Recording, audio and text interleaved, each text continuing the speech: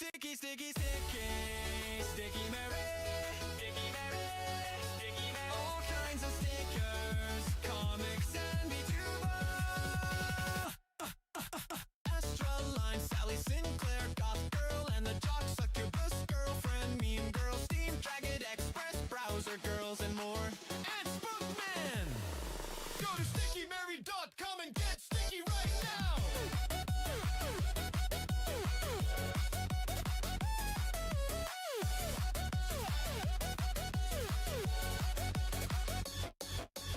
Sticky, sticky, sticky, sticky Mary, sticky Mary, sticky Mary. All kinds of stickers, comics and VTuber.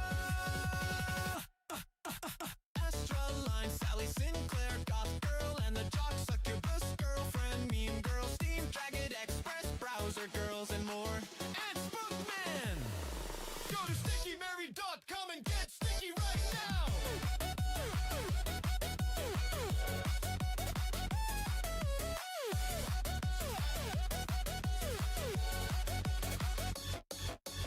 Sticky, sticky, sticky, sticky Mary, sticky Mary, sticky Mary. All kinds of stickers, comics and VTuber. ASTRALINE, Sally Sinclair, Goth Girl, and the Jock Succubus, Girlfriend, Meme Girl, Steam, Dragon Express, Browser Girls, and more. And Spookman! Go to stickymary.com and get sticky right now!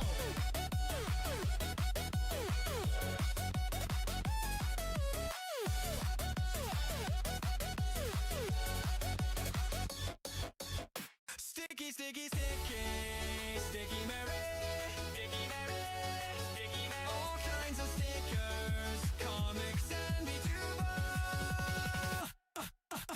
ASTRALINE, Sally Sinclair, Goth Girl, and the Jock Succubus, Girlfriend, Meme Girl, Steam, Dragon Express, Browser Girls, and more. And Spookman! Go to stickymary.com and get sticky right now!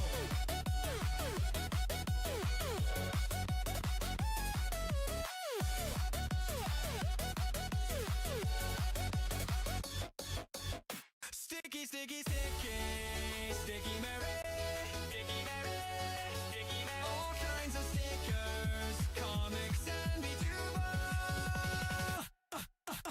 ASTRALINE, Sally Sinclair, Goth Girl, and the Jock Succubus, Girlfriend, Meme Girl, Steam, Dragon Express, Browser Girls, and more. And Spookman!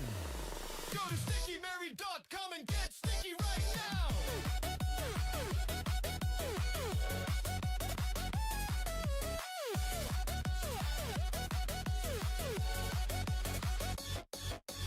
Sticky, sticky, sticky, sticky Mary, sticky Mary, sticky Mary. All kinds of stickers, comics and VTuber. ASTRALINE, Sally Sinclair, Goth Girl, and the Jock Succubus, Girlfriend, Meme Girl, Steam, Dragon Express, Browser Girls, and more. And Spookman! Go to stickymary.com and get sticky right now!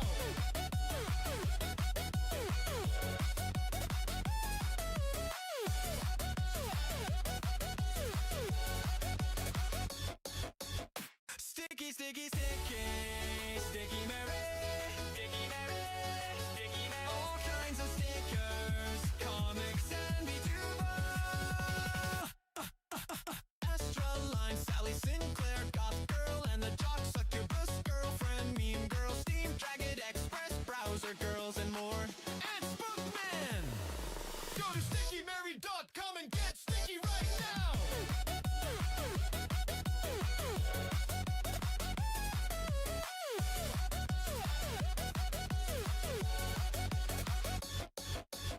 Sticky, sticky, sticky, sticky Mary, sticky Mary, sticky Mary. All kinds of stickers, comics and VTuber. ASTRALINE, Sally Sinclair, Goth Girl, and the Jock Succubus, Girlfriend, Meme Girl, Steam, Dragon Express, Browser Girls, and more. And Spookman! Go to stickymary.com and get sticky right now!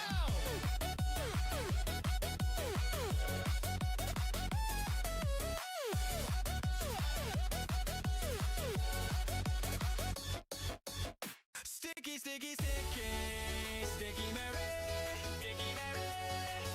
All kinds of stickers, comics and VTuber.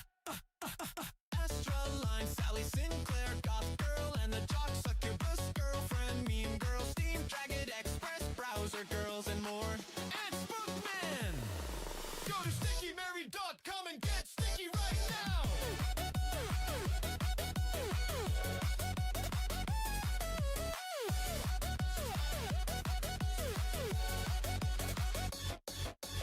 Sticky, sticky, sticky, sticky Mary. All kinds of stickers, comics and VTuber. ASTRALINE, Sally Sinclair, Goth Girl, and the Jock Succubus girlfriend, Mean Girl, Steam, Dragon Express, Browser Girls, and more. It's Bookman! Go to stickymary.com and get sticky right now!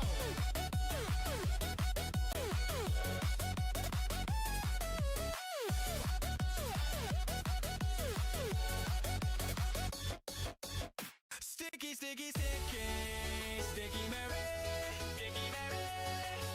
All kinds of stickers, comics and VTuber.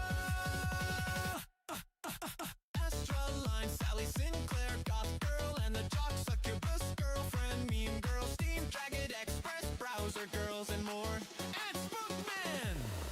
Go to stickymary.com and get sticky right now!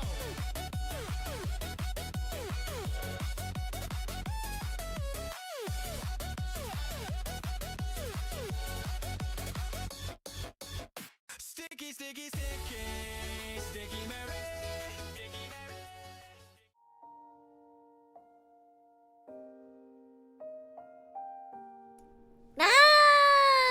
Konbanwa and happy Valentine's Day, everybody! Konbanwa. そして Happy Valentine! Woo! Today is Valentine's Day special stream! Woo! Happy Valentine's, Princess! Happy Valentine's, Shannon! I'm gonna be wearing these glasses today because today I am not just Sakuraha Rua. Today I am Rua 先生。今日はただのSakuraha Rua ではなく、Rua 先生と呼んでください。You guys probably already aware, but ASTRALINE is doing a little bit of a special Valentine's event today. We are doing a Love Academy theme. Yes, that's right. And I believe Toro and Ash both did like a special little corner where they teach you about love. I'm gonna be doing that too. Hello, Kyo. Welcome. I appreciate you guys for supporting all of the OMEN members. But yes, what do you guys think of my background today? 今日のこの背景どうでしょうか？ちょっとね、先生ではありますが、ちょっとね、ティーパーティーを作ってみました。皆さんのために。Instead of having a classroom, I thought we should chill and have a little tea party together for Valentine's Day while we have a little discussion, you know? I am Rua sensei, but to make this less intimidating and more approachable for you guys, treat it more as you and sensei are at a little party together, and I am giving you relationship advice, life advice. Yes. Amazing set. Thank you. And the dog, but I learned nothing from him. I dropped by Mary's stream a little bit. He was giving people like a multiple choice of like, should you say hi? I've always been interested in you, or should you say, hey baby girl? I dropped by Mary's stream a little bit, and it was interesting for sure. But thank you so much to everybody who sent in a marshmallow. I actually got a decent amount of submissions. We got a 12 marrows sent for today's stream specifically. Sadly, I wasn't able to get any Japanese ones, but the marrow is still open for anybody to send in. So if you missed out on sending in a submission for today's stream, feel free to do that right now. ちょっと残念ながらですね、本日日本語のマシュマロ一件も来てなくて日本語一件も来てないんですけど、一応12件入っております。全部答えていきますよ。I'm going to be answering every single marshmallow sent today. So if you sent in something, make sure you pay attention. If you have to go, it's okay. It's okay. The VOD will be available for everybody. But yeah, I will be answering every single marrow that was sent for today's stream specifically. So if you sent something, rest assured that I am going to be answering your question. The answer to Mary's question was that you don't speak to flies. I know, I was like, what the heck is this guy talking about? But before we get into the Q&A, Valentine's Day special Q&A, a reminder once again for everybody that ASTRALINE Valentine's Day merch 2026 is now available at stickymary.com. I already talked about this last stream, but in case anybody didn't know yet, we do have special Valentine's Day merch on sale right now at our merch website. Not only can you get ASTRALINE merch, but you can also check out Sally Sinclair merch, more merch of our comic characters, and many, many more. So definitely go have a look. The Valentine's Day merch comes as a set of a mini acrylic stand that also can be a key holder, and each set comes with a love letter written by the talent themselves. Every single set is fixed $15, and I believe shipping is also a standard $15, and the shipping price shouldn't change whether you buy one or like three.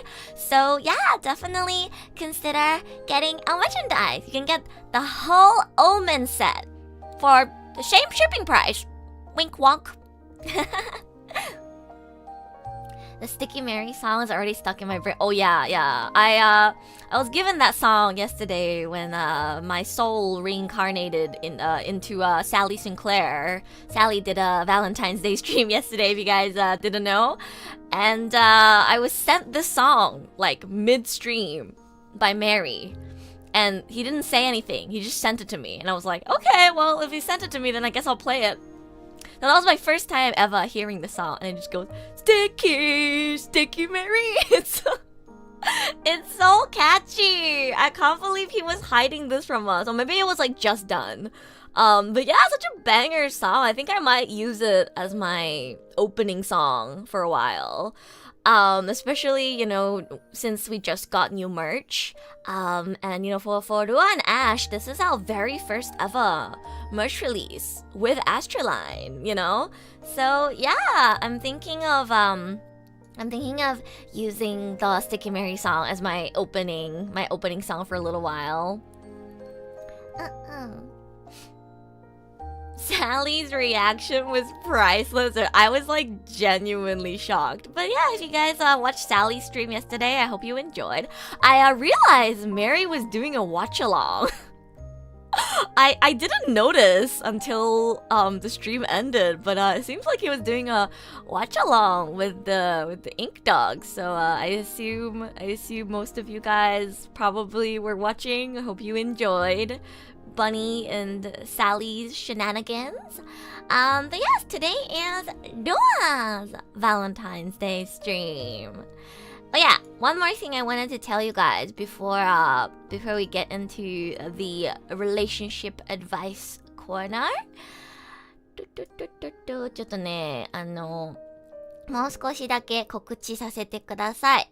まず、こちら Shout out to Kaput or spelled baguette for this lovely artwork, but Ruamon's, the official Rua Discord server is now open! OMEN. Come join us at ルアモンセンター。桜葉ルア公式ファンディスコードサーバーが、開設されました。よかったら入ってきてください。こちらのすごく可愛いね、イラストをご覧ください。ディスコードサーバーの名前がですね、ルアモンセンターなんですよ。だからちょっとね、ポケモンのね、ポケモンセンターのナース上位みたいな格好でファンアートを描いてくださった視聴者さんがいて本当にありがとうございます。こちらツイッチのパネルでも使わせてもらってるんですけど、本当に可愛い。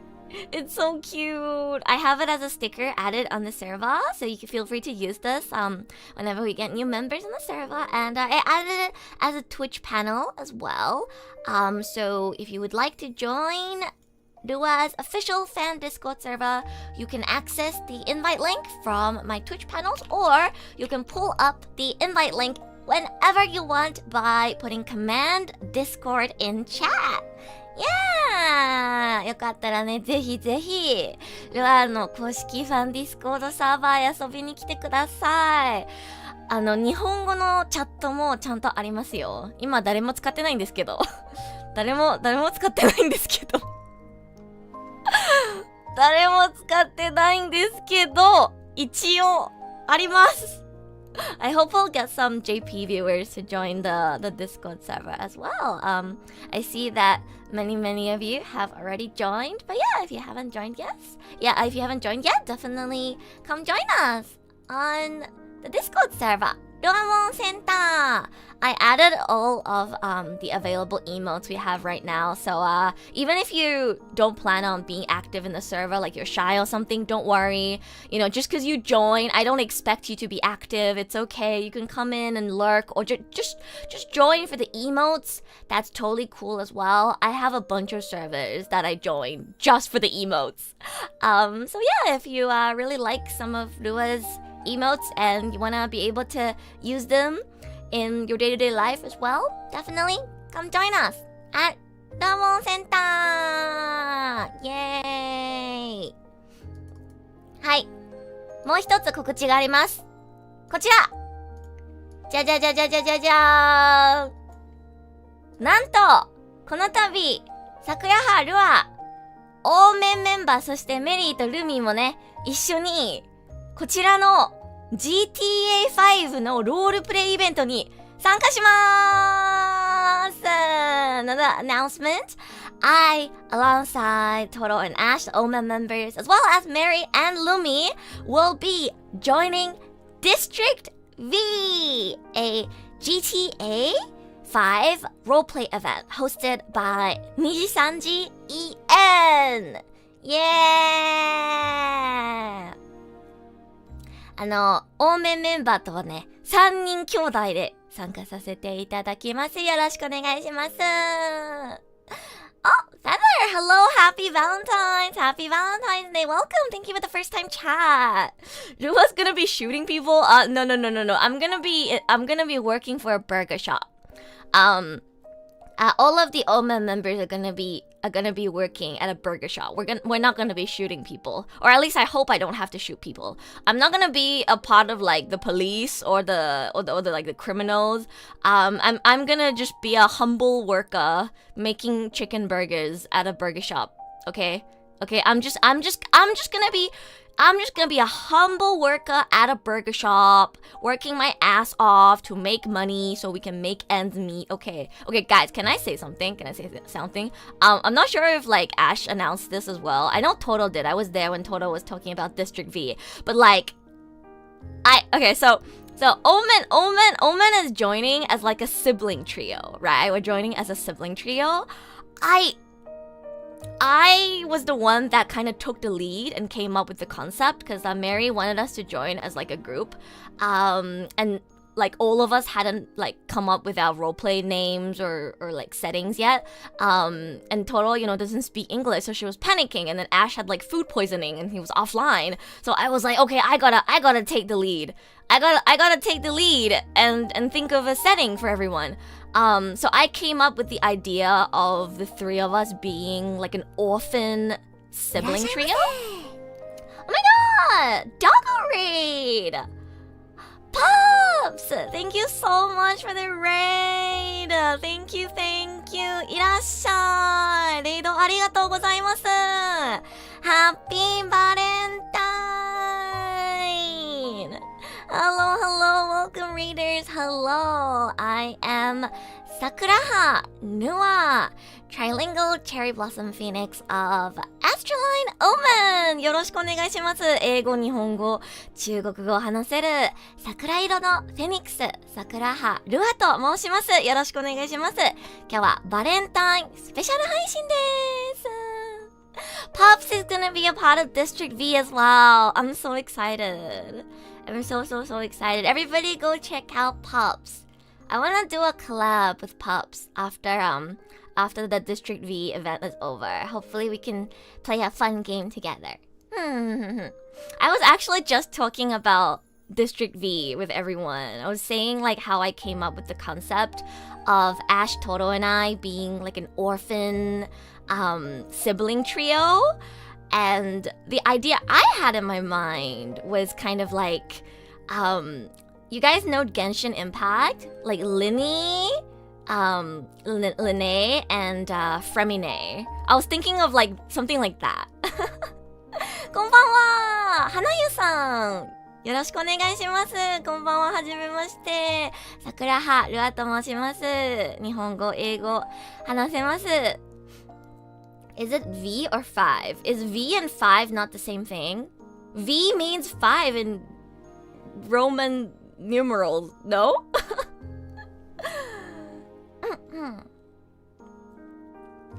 My friend and I are gonna be twins. Oh, that's so cool! That's so exciting! Yeah, like, this event has over 100 participants. So it's like a very, very, very big event. And if you guys don't know me, I'm like super duper shy. I'm super duper shy and introverted, especially with people that I'm not familiar with. So it's really reassuring that I'll be kind of like a sibling trio with OMEN. And also, you know, Mary and Lumi are gonna be there. I believe they're cousins. They're gonna be cousins in the roleplay world as well. So yeah, it's very reassuring that so many ASTRALINE members are gonna be a part of it. I, of course, will be trying my best to, you know, make friends and interact with everyone that's participating. But, you know, as an introverted, shy individual, it's very, very reassuring for me that so many people that I am already familiar with are gonna be there. Of course, you know, I'm very happy that Pups is gonna be there as well. A few more of my indie friends, I believe, are also gonna be joining. So, hopefully I'll be able to make friends. Thank you for the head back, Crispy. Thank you, thank you. Is District V in English or Japanese or both? I don't think we have an official Japanese name for the event. It is an EN hosted event. But I guess you can just say District V. あれ初めましてじゃなかったの？ごめん。なんかね、ルアさ、普段配信してるとき全然日本語のコメント来ないの。だから、もうなんか、パッて初めましてが出てしまった。ごめんなさい。よかったらね、いっぱい日本語でコメントしてください。本当にこの通り、日本語ペラペラなのに、やっぱりね、どうしても英語のコメントの方が多いから、なかなか日本語話す機会がないんですよ。あ、そっか、アッシュの、あの事件の時にいたのか、ゆずさん。はいはい、覚えてます。はい。OMEN is gonna be trio of cousins, the main family. Haven't met the family function. I think it would be cool if like Mary and Lumi are like our distant relatives. But yeah, the setting that I came up for OMEN is that we are we're an orphan sibling trio that lost our parents at a young age, and we live in poverty. So we moved to the city to, you know, find job opportunities so that we can make ends meet and pay our rent and actually eat and not starve to death. I was going for like a very like a dark kind of like emotional sort of backstory, like, you know, like three siblings fight together to survive in this difficult world kind of like setting, that's like the thing I was going for. And then guess what? Ash comes in and he's like, "Hi, I'm Andy, but you can call me Musashi. I want to be a samurai." I'm like, what the fuck, dude? Bro was asleep when Toro and I were coming up with the concept, and then he woke up, and then and then decided that he was gonna just like come up with his own thing. Oh wait, I had the Ash's small muted. My bad. Wait, let me re-redeem that. We have to hear it. Ash's small. So true. Actually. Kaijo, thank you for following. Thank you. Very small. Indeed. I mean, it's fine, it's very like Ash. I was just caught off guard. Cause like, Toro and I had a discussion about it. I actually helped Toro come up with Tara as a name. Cause obviously GTA is set in like, America? So I thought it would be fitting if we all had like English names. I came up with Lucy because Lucy, and I tried to think of a name that was like similar to Toro. And I came up with Tara for her. And I was like, yeah, let's be like a sibling trio. We moved to the city to work for a burger shop to try and make ends meet, and we can make it like really emotional and everything. And I told Toro, you can make it similar to your Toro identity. Like you just really, really like eating food, and you want to be able to eat yummy food every day, because we're like a sibling, like a poor orphan sibling trio trying to escape poverty. We want to live happy lives and be able to eat our favorite foods every day. So I was like, you just write that. So she made her setting like, I want to be able to eat sushi every day. Very, very Toro-like. I'm the middle child, just like how I usually am in OMEN. I am the responsible, hard-working, prim and proper middle sister. Ash is the oldest, but technically, energy-wise, I am the oldest, just like in real life. And I am kind of like I'm the mom of the group. I will be taking care of my siblings. I'm gonna be the one to make sure that they do not commit crimes. I'm gonna be the one that tries to make sure they don't commit crimes and keep them on track. And I'm guessing this is just my assumption, but I'm guessing Ash is gonna be spending our money on stupid things like samurai swords or whatever. Like, just imagine like Ash spending what little money we have saved up trying to buy a stupid ass samurai sword. And then I have to like scold him and be like, Ash, we have to pay our rent. We don't have the money to be buying samurai swords. That's gonna be our dynamic. So hopefully it'll be fun. I think it'll be somewhat similar to our actual dynamic, even outside of the roleplay world. So yeah. Oh my god, yeah, he's gonna be like, actually, they're called katana. So yeah, that's like a TLDR of what our dynamic is like. I'm excited to see how that's gonna mesh with all of the other participants in the event. Again, this is gonna be a very big scale event with over 100 participants, and there's many roles. So yeah, I'm very, very excited, but also nervous. すごい楽しみではあるんですけど、緊張もしております。ルーシーとして兄弟の真ん中のお姉ちゃんとして参加します。私はルーシー、トロはタラ、アッシュはアンディで参加します。アッシュが一応お兄ちゃんなんですけど、性格的に私がお姉ちゃんです。私が多分3人の中で一番しっかり者で、まとめ役になるんじゃないかなって思います。2人がね、悪に走らないように、ちゃんとまともに働くように見張っておくのが多分私の役目になりますね。イベント、そうなんですよ。こちら、disruptively という GTA5 のロールプレイイベント、2時3時 EN さんが開催してるイベントなんですけど、会社に入ってる VTuber さんだけじゃなくて、インディーズの VTuber さんもたくさん参加している、もう100人以上の配信者が参加している大規模なイベントになります。2月21日から3月4日の間に開催されるイベントなんですけど、ルア、アッシュ、トロ、そしてメリー、ルミ、アストララインからは5名が参加いたします。オーメンの3人はね、兄弟のコンビで参加します。よろしくお願いします。Teach me beautiful cherry blossom bird woman, teach me love. Okay, I think I've told you guys everything I needed to tell you. I hope you look forward to seeing me do GTA roleplay. ルーシーをよろしくお願いします。It's gonna start on February 21st. But for today, it's a Valentine's Day stream. 今日はバレンタインスペシャルです。さあ、皆様からマシュマロが来ております。今日はたくさんみんなの相談に乗るぞ。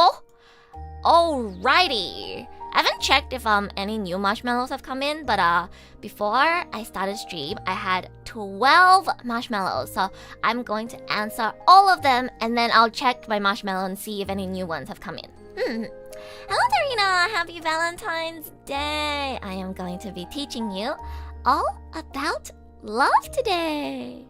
Alright. Starting from the first submission. はい、1件目。こちら。How to rediscover love if your heart is broken like Rova in Wua 3.1 quest. I see you are just like me. Anon, I see you are just like me. 名調バージョン 3.1 のストーリーで心が折れてしまってどうすればいいですかっていう質問なんですけど、そうですね。I'm in the same boat, and as someone in the same boat, my suggestion is watch streamers' reactions to the 3.1 quest. Watch a lot. Watch until you don't cry anymore. When you hear Bon Voyage. Yeah, that's my answer. That's what I did. I watched, I believe, over 40 different people's reactions to the Rua 3.1 quest, and in the first 15 to 20, every single time the song starts playing, I would get teary-eyed. But by the time I got to like my 40th time, I finally was able to watch without crying. And finally, I'm able to watch it and just appreciate how beautiful the music is, how wonderful the writing is, how amazing the entire cutscene is, the voice acting, all of it. So yeah, the solution to this is to watch a lot of streamers' reactions to the 3.1 quest and hear other people's opinions and thoughts, and hear other people cry, and then once you watch it enough, eventually, hopefully, you'll be able to watch without tearing up, and maybe see it in a more analytical light. ルアがしてきたのは他の配信者のリアクション動画を見ることです。40人以上の配信者のリアクションを見てたら、ようやく泣かないまま見れるようになりました。That's called trauma desensitization. I mean, what else can you do? Am I right?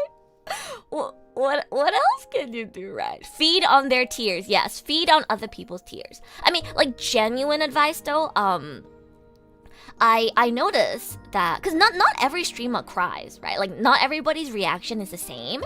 There are streamers, of course, who start bawling their eyes out at the quest, but there are also other streamers who are a little more analytical. Perhaps they are lore enthusiasts, and they will very calmly analyze the implications of the scene and even, discuss the cinematography and what this means for future stories and things like that. And to me, it's very insightful seeing that, because I'm a very emotional person, and my reaction to the 3.1 story was just bawling my eyes out. But I watched some other people's reactions, and they were very, very analytical about it.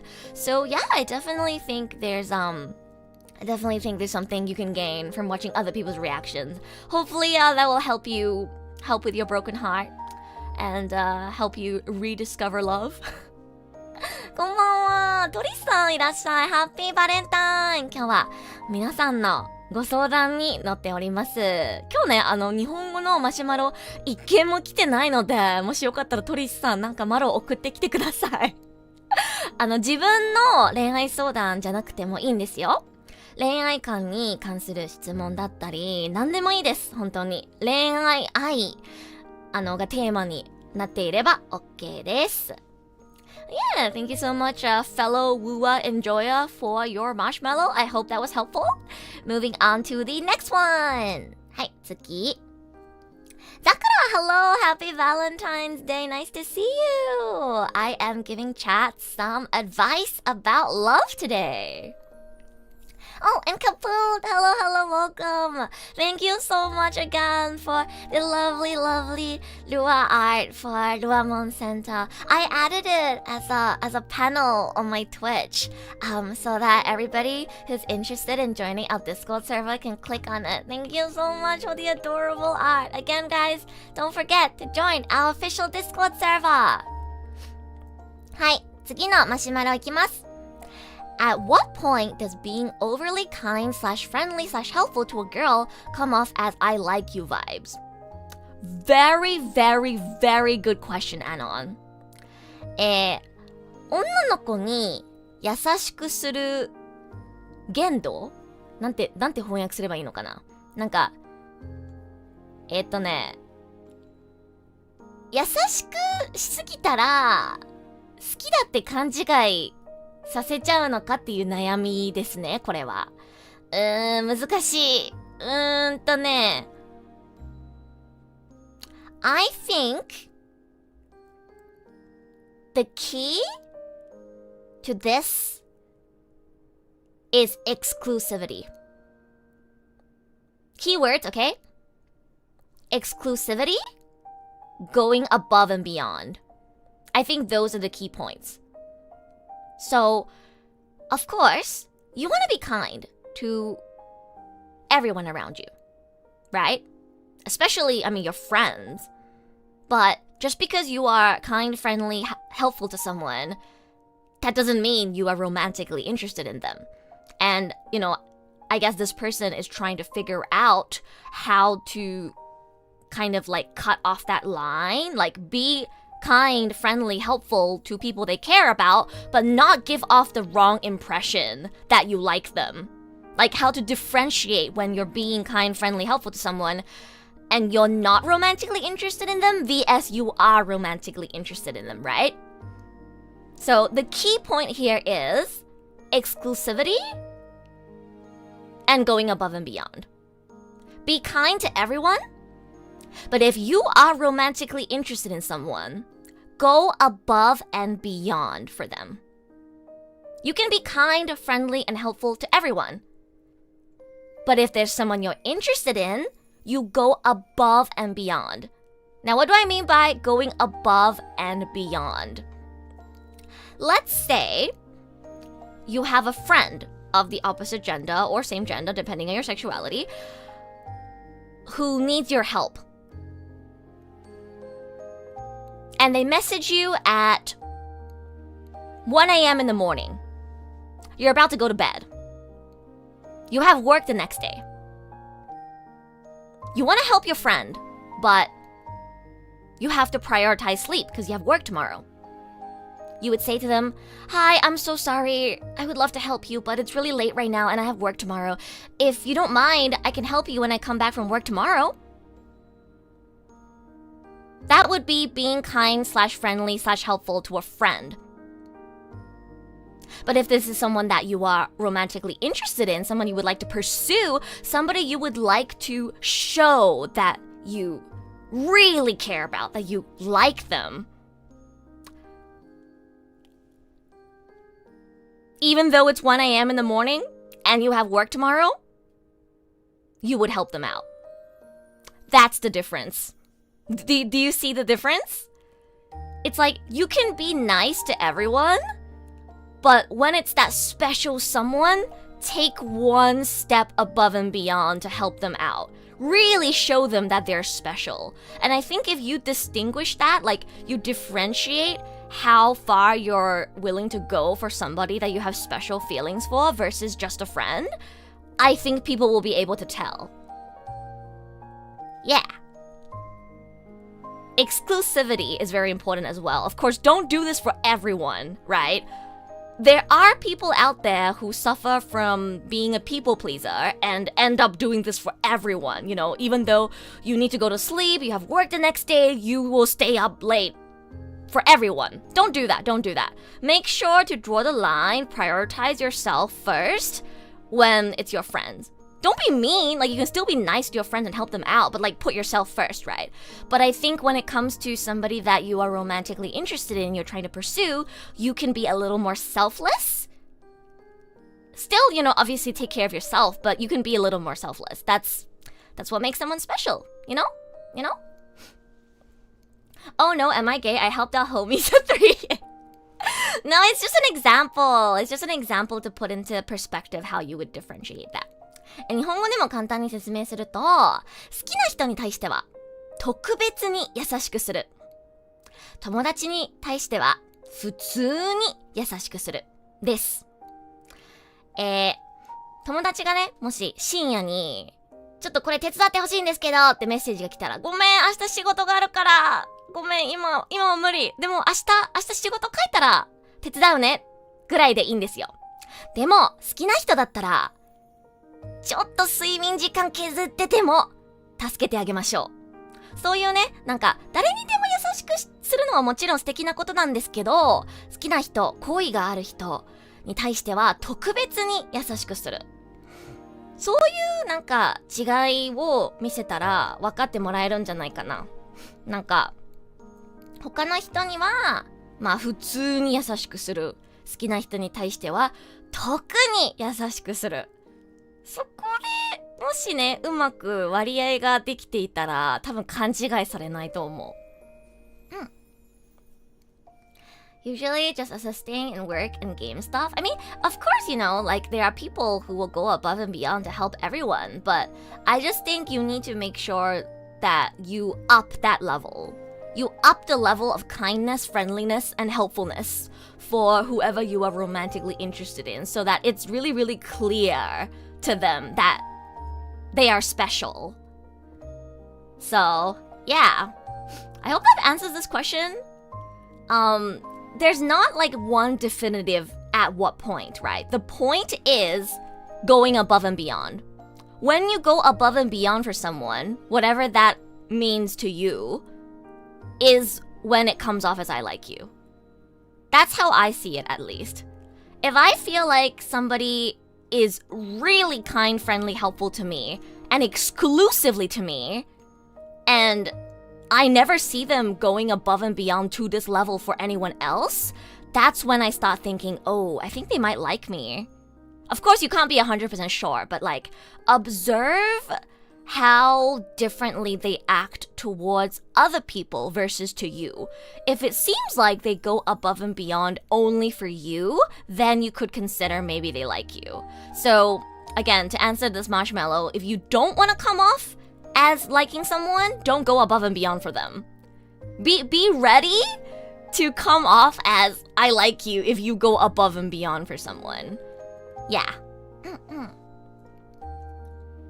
I might not be romantically into anyone, but this info really helps with writing and helping others. Oh, I'm so glad to hear that. Really, really glad to hear that. Sometimes they don't notice. Yeah, I mean, of course, right? Sometimes people can be really dense and they won't notice, but hopefully this is able to help you guys out a little bit.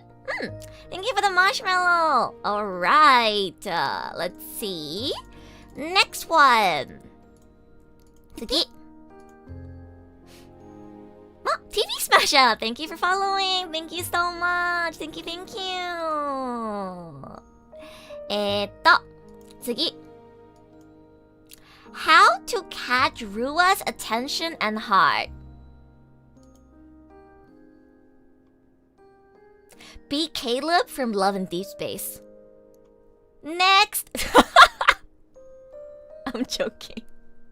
Hello, TV Smasher! Welcome, happy Valentine's Day! Thank you so much for the follow! I'm doing a Valentine's Day special stream today where I teach everyone about love. The answer, be Caleb from Love and Deep Space. Too high. Sorry. I'm sorry that my standards are high. I'm sorry that I have standards, guys. What can I say? What can I say? Oh my god, did you guys see what Shannon posted in the Discord server? Wait, let me show you guys. Again, guys, come join us in the Discord server. We have fun there. I need to show you guys what Shannon posted in the Discord server. Look at this. これ見てこれ. So guys, let me introduce to you my boyfriend. His name is Caleb from the hit game Love and Deep Space. ルアの彼氏、今日もイケメンだ。こちらルアの彼氏、恋と真空っていう乙女ゲームのマヒル兄さんです。Okay, let me answer this question properly. Like I said, guys, I think out of all of OMEN, possibly out of all of ASTRALINE, I am the most majime when it comes to giving relationship advice. I will actually answer each question like super properly. Please take this with a grain of salt because it's gonna be, you know, how to capture my heart specifically, but I'm sure it can apply to girls in general to some extent. So if you would like to capture my attention and my heart, first of all, you have to be genuine. I need to feel like you are not approaching me with ulterior motives. And I think a lot of people can relate to this. When they feel like someone is approaching them with ulterior motives, they kind of get turned off and they shut down and they don't really open up.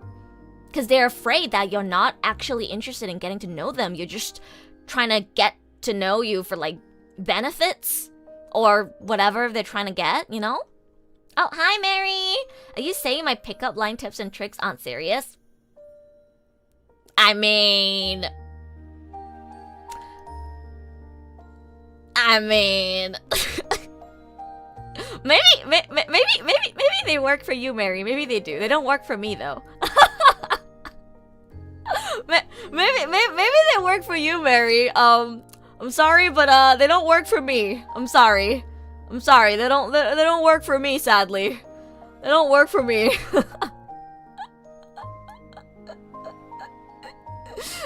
It's cooked. Oh no. I'll let you know, Dua. I get hella bitches. Damn. Ink dogs? Is that true? Any ink dogs in chat can confirm. Does he get bitches? Really? Is this true? Thank you for the contribution, Uncle Bourbon. How far are we actually for the emote? Ooh, 43%. Almost at 50. Let's go. Remember, guys, you can get extra channel points for sending bits. Nah, he get hella men. That sounds about right. No. Mary, ink dogs have spoken. I'm sorry, Mary. But ink dogs have spoken. And according to ink dogs, it seems like you don't get bitches. I'm sorry. No, he gets absolutely zero. See, Mary, I'm sorry, but I trust the ink dogs. I trust the ink dogs.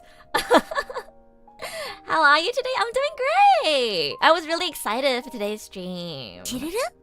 Wow, fanboys! Thank you so much for subscribing. Thank you, thank you.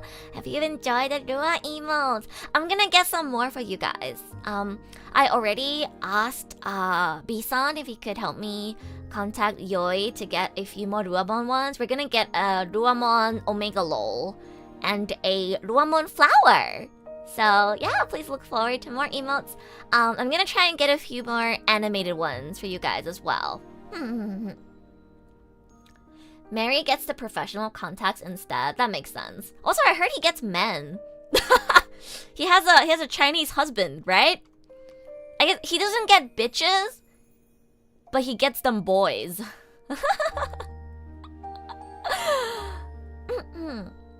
But yes, back to how to capture my heart.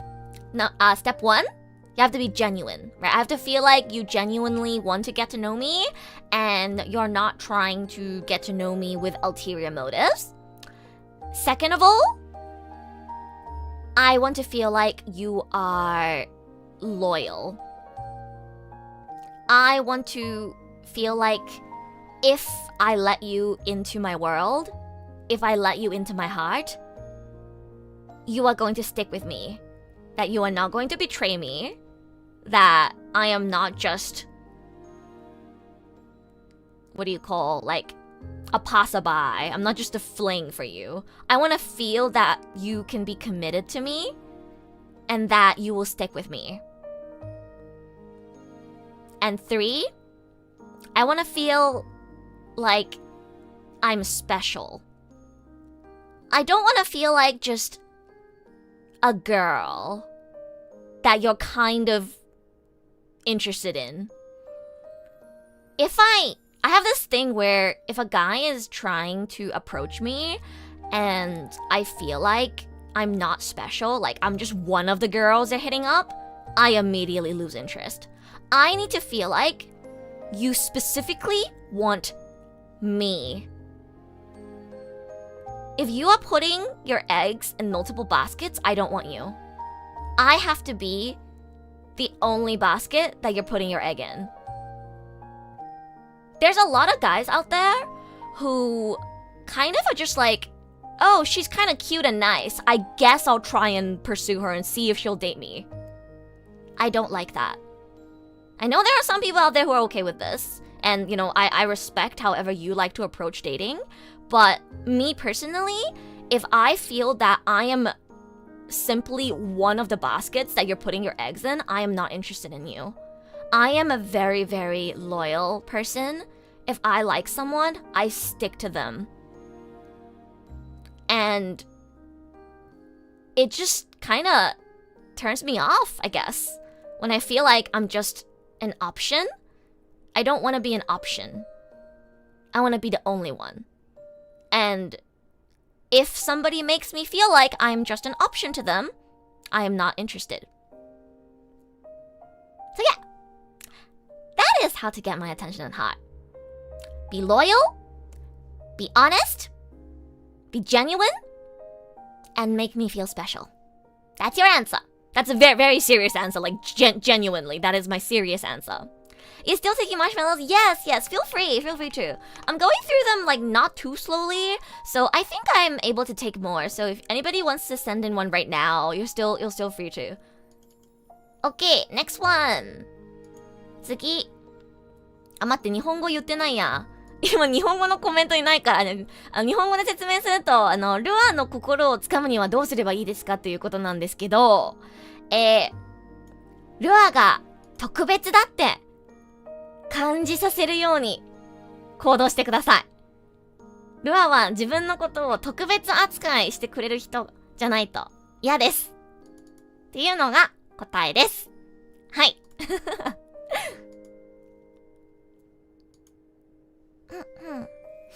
Logically speaking, even if you are the only one, aren't you technically still an option? Or am I trying to be too logical? That's a good point. At least, I guess to change my wording of it, I want to be I want to be the only one you have eyes for in the moment. If you choose to pick me. If that makes sense. So like, of course, if you don't know me, then I'm just an option in the sea of people in this world. But like, if you lay your eyes on me and you decide to pursue me, I want to be the only one that you are pursuing in the moment. I don't like people who pursue multiple, like, girls, guys at the same time. It really turns me off. Like, if you can't even have eyes only for me in the moment when trying to pursue me, to me, that's a red flag, and I don't trust that you're gonna be loyal to me when we actually start dating, if that makes sense. Does that make sense? It just comes off as disingenuous to me if you are trying to pursue multiple girls at the same time. Like, if you decide that you're interested in me and you want to date me, until you give up on trying, I need to be the only one that you're trying to pursue. If you're eyeing multiple girls at the same time and I'm only one of them, it just makes me feel like you don't actually want me that much. And if you don't want me that much, then what makes me want to be with you, right? As a guy, I get your point, but there's also the problem of investment. Like, invest so much time and emotion, there's still a chance of being rejected. So logical answer is to cast a wider net. And I respect that, you know, if that's how you would like to approach dating, that's totally fair. But, you know, the question that I had was how to capture my heart specifically. So I was telling you guys my perspective. It just doesn't work on me. Other girls might be fine with it. It won't work on me. I don't like it. I get your point. And in my perspective, in that case, it's better to give up and then move on to the next person. I just think it comes off as disingenuous when you're trying to pursue multiple people at the same time. I think when you're pursuing someone, you should give it your all to that one person in the moment. And if you try and it seems like it's not working, and you confess and they reject you, move on to the next person. But I just think it's better to pursue one person at a time. It's my very personal values, I guess. 情人节快乐，情人节快乐啊！今天我在教大家一些关于恋爱的知识。Thank you for the head pat. Thank you, thank you. Here's what I learned when I was in a relationship. Don't force logic and love together. Yeah. Sometimes, you know, logic doesn't make sense when it comes to love. What if the guy's polyamorous? Well, then our values just don't match, so there's no chance we'll be together, right? Like, if you believe in polygamy, then you can only date people who also believe in polygamy. I don't believe in polygamy. I only pursue monogamous relationships. So again, guys, this question specifically is asking how to capture my heart. So I answered my perspective. But again, like, if you are polygamous or you believe in something different, that's totally okay. You know, I accept you for being different. It's just that if you're trying to pursue me, it ain't gonna work between us. Anyways, next question. How does a person with agoraphobia find love, and where does one go to pursue it? I have to search up what agoraphobia means. Wait, I've never seen that word before. What does that even mean? Agoraphobia? Anxiety disorder characterized by intense fear and avoidance of places or situations that might trigger panic, helplessness, or embarrassment. Oh, I see. Okay, like extreme anxiety. I see. And specifically a fear of, like, going outside. Commonly triggered by previous panic attack and involves avoiding situations like crowds, public transport, or being alone. I see.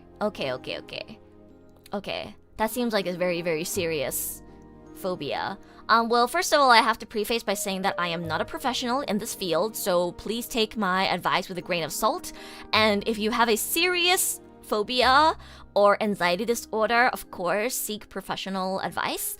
But my advice would be try online dating. I know that e-dating, quote unquote, comes with a lot of stigma. A lot of people think you should just not date online.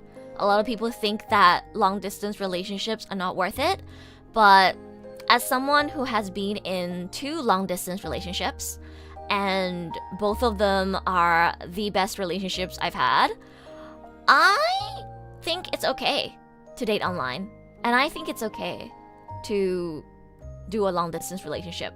You have to be the kind of person that is okay with having a lack of physical intimacy, but personally for me, emotional intimacy is more important to me.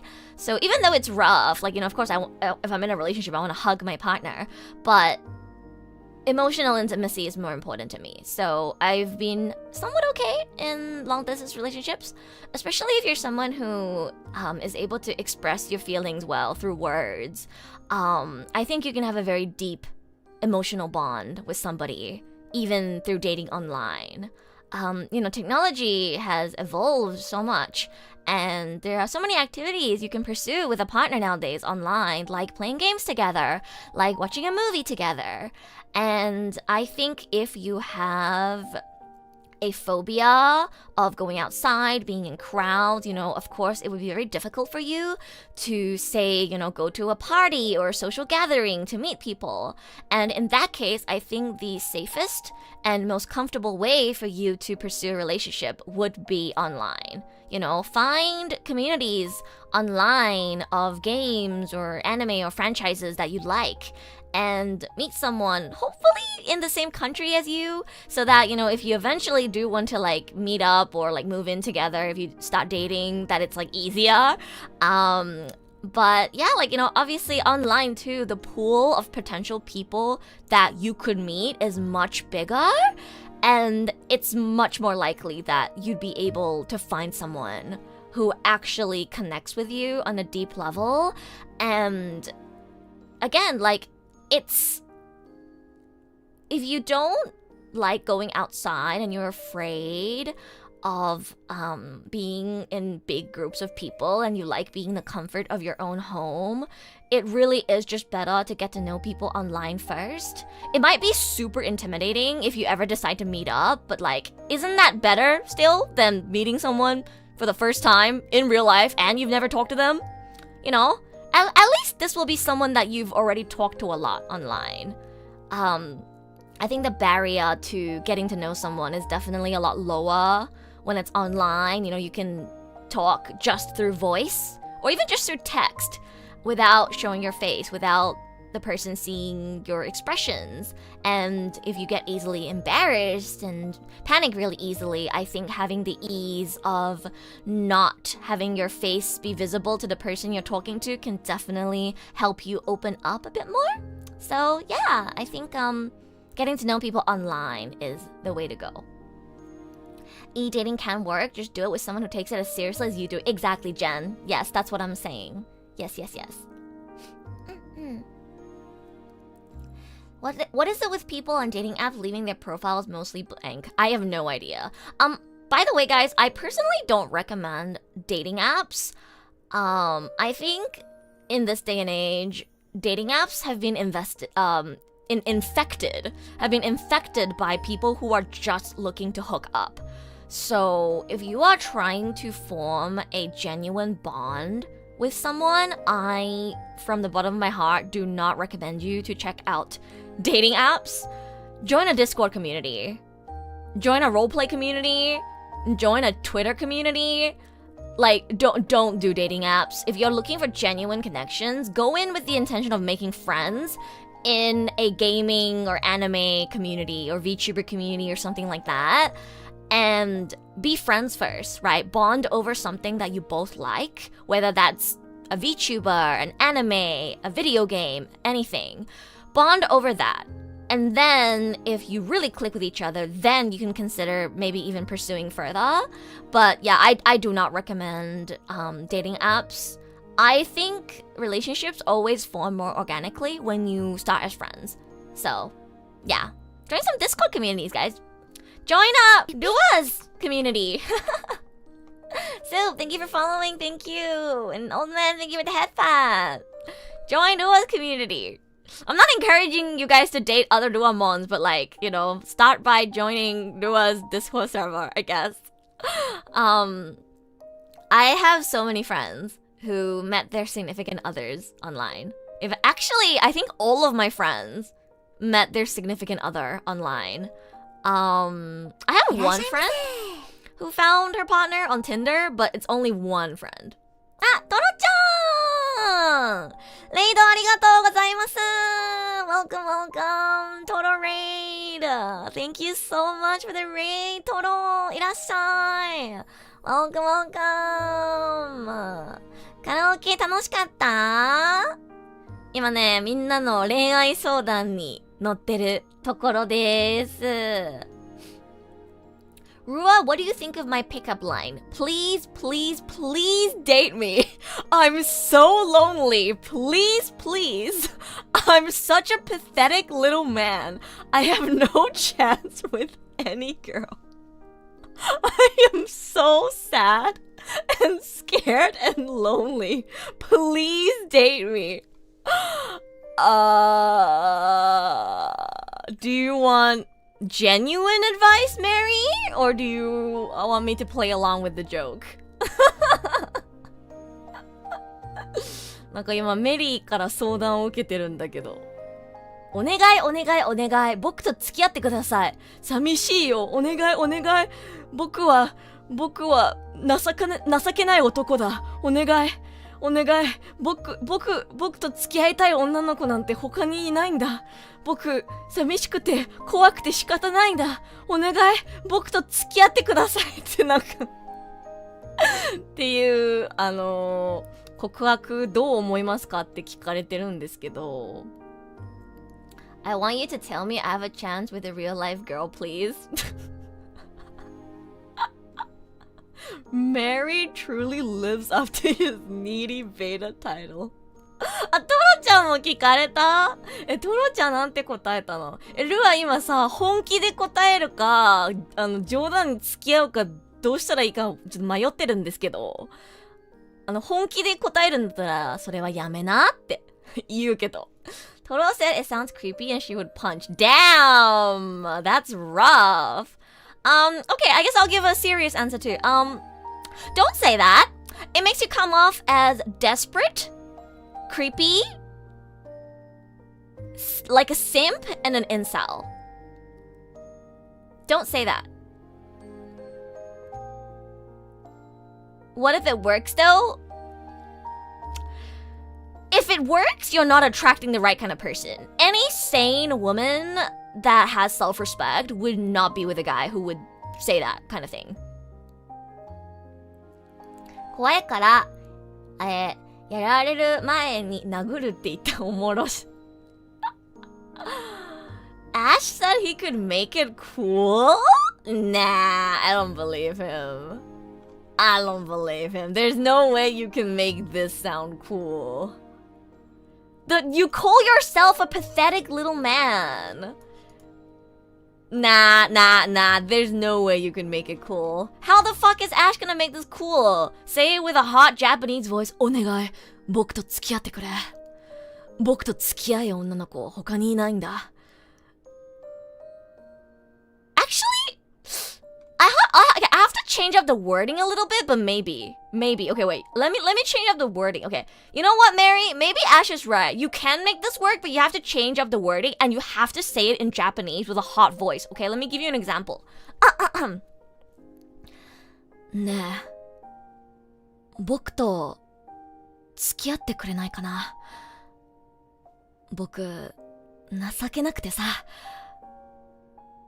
今まで僕と付き合ってくれた女の子いないんだ。でも僕本気で君のことが好きなんだ。僕寂しいよ。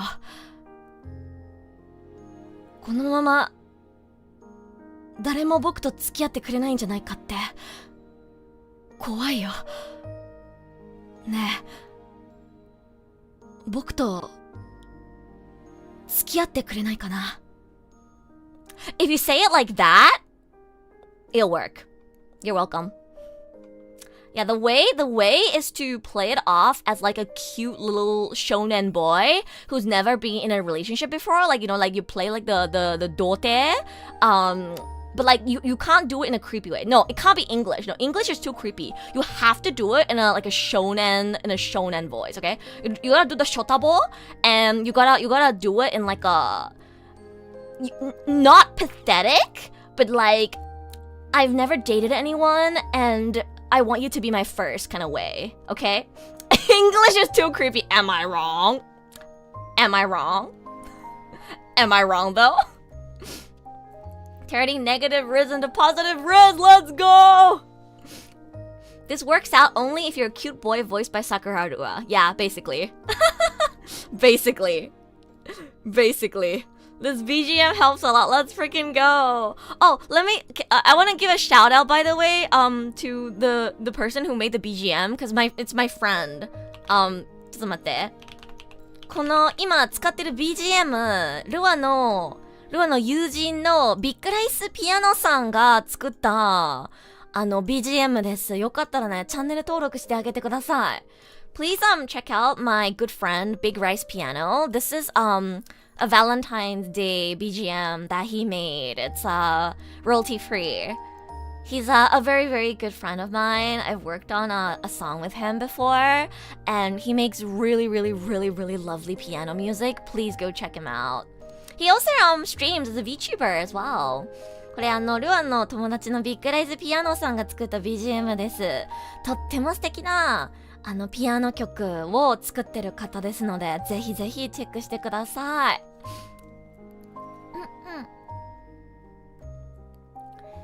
That guy's a host. That's what liars say.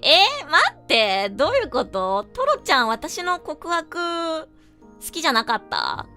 でもなんていうのかな、なんかすごく心から親切に言えばいけるかも。僕今まで誰とも付き合ったことがなくて、でもどうしても君と付き合いたいんだ。未熟な僕ではありますが、僕と付き合ってくれませんか？みたいな感じだったらルは全然なんならちょっと弱い。Rua probably just gave Mary all the motivation he needed to lock into his Japanese studies. Yeah, Mary, you gotta lock in. Gotta lock in your Japanese studies. That's how you get Riz. But yeah, thank you to the person who sent in the marshmallow about having agoraphobia. I hope my suggestion helped. My suggestion would definitely be to join some online communities and try getting to know people online first. ちょっとね、外に出て大勢の人が集まってるところに行くのが苦手な方は、ぜひSNS 上でオンラインのコミュニティでまず友達を作るところから始めるといいと思います。はい、次。Next. How do I differentiate between a girl being into me and a girl just being nice? I feel like my life trajectory would be drastically different if I could just read between the lines. Okay, very, very, very good question. Actually, something that I gave example in my previous streams as a piece of advice I had given to my good friend who just got married recently. So I am going to share the same advice that I gave my friend to you guys. Okay, so listen up. これただただ優しく親切してるだけの女の子と自分に好意がある女の子の違いは何ですかっていう質問なんですけど、これルア実はすごくいい答えがあります。実はね、何年も前に友人から同じ相談を受けたことがあって、その友人がね、今ね、実は当時好きだった女の子私にね相談した時に好きだった女の子とお付き合いすることになって、最近結婚したばっかりなんですよ。なのでね、ルアのこのアドバイスは本当に信用していいと思います。So, the advice that I gave that friend of mine, which I'm gonna share with you guys as well, is don't look at what she asks of you. Look at what she does for you. Okay? So, for example, a girl could ask you to do things for her. Like, oh, can you hold this for me? Oh, can you come and pick me up from this? She can smile at you, touch you playfully, act really nice and sweet to you, hang out with you a lot. But watch what she's doing. Is she just constantly asking you for favors? Or is she doing something for you? In your interactions with her, is she there to keep you around so that you can do something for her? Or does she try to stick by you so she can do something for you? That's the difference, okay? It's a key difference. This friend of mine, he was telling me like, oh, like all these girls that I liked in the past, you know, she would like always hang out with me and, you know, like she would like ask me to like, you know, go pick her up from her like tutoring class and things like that. And, you know, I thought because she relied on me that she was interested in me, but then when I would confess to her, she would reject me and I never understood why. And I told him, mate, that's where you're confusing. I hate to tell you the truth, but girls can and will rely on guys that they are not romantically interested in. This is very important, so I'm going to repeat it. Girls will and can rely on guys they are not romantically interested in. I hate to say it, but she's just using you. Okay? Oh, Belia! Hello! Happy Valentine's Day! Thank you! Thank you for dropping by to spread the love! I'm doing a Valentine's Day special stream today.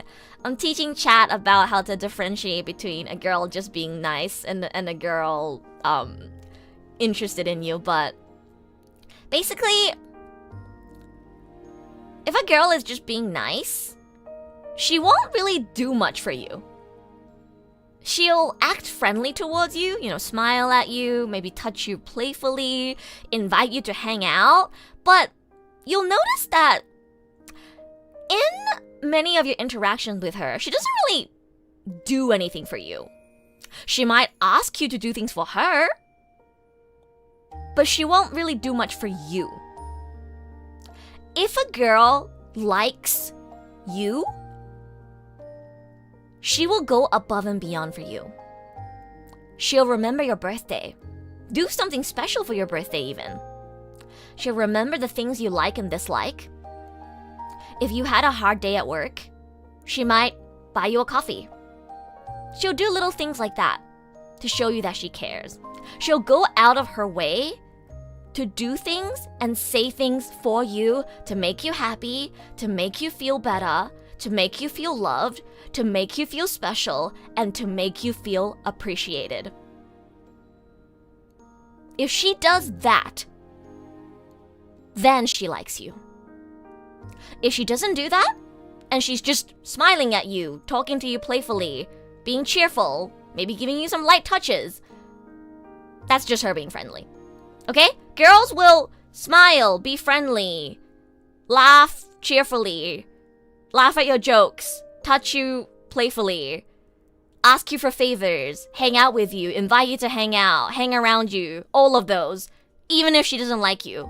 But she will not go out of her way to do things for you, to make you feel loved, special, and appreciated if she doesn't like you. That is the answer. I hope that makes it really clear. One thing that I notice a lot of guys struggle with is they always confuse a girl relying on them as a girl being interested in them. And I'm here to break the hard truth to you that just because a girl hangs out with you, relies on you, asks you for favors, it does not mean that she likes you. There are a lot of girls out there who will take advantage of guys who seem to be interested in them to get them to do favors for her, okay? Not every girl. A nice girl will reject your offers. Like, me personally, for example, if a guy seems to be interested in me and keeps offering to do things for me, but I'm not interested in him, I will say no. I will say, it's okay, don't do that. Don't give me that. But there are a lot of girls out there who will take the offer. If you give her free things, do favors for her for free, even if she's not interested in you, she might take that as an opportunity and just be like, oh, well, looks like I can have a little free service for my simp over here, you know? So look out. Look out for girls like that. Don't fall for their tactics, okay? If she's a nice girl who likes you back, will try to return any favor that you do for them, okay? Are you telling me the hot host lady who keeps asking me for money on Line Messenger doesn't love me? Yes, Mary, she doesn't love you. Block her now.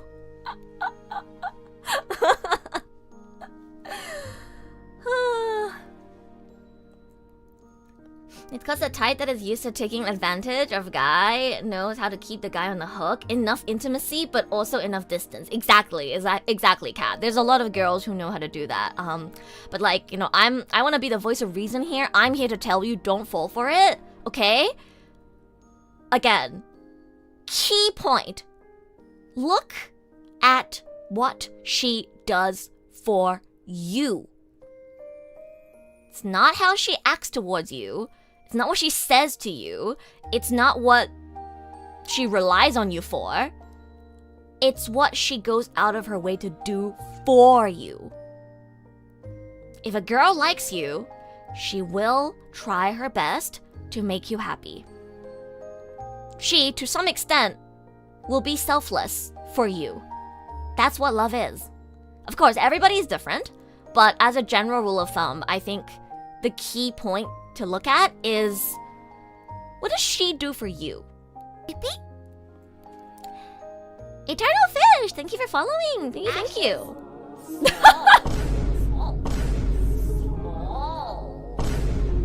Actually. Thank you for the Ashes Small redeem. Rua is master of love. Hi, Chocola. Yeah. I don't know if I can call myself master of love, but I definitely pride myself on being pretty good at giving relationship advice. Yo, Mary, what do you think of my Ash's small redeem?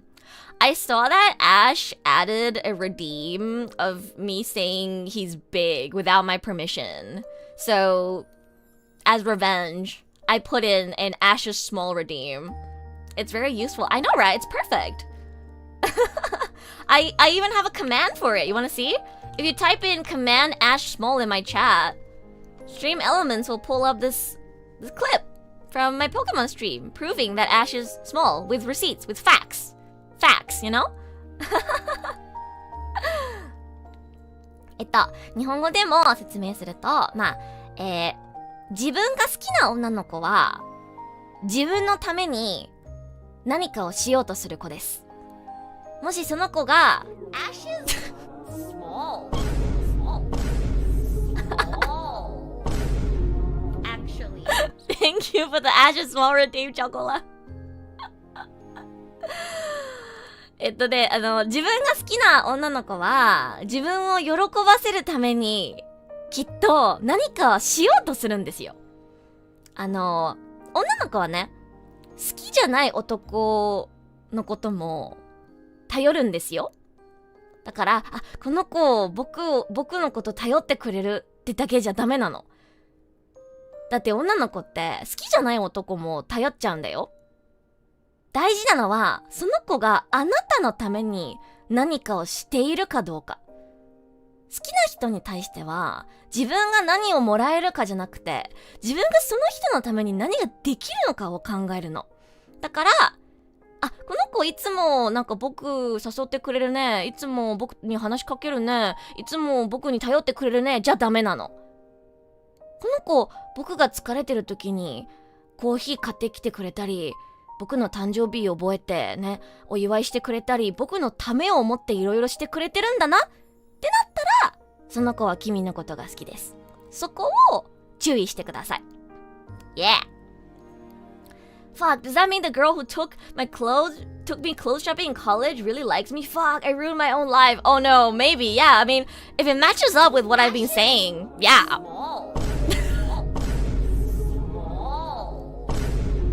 Actually.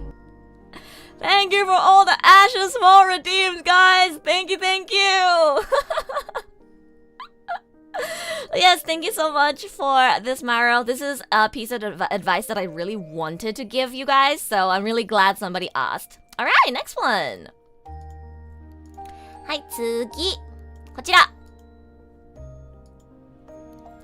Would you happen to have any advice on how we can get better at communicating positively with the friends that we love? Very, very good question. It seems like my jokes and words of goodwill keep missing the mark, and that the people around me can express the very same thoughts and feelings that I so often want to share with my friends, but in a better way than I could ever hope to achieve these days. Very, very lovely question. I'm so glad that somebody, decided to send in this. Love comes in all shapes and forms. It doesn't have to be about romantic love. This is a very, very, very good question that I'm sure a lot of people can relate to.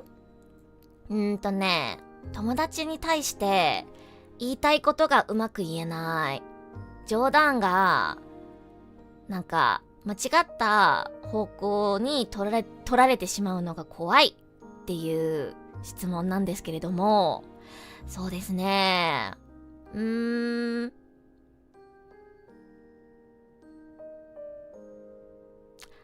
think it's important to be honest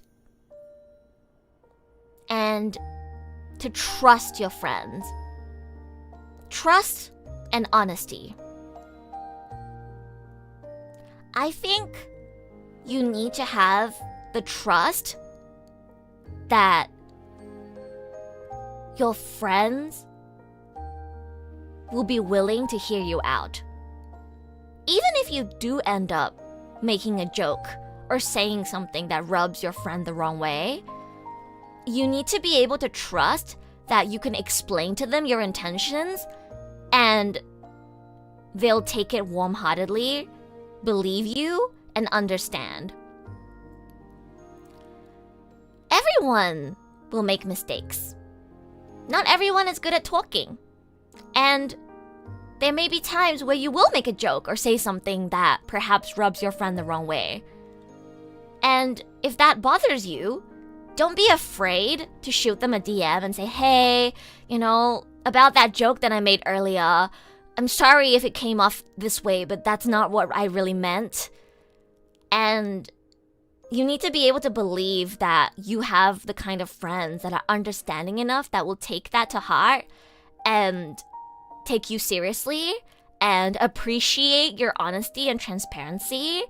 And if you did end up saying something that maybe hurt them in the moment or annoyed them in the moment, that they'll forgive you for it. Trust is so important, and honesty is so important, right? You have to be very, very honest. Don't lie to your friends. Always be honest with your feelings and intentions, and then trust that your friends will accept your honesty. Yeah. 友達を信頼することが大事ですね。もしね、うっかり何か友達を嫌な気分にさせることを言ってしまっても、DM でね、さっき言った冗談、もしちょっと気分を悪くさせてしまったらごめんなさいって謝る勇気を持ってください。そしてその友達が謝罪をちゃんと受け取ってくれるっていう信頼を持ってください。Trust is so important. Very, very, very important. Of course, you can work on your communication skills as well. There are many ways you can soften your language to make sure that you are not offending anyone. But I know that's very difficult, especially if English is not your first language. I've definitely had friends in the past who have made jokes or said things that rubbed me the wrong way. And it wasn't their intention at all, but it's because, English is not their first language, so maybe their word choice and the way they went about saying what they were trying to say came off as offensive, even though that wasn't their intention. And I found that, whenever something like that happens, the best way to go about it is to just confront them directly, like, hey, you know, what did you mean by this? Like, this kind of didn't sit well with me, and let them explain themselves, right? Open and honest communication is so important. So, yeah. If you're somebody who's bad with words and you get anxious over whether the things you say might rub people the wrong way or be taken in a way that was not your intention, just don't be afraid to reach out to explain yourself, and trust that your friends will accept it warmly. Yeah. Thank you so much for the marshmallow. I really appreciate getting a question about friendship. You know, love between friends is very important as well. Next. Tsuki. Does looking more feminine help increase my riz? I feel like girls are more comfortable talking to a guy who looks like a girl. From my experience anyway. Interesting. Depends on the person. In my personal opinion and experience, yes. Yes, indeed. Looking more feminine does increase your riz. With the rise of K-pop? Oh yeah. Oh yeah. I think more than ever in this day and age, feminine-looking men are very, very, very popular and well-received.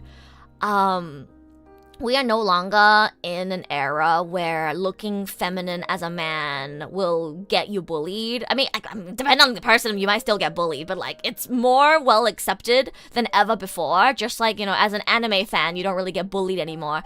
I think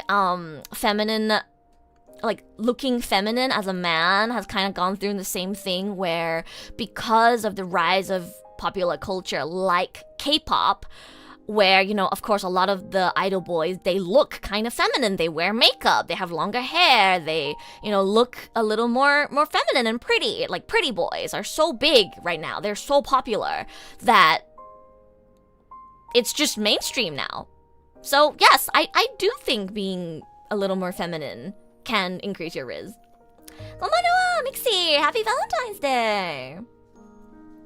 Maybe in Asia. Ooh, that's a good point you bring up, Mixie. Yeah. I guess specifically in Asia, especially in Asia. I'm not sure about Europe. I am not from Europe. I don't live in Europe. I live in Japan. And, you know, I'm Australian Chinese, so I'm more familiar with the Asian side of things. But definitely, as far as, like, it goes in Asia, I think looking more feminine can help with your riz. I'm not sure about being in Europe, though. Femboy riz. Ashes small. Small. Actually. Thank you for the Ashes small redeem. Thank you. Ashes small. Yeah. Thank you. Thank you. Actually. Thank you. Thank you for the redeem. Thank you. About girls being more comfortable talking to a guy who looks like a girl. Again, like, you can't put girls and guys in one bracket of human being, right? Just because someone's a girl doesn't mean they think like all other girls, and vice versa. Just because someone's a guy doesn't mean they think like all other guys. But again, this is just in my experience and I guess my personal opinion as a girl. I do feel more comfortable talking to a guy who looks like a girl. To me, a guy who has understanding of feminine traits is somebody that is more approachable, you know? Like, I love guys who, like, you know, for example, are super into fashion, guys who style their hair, guys who have, maybe, like, wear earrings, guys who wear makeup, guys who do their nails. I love guys like that. Because, you know, they are in touch with things that are considered traditionally feminine that I also engage in.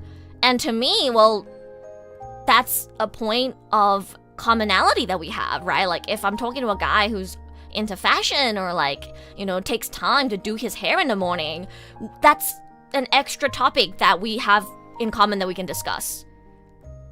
I'm like, oh my god, you know, when I wake up in the morning, I have to like straighten my hair, blah blah blah. Like that's something we can talk about. That's something we have in common. So yes, it does make me more comfortable talking to a guy who looks feminine.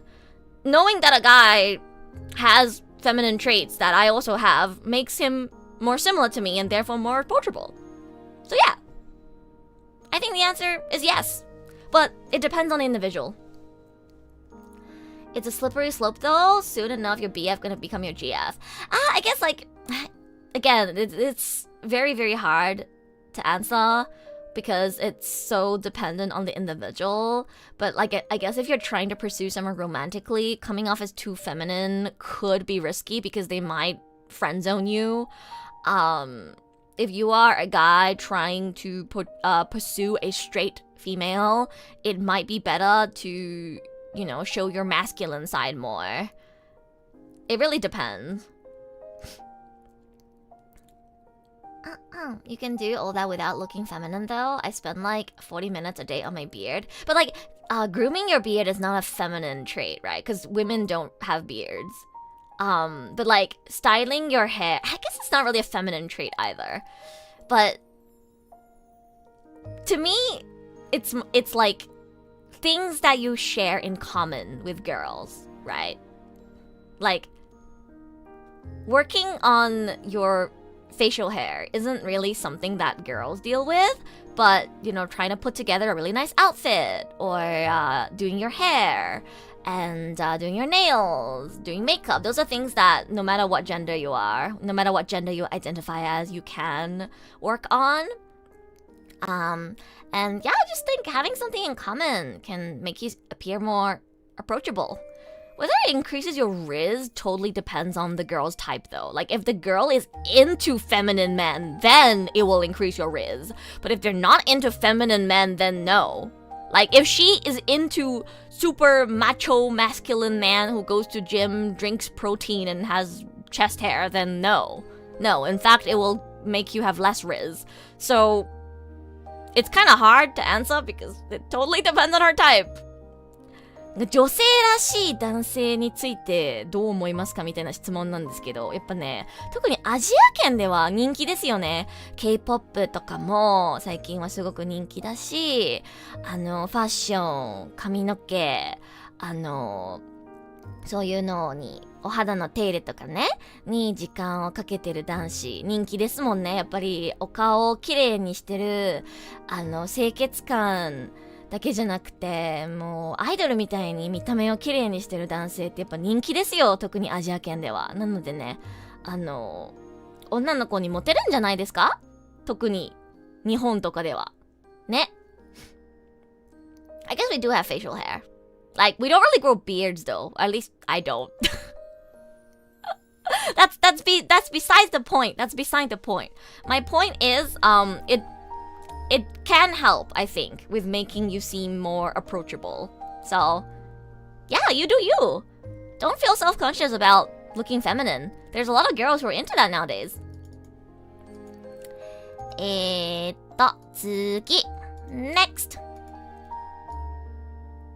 Hello, Rua. On Valentine's Day, me and my significant other usually go out to have a meal together at a fast food place. But this one, I'm feeling lazy and want to cook fried chicken at home. So may I borrow one of your wings, please?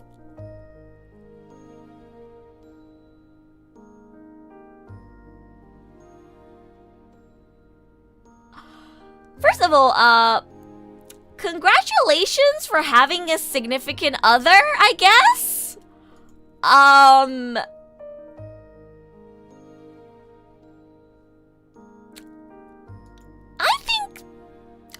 think staying home and eating fried chicken is a great idea.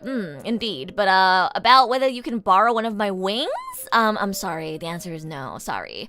That's kind of a key part of my identity. It's kind of a key part of my identity, you know. I don't think I can give you that. But I hope you have a lovely day with your significant other, and I hope you enjoy your fried chicken. 恋人と普段はちょっと外に出て食事するんですけど、バレンタインデーではね。でも今年はちょっとなんかめんどくさいから家で唐揚げでも作ってのんびりしたいっていうマシュマロなんですけど、ルア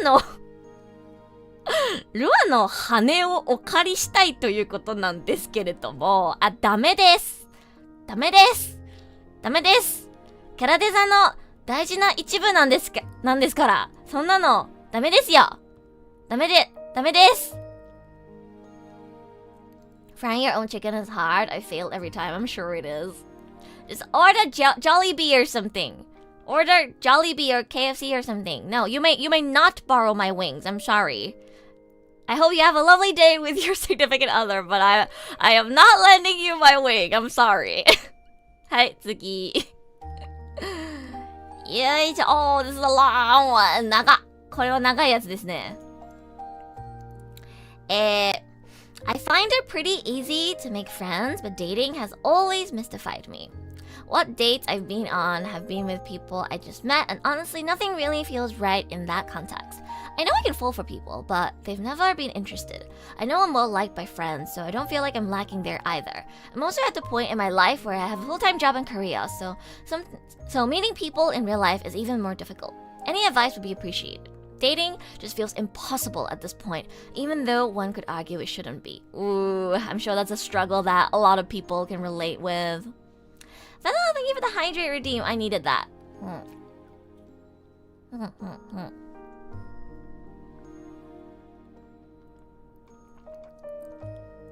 そうですね。友達作るのは簡単だけど、なかなかお付き合いする人が見つからない。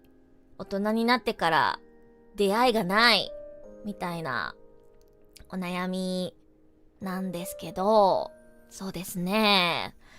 I definitely understand that. Like, once you become a working adult, it's very, very difficult to meet people. You know, a lot of people meet their significant others while they're in school and uni.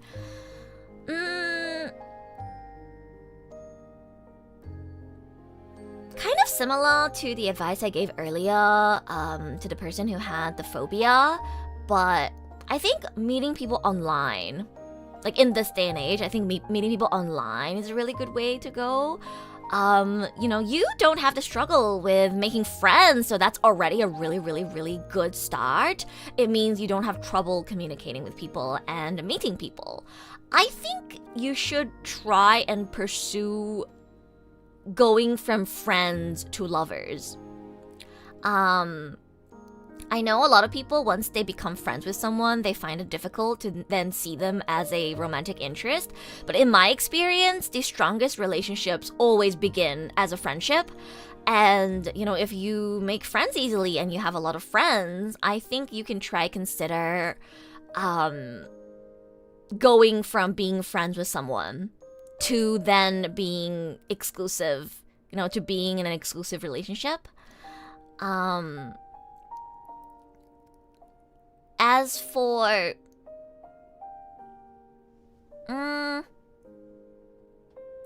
nothing really feeling right, I think don't force it. Like, you're clearly someone who has charisma and has the potential, you know, to have people be interested in you. But I think what's really important with building a relationship that you feel comfortable in is that you can't force it. Don't try dating apps or, like, you know, talk to people with the intention of, like, oh, they might become my future boyfriend / girlfriend.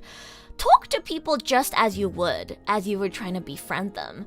And then if somebody is really, really, really fun to talk to, if someone really, really clicks with you, if you find yourself just wanting to spend more time than usual with someone, maybe consider then pursuing them for a relationship. You don't have to rush into things. You can take it slow. What's important is to just get to know people. And if you end up not finding anyone you want to pursue romantically, I think that is totally okay as well. I think you can live a perfectly happy life without ever being in a relationship. And especially if you have a great friend circle, I think it's okay to just stick to having fun with your friends. And like I said, one of those friends might end up being your future significant other. So, yeah, just keep being yourself, keep making lots of friends, and be open to the idea of potentially dating somebody who is a friend. I think it's such a waste to cut off the potential to date someone just because they're already your friend. I genuinely think sometimes like one of your friends is the best candidate for your significant other. So yeah, just be open to that.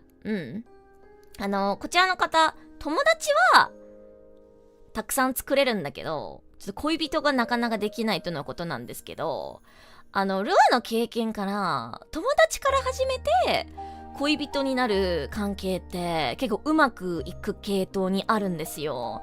なのでね、今まで通り友達をいっぱい作って、で、すでに友達になってる人を好きになって、友達から恋人になることをちょっとやってみればいいんじゃないかなって思います。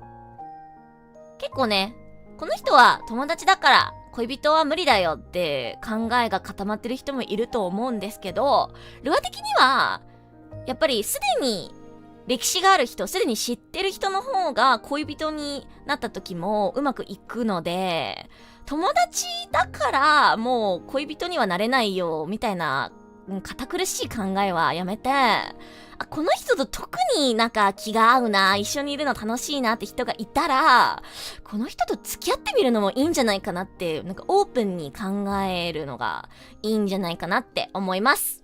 はい、頑張ってください。Got a question now, I'm gonna go send it. Yeah, feel free to send in more. I think I'm like more than halfway through now, so if you guys have any extra questions you want to send in, feel free to. The marshmallow is permanently open. はい。Next one. 次.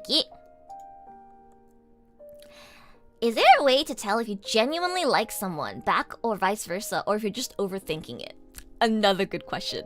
Dude, Luamons are so good at thinking of like good deep questions that I like want to discuss. I love you guys. みんなさ、めっちゃいい質問を送ってきてくれるんだけど、ありがとうマジで。こちらは本気で誰かのことが好きなのか、それとも考えすぎなのか、どういう風になんかわかるんですかっていう質問なんですけど、いや、そうですね。I think this is similar to the advice I gave earlier about like how to differentiate between a girl who is just being nice and who likes you, but look at your own actions. Do you go out of your way to do things for this person? Does it make you happy when they are happy? Do you want to do things that make them feel appreciated? Does seeing them smile and hearing them laugh make you happy as well? Right? Like, it's like, to me, liking someone genuinely is all about how much you're able to put them above yourself and how much their happiness directly influences your happiness. So if you feel like this person's happiness directly contributes to your own happiness, and you feel a desire to do things for them, make them happy, make them appreciated, then I think you can be sure that you are actually interested in them, that you actually like them. I think that's the best way to differentiate. Kat, thank you for the strategy.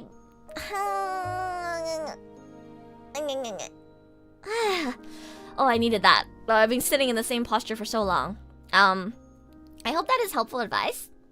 日本語でも説明すると、さっきも言ったように、やっぱりね、誰かのことを好きかどうかを見極める方法ってやっぱり、その人のために何かしようと思うか思わないかなんだよね。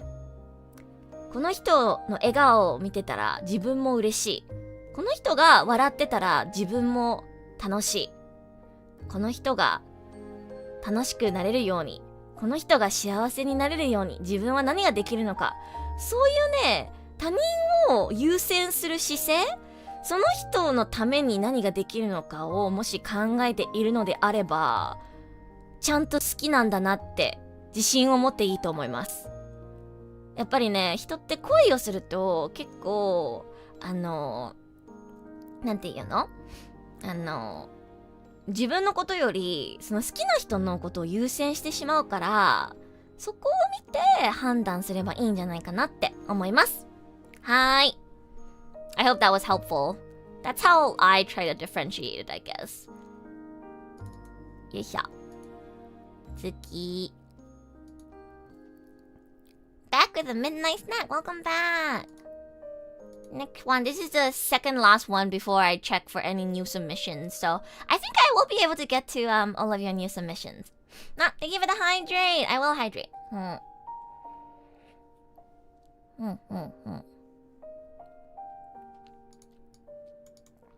はい、次はこちら。Have you ever had instances in the past of having feelings for someone only for them to turn out to be an incompatible orientation?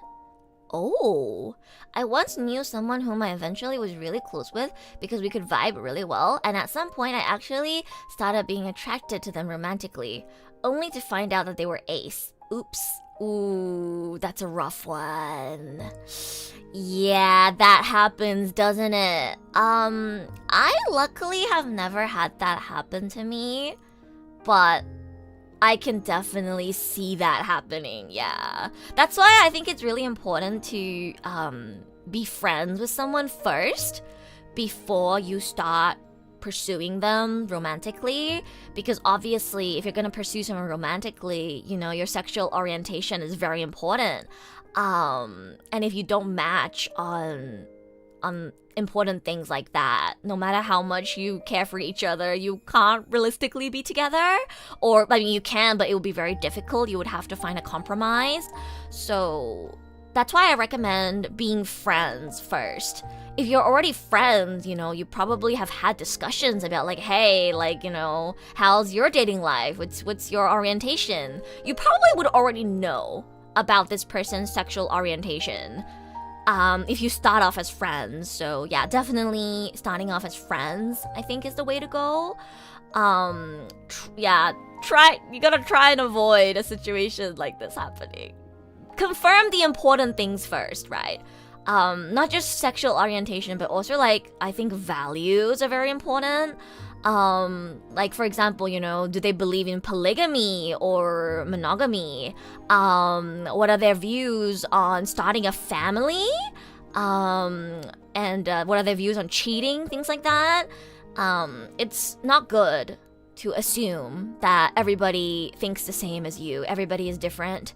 And like I said, I accept people who are different to me, but if I'm gonna date someone, like, it needs to be somebody who matches my values, right? So, like, if you believe in polygamy, that's totally okay, but I don't, so I wouldn't be able to date you, right? You gotta make that very clear, and yeah, have those important conversations before you start seriously pursuing someone. Find out their sexuality, sexual orientation, find out their values, whether that's on family or politics, especially things that you know you definitely cannot, like, compromise on.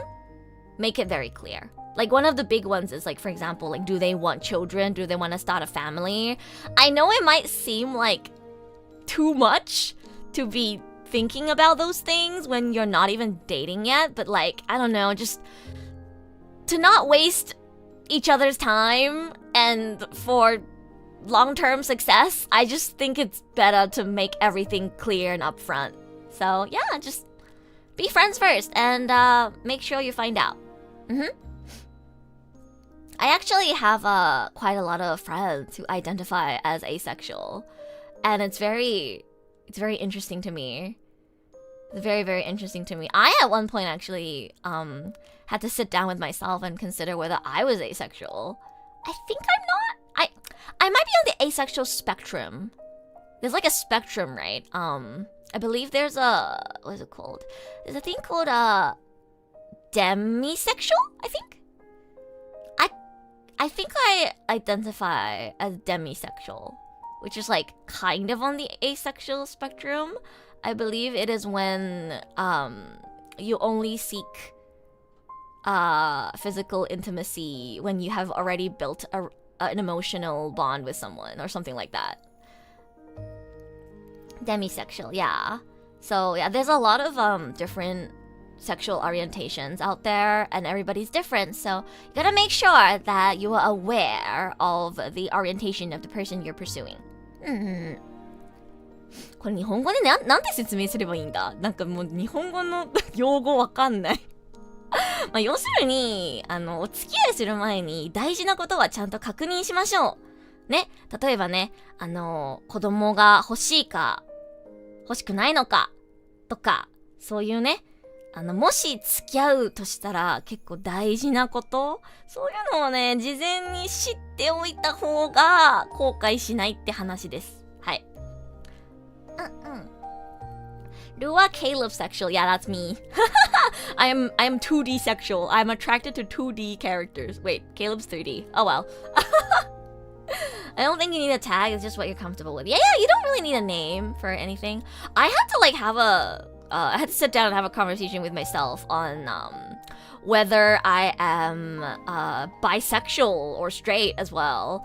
And I think I eventually just decided that I'm not gonna try to forcefully put a label on myself, because truthfully, nothing in life should have a label, right? There's so many emotions and feelings that cannot be labeled with one word.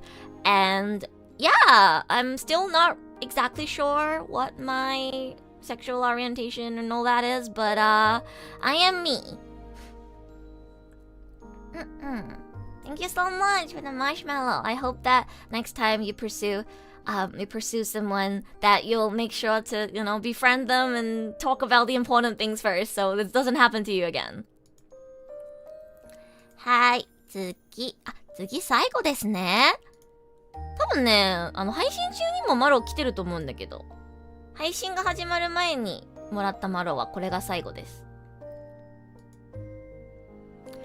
In case I end up dating someone, what should I do with the dakimakura?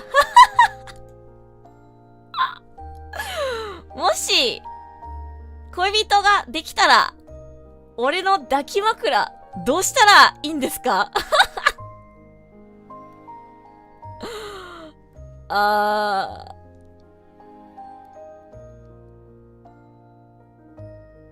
？Have you guys seen that meme of like me, my partner, and my however many inch plushie? Just be that. Be that. Sleep with your partner and your dakimakura. That's the answer. Wait, I want to find the meme so I can show you guys. Me, my girlfriend, and her. Like it's the meme. Have you guys seen it? That one. Oh my god, yeah. I think it started off with like Pokemon.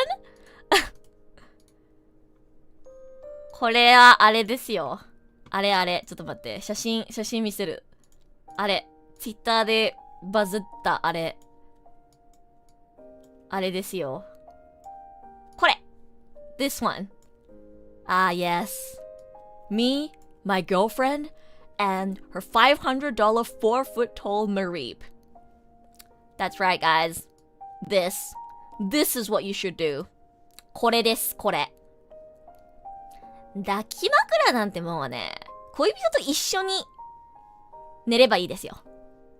そんな、あなたの抱き枕すら受け入れられない人なんて、ダメです。Like, genuine advice, guys, genuine advice.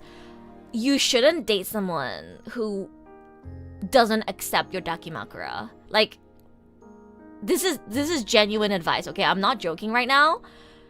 If your partner is the type of person that will get offended over the fact that you have a dakimakura, they are not the one for you.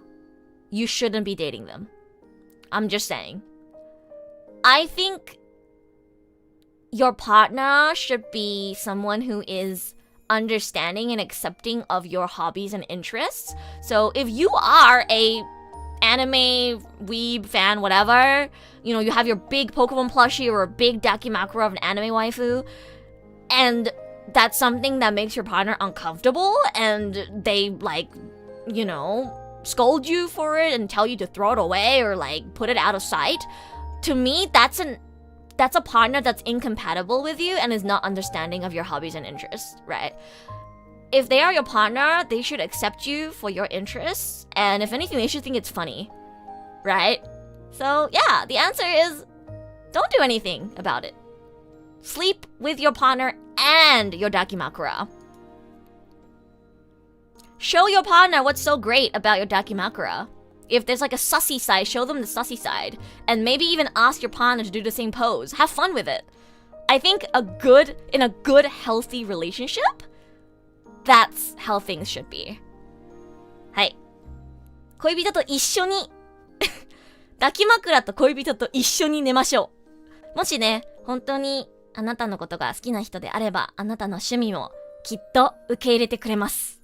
なので、抱き枕は一緒にベッドで寝ましょう。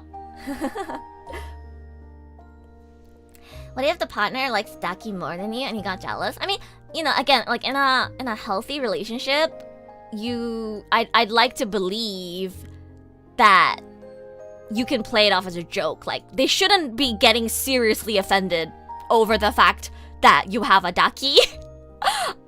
It should be taken more lightly, like a joke. Like, why are you hugging the Dakimakura when I'm right here? Do you like her more than me? You know, like, make it cute, make it playful, make it funny.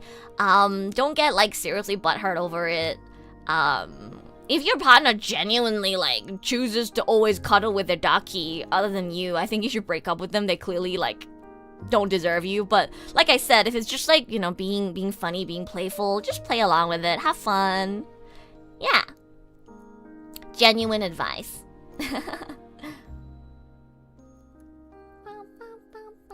Oh, we did get some new marrows. よし。新しいマシュマロちゃんと来てる。あ、意外と来てるんだね。We have like 4 new marrows. Okay, let me download all of them.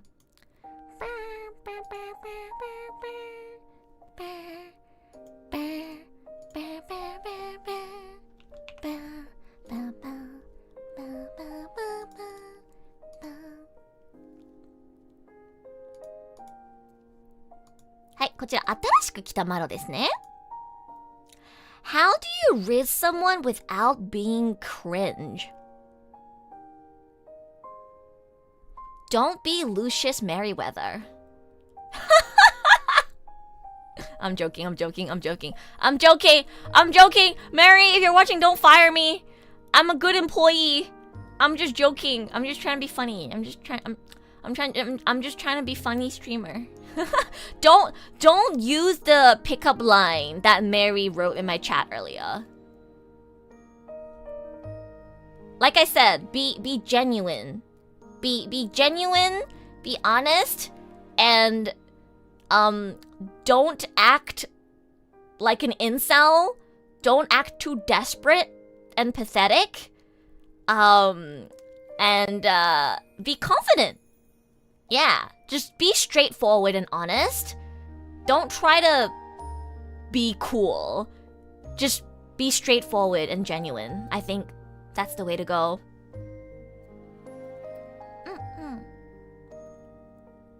We really think the bar is way higher than it is. If you're just nice and befriend people, it just happens. Exactly what Mixie says. Yeah. なんていうのかな? How do you translate cringe in Japanese? What the fuck is cringe in Japanese? 痛い人にならないためにはどうすればいいですか? なんか好きな人に振り向いてもらいたいけど痛い人にはなりたくない。どうすればいいですかみたいな質問なんですけど、クリンジやっぱりね、やっぱ正直な気持ちをぶつけるのが一番いいと思います。遠回りにかっこいいセリフとかいらないです。本当に正直な気持ちを伝えるのが一番良いと思います。Good night, Kapoo. Good night. Happy Valentines. I hope you enjoyed the stream today. That is your answer, guys. Just be genuine. Don't try too hard to be cool, okay? Just be genuine. Next. Why did my ex turn lesbian right after we broke? Ouch. Ouch. 俺の彼女、俺と別れてからレズビアンになったんですけど、なんでですかって質問なんですけど。Oof! Ouch! Oh, that hurts. Oh, that hurts.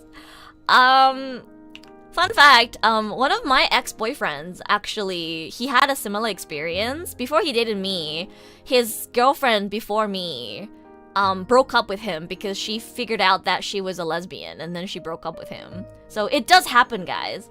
Like, to Anon who sent this in, I want you to know that you're not alone. One of my ex-boyfriends, actually went through the exact same thing that you did. And it's what Mixie says. I don't think she turned lesbian after you broke up.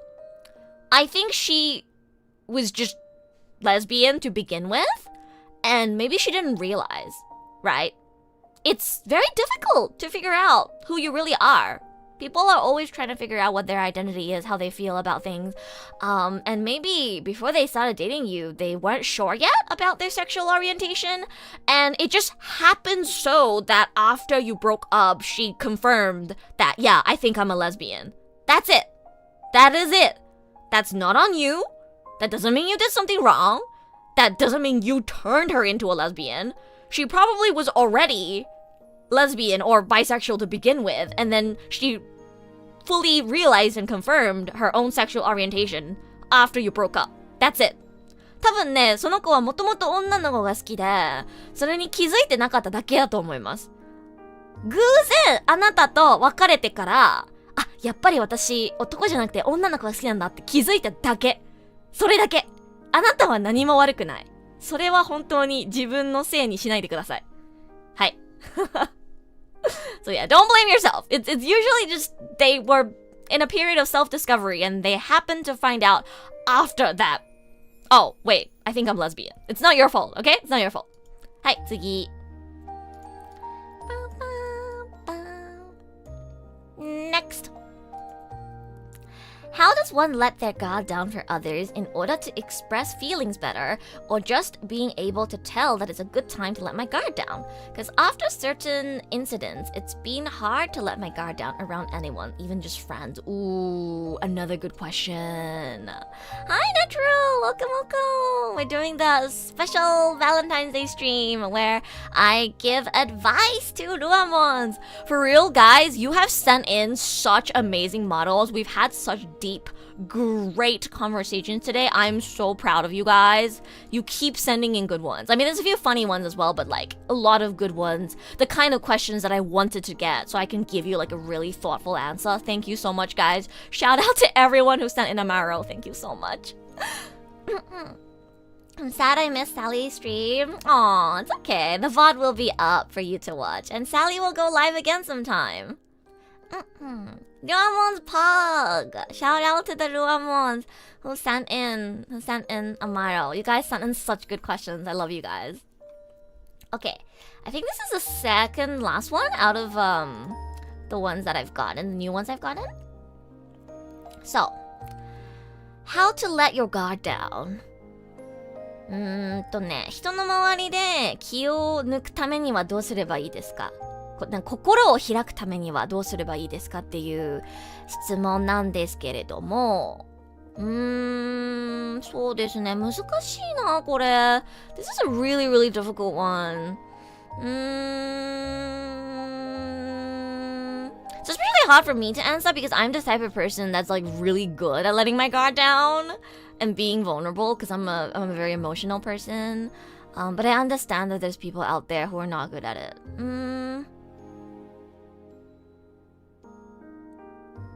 I think the way to go about this would be to start small Start small. Whether that's your family, your significant other, or a really, really, really close friend that you've known for over decades. Somebody that you really, really, really do trust. Hopefully you have at least one person in your life, again, whether that's a family member or a friend that you've known for so long that you really can trust, and start opening up to them first. Practice opening up with somebody that you're already familiar with. And because I think what you need is you need the comfort of knowing that you can open up without being hurt. And it's very scary, right, to do that with somebody you just met. So start with people that you are already familiar with. Start little and slowly expose more of yourself. Only go as far as you're comfortable with. And start off with people that you are already very close to, like your family or a mate that you've known for like a decade, right? And I think once you see that, oh, I can open up. They won't judge me if I open up. I'm not as weird as I thought I was. It's okay for me to say this. Once you're able to feel that, then you'll feel more comfortable opening up to new people as well. You need the proof and the comfort from somebody that it's okay to open up. And once you feel that it's okay to open up, then you can challenge opening up to some newer people. I think that's the way to go about it. まずはね、家族、もしくはとても近しい友達、もう10年、20年ずっと友達だった人に心を開きましょう。で、心を開いて大丈夫なんだ。自分の気持ち話して大丈夫なんだ。っていう自信をまずつけましょう。近しい人、信頼できる人にまず心を開いて、心を開いてもいいんだよっていう自信をついてから、もうちょっと新しい友達に心を開いてみましょう。Noted, thank you. You're welcome. I hope that was helpful. It's a very hard question. Again, like I know it's difficult. Maybe it's difficult for you to open up to anyone, even your family and friends, but I hope that you have at least one person in your life that you trust enough to start opening up a little more to them. And practice opening up with somebody that you already trust, and hopefully you can get better at it. Okay. Next. 次。これも新しく入ってきたやつですね。How do I even meet people I can click with to begin with? I work, I go to language classes, I do some other activities occasionally, but ever since I don't go to class, I don't meet people my age, let alone women. Any advice would be appreciated considering I don't even have any more free time anyway, and I like spending the time I have with the friends I already have. Ooh, good question. Again, another one that I'm sure a lot of people can relate to as well. Good night, Crispy. Sleep well. Happy Valentine's Day. そうだね。なかなか出会いがない。社会人になってから出会いがない。どうすればいいですか？どうしても出会いがないです。今すでに持ってる友達と一緒に遊んだりするのが好きで、もう新しくなんか女性に出会うことがないとの悩みなんですけれども、Me currently, I relate. Oh, I see many Ruamons relate to this one. Okay, I'll try my best to answer this one for you guys. I think this is the last one actually, out of the Maros I've gotten today. Yeah, that's the last one for today, unless somebody sends in another one. I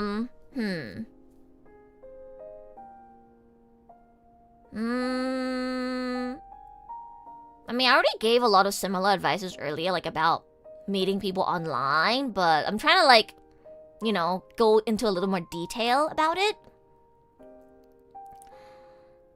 I mean, you mentioned here that you go to language class. Are there no women in your language class? I assume that if you're going to a language class, you are trying to learn this language because you have an interest in it. And that is a shared passion, right? I made a lot of friends when I went to language class because, I have a passion for Japanese and I'm very good at Japanese. So naturally, I really clicked with the people who were in my Japanese class. Everybody liked me because I was good at Japanese and they were trying to learn Japanese. So I was very popular and well-liked in my Japanese class. There was actually somebody in my Japanese class who I think had a crush on me, but that was never confirmed, so I can't say they did, but it felt like they did. And it never went anywhere, but, I think being in an environment where there are people who share a similar passion or goal with you is the best place to be, to find a potential partner. So, yeah. Start trying to get closer to the people in your language class. I don't know what language you're learning, but let's say, for example, it's Japanese. There's also commonalities between the language you're learning and other hobbies. For example, if you're learning Japanese, most likely, a lot of the people in your Japanese class also like anime. Maybe they even like VTubers. Maybe they like Japanese music. You can find so many points of connection, right? If you are learning Korean, most likely, people in your class like K-pop, K-dramas, Korean media. Maybe you're into the same idols. Maybe you're into the same TV shows, right? Try to find a common ground where you are surrounded by people who share the same interests and passions as you. That's a very easy connecting point that will allow you to naturally get to know people. And like I said earlier, don't try to rush into a relationship. Don't approach people with the intention of potentially dating. Always approach people with the intention of just being friends first. Just be open to the idea of that then transforming into a relationship. And you're good to go. So, maybe your language class doesn't really have any women or just anybody who clicks with you. But, you can sign up for another class. Or, like I said earlier, join some Discord communities, join some Twitter communities. This is a little old now, so I don't recommend it, but I used to be in Instagram roleplay communities.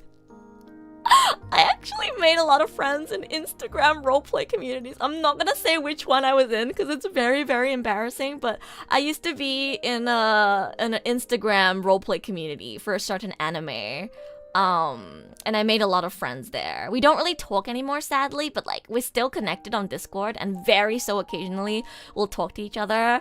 One of the guys that I met in that community, I never dated him, but 10 years later, we kind of confessed to each other that we used to like each other back in the day. And it was funny.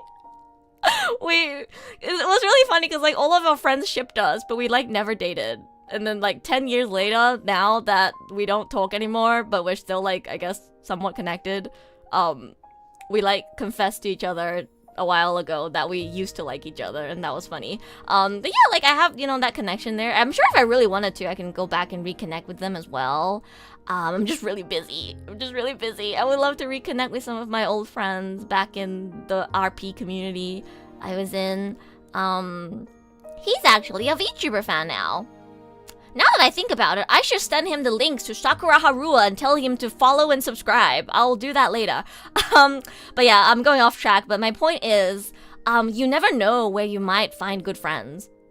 It might sound stupid to, pursue friendships and potentially a relationship from a stupid anime roleplay community. But genuinely, I made some super, super, super cool friends. And we may have all been cringe back in the day, but we're all grown up now. We all have jobs and careers. One of the girls that I met in that community, she is now a professional cosplayer. And again, I don't really talk to her, but I'm mutuals with her on Instagram, and I love seeing her go to conventions. One of the guys, like I said, he's a VTuber fan right now. I don't know what he's doing, in his personal life, but if I wanted to, I could always catch up with him in Discord, and it's just cool having that connection. You never know where you might find people that you can be friends with for a lifetime. And yeah, just don't look down on the power of e-dating. In this day and age, you're gonna meet your soulmate online. Trust me. I have so many friends who met their significant other online. That friend that I told you guys about the other day, the friend who got married recently, the one who's like 10 years older than me, who I gave advice to, he met his girlfriend online. We were all in a Chinese voice acting community, actually. We bonded through our common love for Japanese voice acting. So it was like a Chinese community, but there was like a huge Japanese speaking community because obviously, you know, voice acting is really big in Japan.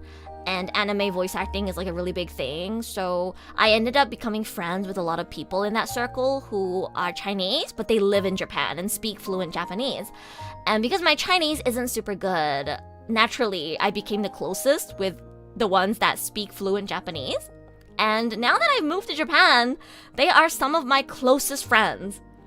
And I hang out with them regularly. Like we're all busy, but you know, we try to meet up once every few months to, you know, all go karaoke or something, catch up with each other. And it's great. It's so great. One of them helped me so much when I moved to Japan. All of like the bureaucracy, the documents, like setting up a bank account, even getting the current apartment that I live in. If it wasn't for him, I don't know where I'd be. Like, he helped me so much. He helped me move all of my things to my current apartment. He was the one that introduced me to my real estate agent. He got me a hanko.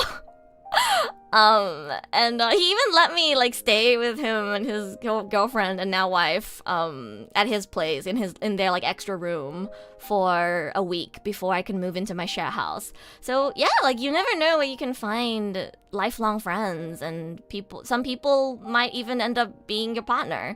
I never ended up dating anyone from that community, but my friends in the community dated each other. Like, you know, a friend of mine, he dated one of the girls in the voice acting community, and they are now married. Guys, my friends who met in an online voice acting community are now married. Legally married. They live with each other, and they have a French bulldog. Okay? It can happen, trust me. Oh my god, twin! Hello, twin! Welcome. Online friends are OP for real, dude. Some of my closest friends are online. Like, in this day and age, just because it's an online friend, it doesn't mean that you can't become IRL friends eventually. Like, Ash and Toro were my online friends before I moved to Japan and met up with them. Back when I was in middle school, high school, I think people made fun of online relationships and online friendships a little more. Like, oh my god, I remember I had one of my friends who's not my friend anymore in school literally laugh at me and tell me that my friends are not real because I only know them online. And I was so offended. That was like one of the moments that made me realize, yeah, I can't be friends with this girl anymore. We were like just having a conversation, and she was like, oh yeah, I have like 200 friends on Facebook or whatever. And I was like, oh, I have a lot of friends on like Instagram and Twitter. And then she dead ass looked at me and was like, but yours aren't real friends though. And I was like, bitch? Oh, you think your friends are real because they were on Facebook, and mine aren't real because they're on Instagram and Twitter, and they're like my mutuals from like, you know, like the Idolish 7 community? Like, bitch? I was so offended. And that was the moment that made me think like, yeah, I can't be friends with this girl anymore. That was so rude of her. That's why I'm not friends with her anymore. I reconnected with a lot of my friends back in high school, but this girl, I didn't reconnect with her because what she said still rubs me the wrong way. Being able to see each other IRL is important though. I don't think long distance relationships work indefinitely. Yeah, for sure. yeah, you do have to be careful about the longevity of a long distance relationship if you do decide to pursue someone online. But yeah, hopefully you're able to find someone in your country, or at least close enough that it won't cost an arm and a leg to go visit them. But I definitely think it's good to be open to making friends and building relationships with people online. I have just too many friends who met their partner online who are now either, you know, in a long-term relationship living together or straight up married. So it definitely works. It definitely works. Do not underestimate the power of online relationships. マジでこの時代オンラインで付き合うのって全然ありだと思います。ルアの友達でオンラインのコミュニティで出会って、まずはね遠距離恋愛から始めて、で同棲始めて、で今ってかもうマジで最近先月とか結婚したんですよ。だからやっぱり実際にリアルで見てきたから全然ありなんだなって思います。ルア自身もネットで知り合った人とお付き合いする経験があって、もちろんね遠距離大変なんですけど、やっぱりねオンラインだからこそ出会える人もいるから、そこはオープンに積極的に出会いを求めたらいいんじゃないかなって思います。So yeah, sorry if it kind of just feels like a repeat of what I said earlier, but definitely rely on online communities. If you really want to make sure that you don't go the long distance route, I think you can try and look for more local online communities. An example for me would be, say, not anymore, but like the Melbourne cosplay community. I hope I don't dox myself by saying this, but I was pretty involved in the Melbourne cosplay community. I used to be really, really into cosplaying. I haven't really cosplayed recently, but I used to cosplay a lot. And some of my closest friends in Australia are all from the Melbourne cosplay community. I met them through conventions, through our, common interests in cosplay and anime, and also Seiyu for me. And when you join a local community, then you can make sure that the people you're meeting are people that like live in the same country, same area, same city as you. So if you're really, really, really worried about falling in love with someone that lives like across the world, then join local communities. Find an interest or passion that you have, and then join a local community for that. So for you, the marshmallow sender, again, try to look for someone in your language class, or maybe go to an anime club or some sort. Go to anime convention. If you like anime, I don't know if you like anime, I would like to think so that you do because you watch VTubers, but if you like anime, VTubers for example, go to anime conventions. Befriend the local anime VTuber fan community in your city. And you might find a girl who likes VTubers, who likes anime just like you. Trust me. That's the best way to go about it. Did you perhaps turn on subtitles? I gave up on using subtitles because I'm like, the subtitle translation is so ass. It's better for me to just translate it myself. No, I'll only use the translation thing, I think, when I do like a full JP stream. I think when I'm like doing a normal stream, literally, I was rewatching my own stream the other day and the translation is so bad that it's better if I just do it myself. So what I've been doing is I've been explaining my thoughts in English and then just like briefly translating it myself in Japanese, because I don't think a lot of JP viewers are watching today, so 今日はあんまり日本人の方見てないので、ちょっとね、日本語少ししか喋ってないんですけど、一応日本語でも答えてます。はい。オンラインのコミュニティで出会いを求めましょう。今のご時世、SNS の力は強いですよ。Okay, let's see. Oh, wait, we have some more marrows. Oh my god, you guys keep sending in more. Let's see. One, two. Oh, two more. Okay, we have even more. Okay, I'm gonna go for a quick toilet break, guys. I'm gonna go for a quick toilet break. And then I'll come back and answer more. ちょっとトイレ休憩行ってきます。マロンね、また2件飛んできたから、トイレ休憩から帰ったら答えます。I will BRB!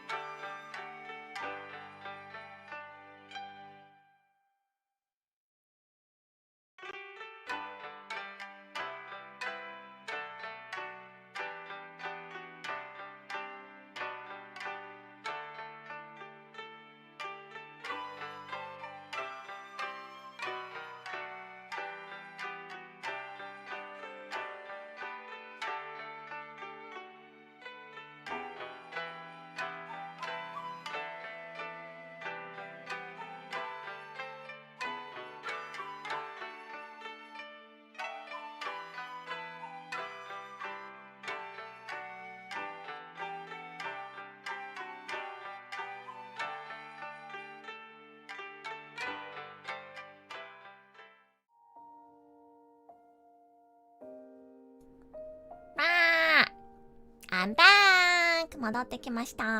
This art is so cute. I'm glad you like it! I really, really like the art as well. I think it's so cute. It's so cute. I used it as my profile picture for District V. It actually comes with multiple expressions. I hope I'll get to use the other expressions sometime. It's my profile picture for District V as well. Hehe. 帰ってきました。よーし。まだ入ってるので答えますよ。By the way, feel free to send in more if you guys want to. I don't mind. I really, really enjoy doing this, so like, I don't mind answering even more if you guys want to. I have 2 more right now that I just downloaded.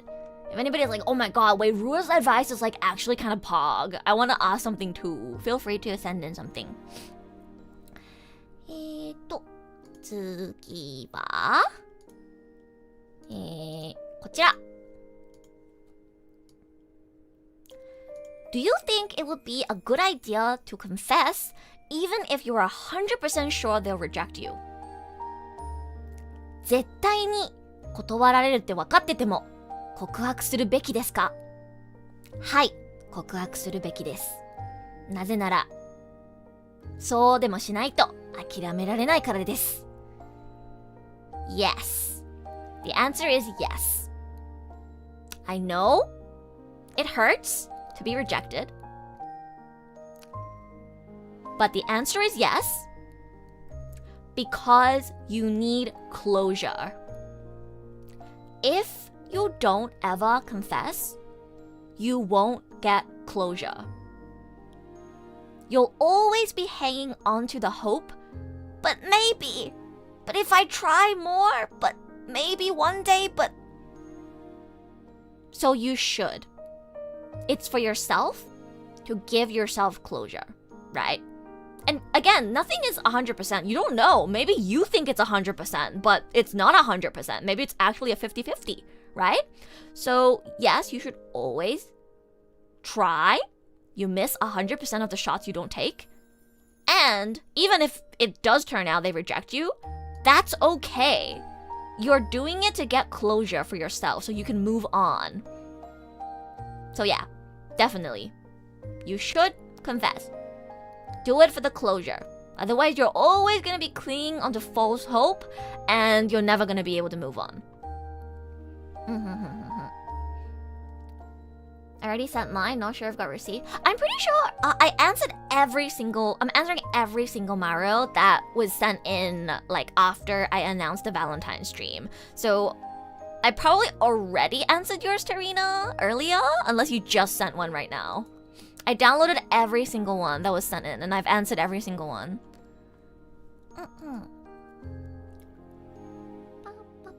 What if it inconveniences the other person? That's a good point. That's up to you. That's up to you. For me, I think you should always prioritize yourself, no matter what. And yes, that is above somebody you like. That is above somebody important to you. I still think you should prioritize yourself.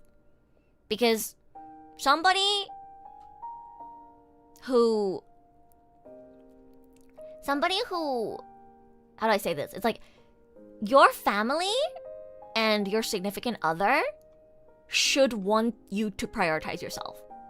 If that makes sense. Like if you love someone, you would want them to prioritize yourself, right? Like I want my family and my significant other to prioritize themselves. And I'm sure they want me to prioritize myself as well. So I think it's always better to just prioritize yourself, of course. Be kind to others, but put yourself first. So I think in order to give yourself closure, even if it may trouble the other person, it's better to let them reject you. You never know, it might be better for the other person that way too, right? Like maybe they also want closure. Maybe they can kind of feel or sense that you like them, and maybe that's troubling them. And in a way, by confessing, you can take that burden off of them so that they can give you a clear no as an answer. So yeah, definitely I think you should confess, even if it's very likely that you'll get rejected. はい、次はOh, just a really long one. Oh my god. 長っ。めっちゃ長いの来てるよ。すげえ。見て、超長い。あ、長すぎて画面に、It's so It's so long that like it barely fits my screen. Okay, there we go. This is more of a general question about how to become a better human being. I've noticed that I have a hard time appreciating the good side of others. Ho ho ho ho ho. Take my roommates, for example. All I see is their bad side, like their bad habits of not cleaning dishes, not flushing the toilet, etc. I don't want to get along with my peers in uni for the same reason as well. I always want to go back to being alone when I'm around them. This leads to my current state of not having any friends IRL, people avoiding me because I look shady, and I want to change. Growing up, my parents treasured me a lot, and now thinking back, they might be a little overprotective, which might be part of the reason why I'm such an egotist now. So my question, what mindset should I have to make appreciating the good side of others easier? Wow, really good question. Sorry for the long question. Oh no, it's okay. Very, very interesting, insightful question. とてもとてもいい質問です。人のいいところをもっと見たい。でもどうしても人の悪いところしか目に入らないっていう質問なんですけど、どうすればいいですかっていう。これもね、難しい。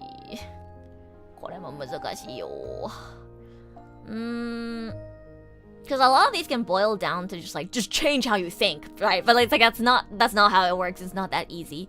Have you heard of the analogy of drawing a black dot on a whiteboard, and then asking people, "Hey, what do you see?"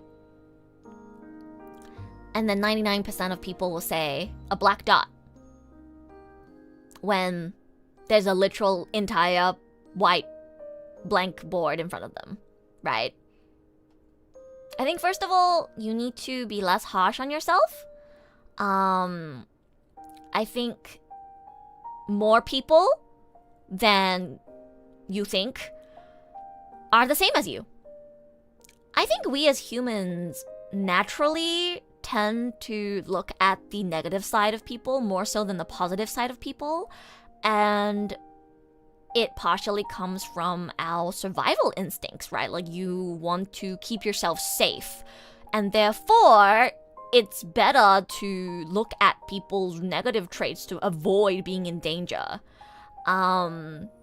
So it is kind of a natural thing. I think most people tend to see the negative traits of others more than the positive traits. It's definitely easier to see the negative traits of other people. So first of all, I want you to not be so harsh on yourself because a lot of people are like this. It's pretty normal and natural and it's okay.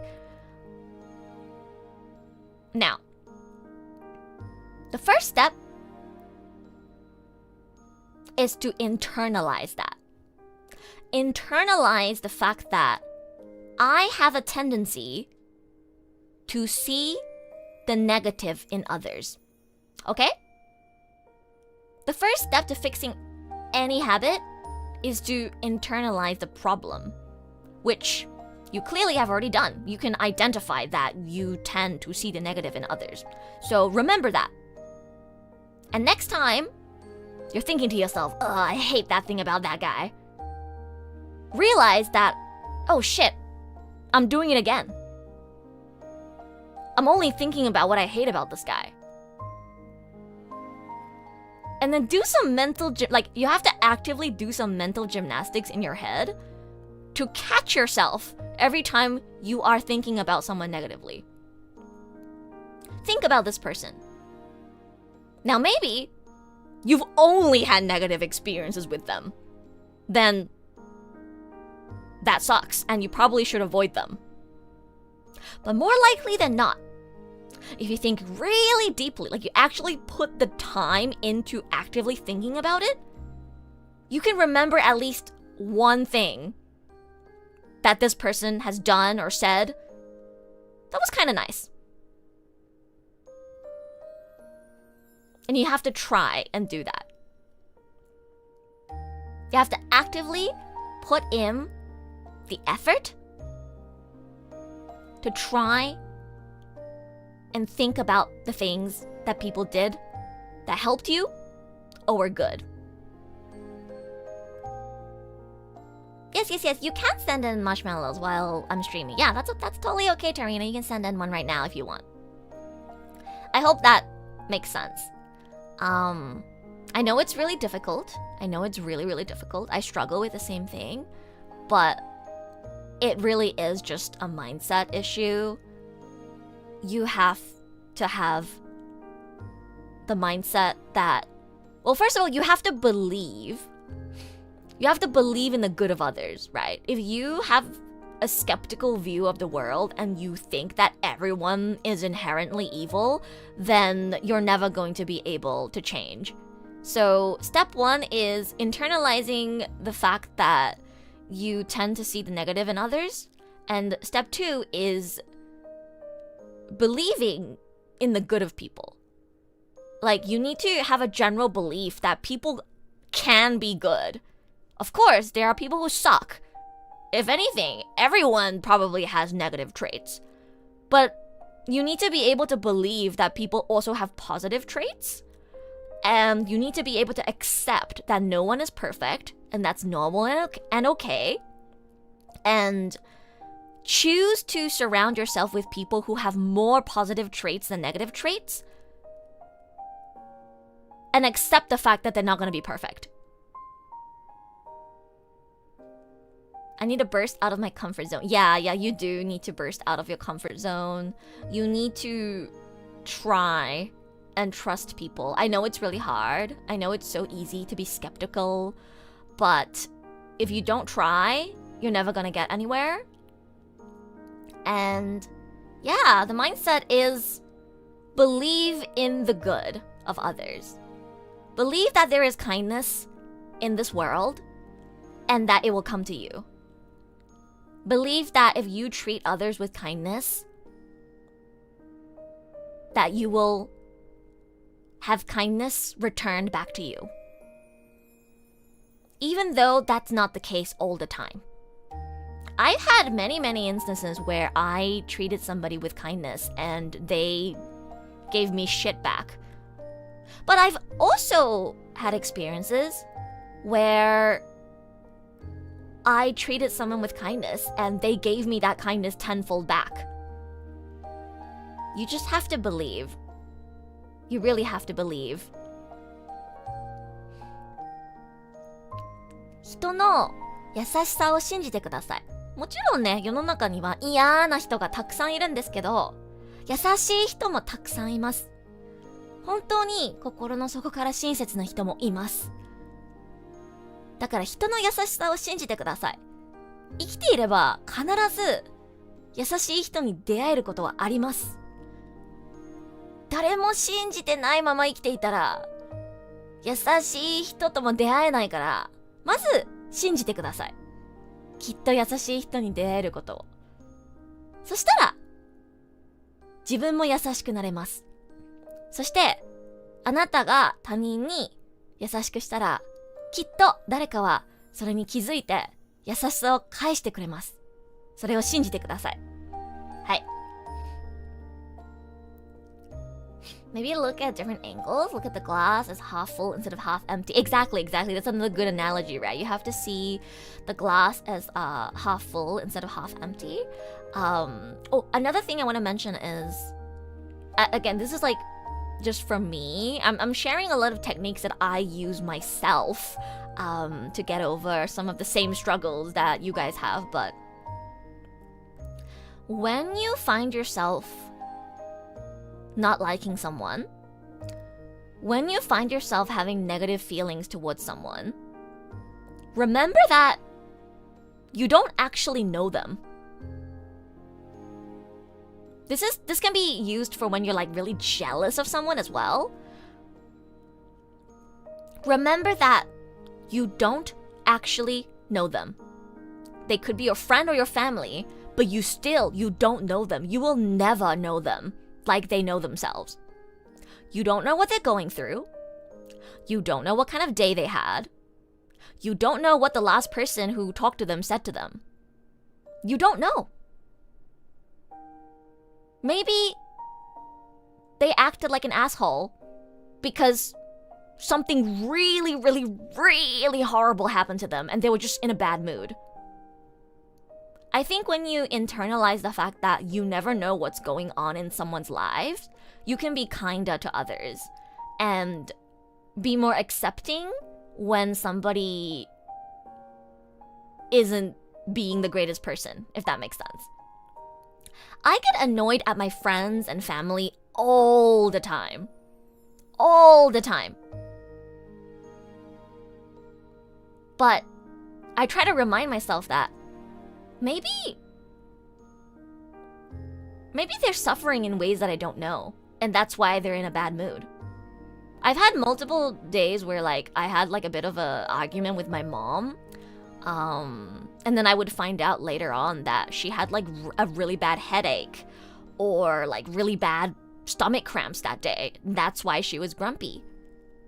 And I always think to myself, wow, if I knew that in the moment, I would have been a little kinder and not yelled at her. You know? Same with your friends. Maybe your friend did or said something that really pissed you off. But maybe your friend is struggling with something that you don't know about. Maybe they had a really hard day. Maybe they recently lost a loved one. Maybe they just went through a breakup. You don't know what they're going through. So when you think about all the things that you're going through that other people don't know about, it's pretty easy to imagine that other people are probably going through things that you don't know about as well. And I think when you can think like that, you're able to be much more kinder and accepting and mature when it comes to interacting with people who might not be behaving in the most well-mannered way. That works. People are human beings. They get grumpy for a reason. Exactly. もう一つは他の人間ってどうしても私たちには理解できないんですよ。自分のことしか理解できないから、他の人の人生の中で何が起こってるのかわからないし、他人を完全に理解することって絶対無理なんですよ。だから、例えばね、この人が今日自分にちょっとひどい態度でした。嫌なやつって思うでしょ？でもね、もしかしたら、その人今、すっごーく苦しんでるかもしれないの。裏で、すっごーく嫌なことがあって、例えば、愛する人が最近亡くなったとか、最近恋人と別れたとか、ね、そういうすごく苦しい経験をして、ちょっと機嫌が悪くなってるだけかもしれない。その一つの会話で、この人嫌なやつだなって決めつけないでほしい。もしかしたら、その日、ちょっと機嫌が悪かっただけかもしれない。Just like how I get grumpy when no Rua stream, it's okay, I'll be streaming more next week. Everyone needs some space at some time in life. Yeah, exactly. So yeah, to be able to see the good side of others easier, you have to make an effort to do so and understand that people are going through things that you don't know about. I think that'll help you be more understanding and kind to others. Let's see. Oh, there's some more models. Yay! Chat. See, I wasn't lying when I said I'm really good at giving advice. ルア、嘘ついてなかったでしょ。ちゃんとすっごいアドバイス上手でしょ。多分今日なんかアドバイスあげる配信の中で一番ちゃんとアドバイスしてるでしょ。See, like you. Thank you for joining today. Okay, I think I might wrap up after the two that I just got right now.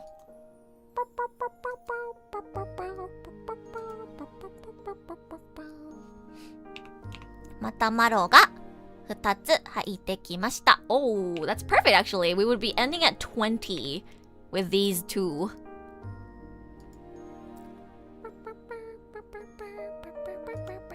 I have a lot of marshmallows left, by the way, in my inbox from when I did the Q&A. Don't worry, guys, if you sent me a marshmallow from previous Q&A, I'll still answer them. I might answer a few today, actually, if I feel like it. But if not, I'll do it in like another Q&A stream in the future.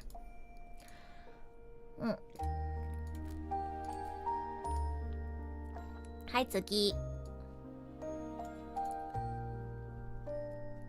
How to get back into dating after a horrible breakup that has taken years to recover from. Ooh, that's a heavy one.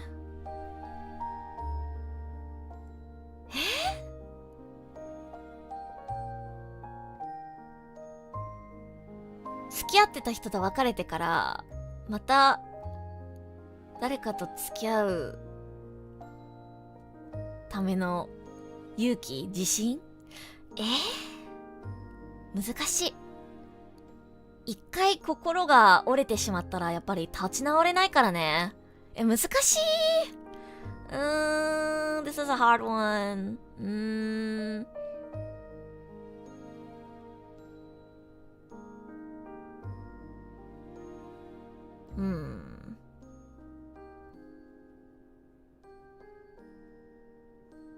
Well, based on this question, I assume that it has already been years since the horrible breakup, and hopefully, to some extent, you have already recovered. But I know, like, you know, things like a horrible breakup can leave huge emotional scars and trust issues in people. So I understand that it would be very, very difficult to go back into the dating field. I think the best way to go about it is to just let time pass and don't force it. I think the problem here is that you're trying to force yourself back into dating, but I advise against that. I advise just not trying to pursue a relationship. Have more of a if it comes kind of mindset, right? Like, just go about your day-to-day life, make friends, join communities, have fun, live your life, And then if you happen to meet someone that you click with, then maybe try to pursue a relationship. Don't try to sign up for dating apps or go to clubs looking for a relationship, you know. I think it's better to just let time heal. If you meet someone naturally, just through living your day-to-day life, you become friends, you hang out a bit, and you're like, ooh, I kind of really click with this person, and you let it happen naturally, I think you'll then be able to get into a relationship with them more smoothly without thinking too much about your previous traumas. Because then you're approaching this from the perspective of, oh, I'm just making friends. Like, I just got to know someone. But if you actively try to pursue a romantic relationship from the beginning, then previous relationship trauma might haunt you, right? So the best way to go about it is to just don't actively seek out relationships. Let it happen naturally. Don't be worried about time. I know there are so many people out there who are worried about their age. I say this as someone with divorced and remarried parents. My parents divorced when I was in primary school. Both of them are remarried. My dad has a new son that I've never met. Technically, I have a little brother. I've never met him. Haha. His name is Xavier. Haha. I don't really talk to my dad. I'm not very close to my dad. But I'm close to my stepdad. I love my stepdad. He's a really, really great guy. More than anything, he loves and treasures my mom and treats her well. And that's very important to me. He also treats me like his real daughter. And my mom, obviously, was already very old when she met him. And she even had a daughter. And yet, she was able to find a great guy. So, please don't worry about age. I know they say you gotta get into a relationship when you're young, blah blah blah blah blah. It's gonna be hard when you're old and wrinkly, blah blah blah. But like, my mom was like in her late 40s with a child, and she was able to find a great guy who loves her and treats her well, and even treats her daughter, that's not his daughter, as if she was his daughter. Like, it's possible to meet great people at any point in your life. And same thing, it's possible to meet horrible people at any point in your life. Just because you're dating in your 20s, it doesn't mean you're gonna only meet good people. There's so many assholes that you could meet in your 20s. So it doesn't really change, in my opinion. Just because you're older, that doesn't mean you're not gonna meet people, you know? Just play lads and you'll realize you deserve better. So true, bestie.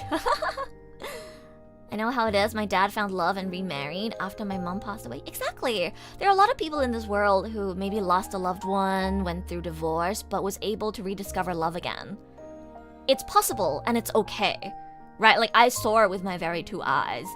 I saw how depressed my mom was during the period when my parents were getting divorced. And I couldn't be happier that she found someone who loves her and treasures her and that she enjoys spending time with. Of course they fight and stuff, but like overall I think they're very compatible. I think he's helped her brighten up a lot more. I hear them, you know, laugh together while watching TV shows all the time, and I'm so happy. I'm so happy for my mom. I'm so happy for my mom. And yeah, my stepdad is a great guy. Bribed me with a PS3. I was gonna kick him out of the house because, you know, kids being kids. I was like, who is this man who's trying to get to know mommy? I don't want him in my house. I was so ready to kick him out. And then bro showed up with a PlayStation 3. And I was like, oh shit. Maybe I'll let him, like, chill just for today. And now he's my stepdad. But yeah, like, just have trust in people, have belief. You can meet amazing, wonderful people at any point in your life. Don't rush into things. Give yourself time to heal. ちゃんとね、失恋から乗り越える時間を自分に与えてください。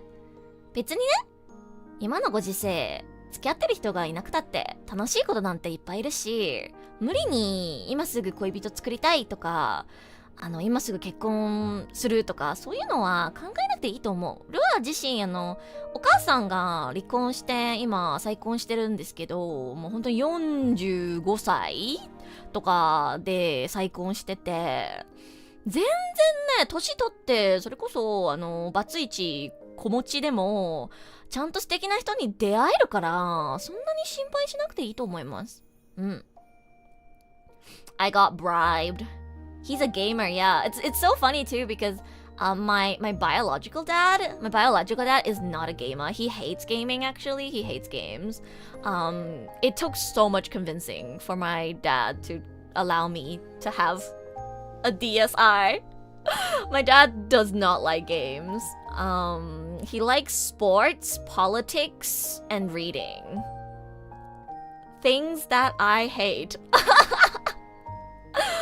I'm so incompatible with my dad. I think he low-key hates me because I think he wanted a son to play like soccer with. And instead he got a daughter who like wants to play video games and play with Barbies and stuff. I was like a very artsy kid growing up. I liked drawing, crafts, arts and crafts. I really liked languages and I liked games and anime. But I think my dad wanted me to be like someone who reads books and newspapers and then plays soccer or something. I don't know. Sport is a game, but I'm like, no, it's different. Like, I mean, like video games, you know. I mean, video games. I liked video games. Well, boring. I know, right? So yeah, I didn't really get along with my dad. I don't talk to my dad. But yeah, my stepdad's pretty cool. It's so funny because he's kind of like an older brother, even though he's technically my stepdad. He's a little more playful, personality-wise. He like teases me and my mom all the time, which sometimes pisses us off, but also like, you know, it's chill vibes. He's a funny guy. He's very generous, and very understanding, and just overall a really nice guy. I'm really happy that my mom was able to meet him because I think he treats her very well, and I think she looks much happier with him than she did with my biological dad. And I always use my own family story as a way to tell people, like, to not worry about being too old to find love. Like, there's always so many opportunities to find love. You don't have to worry about being too old. Trust me. I can't believe my Oshi doesn't like sport. I'm so sorry, Netro. I'm so sorry, Netro. I like volleyball and badminton. Hee hee.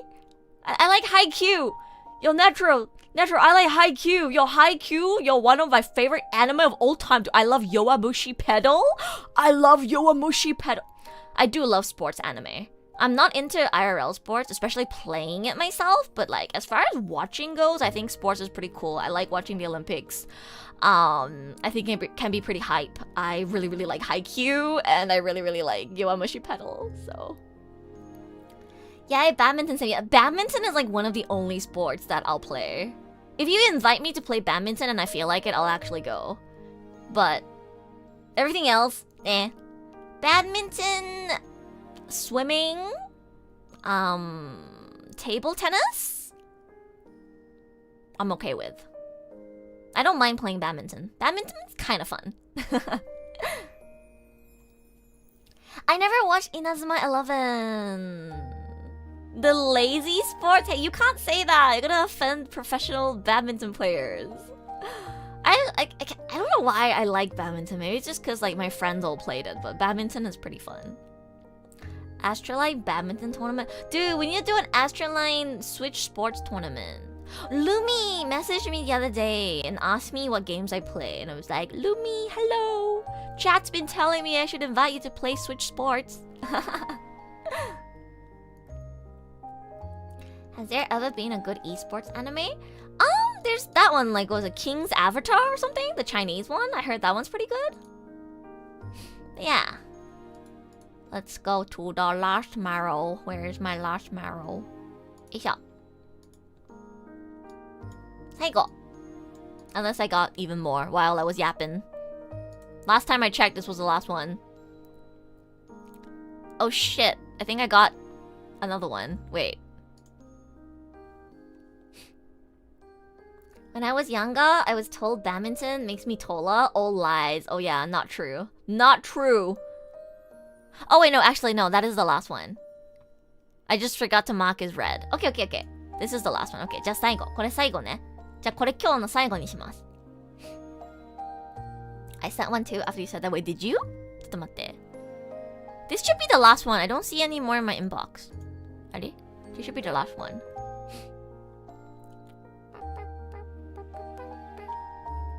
Did I not get through? What did you send, Kat? I don't... I'm refreshing my Marrow, and this is the last one in my inbox. ちょっと待って。Red? Did I accidentally read it or something?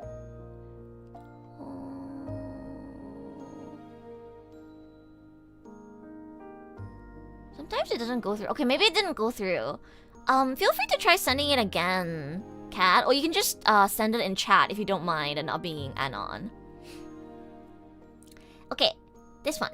How can you tell if the guy you like already has a girlfriend or boyfriend or married? I've been single for a long time. I have a hard time talking to guys. Ooh. Have one from a girly? Okay, okay. Well, the best way to go about it is to ask. I know it's scary to ask because maybe like you don't want to come off as like you're interested in them if you try asking, but there is no better way to ask than to just ask. Maybe you can try asking in a subtle way. Like, if it's close to Valentine's Day, just be like, no plans for Valentine's Day. What about you? You know? Like, you don't have to be super straightforward, and ask like, hey, do you have a partner? You can try to get the information out of them in a subtle way. Maybe talk about your previous relationship, and your views on love, and then see if that then invites them to talk about their own relationship status as well. Yeah. It comes back down to befriending them first before you try going romantic route. Yeah, exactly. But yeah, definitely, you just have to try asking. I mean, if they're married, obviously look if they have a ring on their ring finger. Oh, another good way, if you really don't want to ask, is look at their social media. Most people these days will have some traces of their partner if they have one. In my experience, even my friends who don't like, post pictures of their partners all the time will at least have their partner somewhere in their Instagram stories. Right, like they might not be super explicit about it, like post a photo of them kissing or whatever, but they'll post flowers on Valentine's Day, or you'll just like see this one guy or this one girl always show up in their stories. If that's the case, more likely than not, they have a partner. That's what I found. Yeah.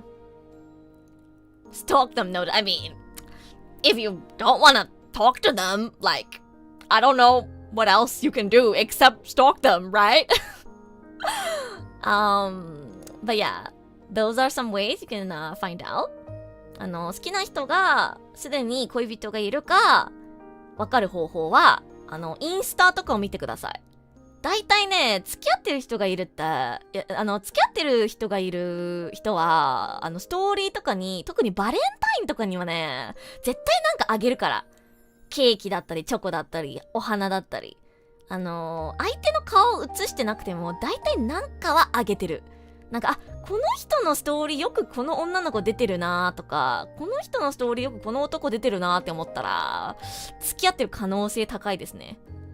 もしくは直接聞くに限りますね。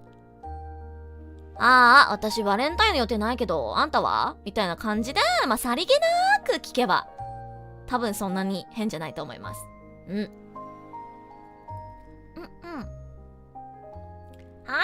How you doing?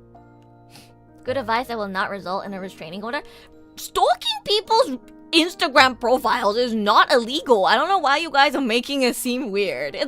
I'm saying stalk their Instagram profile. That's okay. Like, if you have access to it, like if they have a public profile or if you're mutuals with them, like, just look at their Instagram. Oh, you missed the Instagram. No, I was saying stalk their Instagram if you want to find out. Because, like, my real advice is, like, just ask them in a subtle way. Like, I have no plans for Valentine's Day. What about you? But if you're, like, super shy and you just, like, don't even want to try talking to them, then the only way you have is to look at their social media, right? Hi, Cross. Hello. Happy Valentine's Day. About being single, having a hard time talking to guys. I kind of get you. I think I've gotten better, especially recently as a VTuber, as a content creator. Like, I've had to talk to guys. I have no choice. So I've gotten much better. But back in the days when I was in school, I definitely was really bad at talking to guys. I like almost like was scared of guys for a portion of my life because I wasn't very close to my dad. He was never around growing up. Only my mom took care of me. My dad was like never around. So I had a really bad impression of guys growing up. I had almost like a fear of them. But I was able to grow out of it, so you can too. Guren, hello. Happy Valentine's Day. Hello. I'm giving chat some advice about love. Thank you so much for the head, fat cat. Thank you. I think Ash's small. Actually. Yeah, that's right. I think what you need is watch Amikoto Ash, and then you realize that men are just silly little guys, and you'll be fine. I'm joking. But like real advice. Ash is small.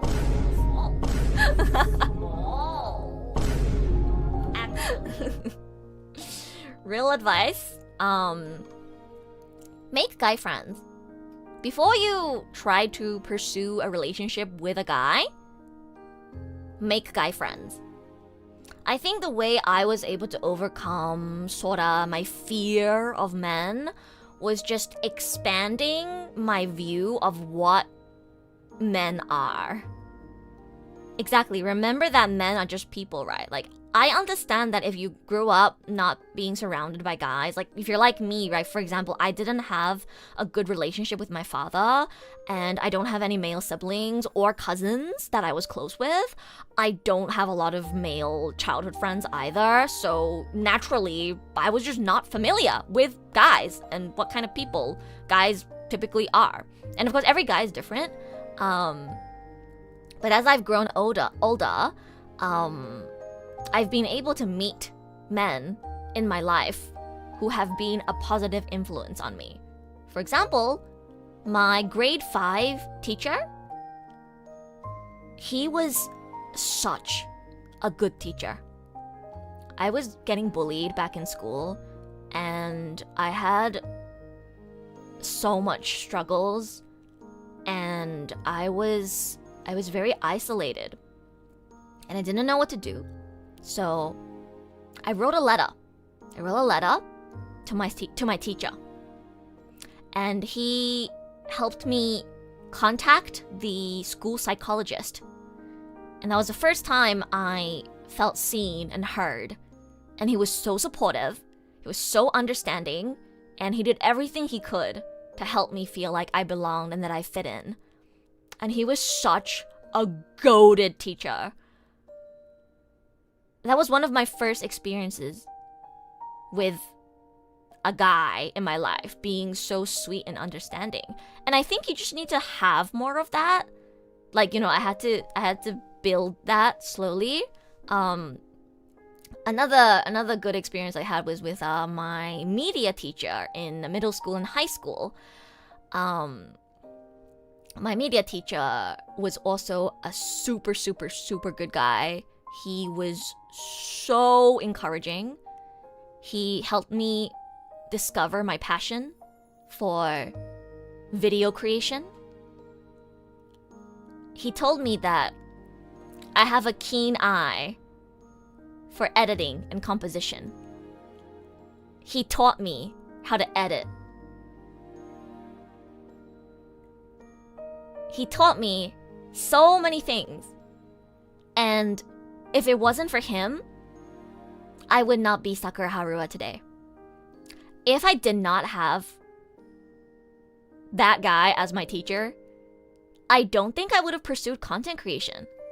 I think I would have been too scared to try because of all the technology. Like, oh, I don't know how to edit. Oh, I don't know how YouTube works. Oh, I don't know.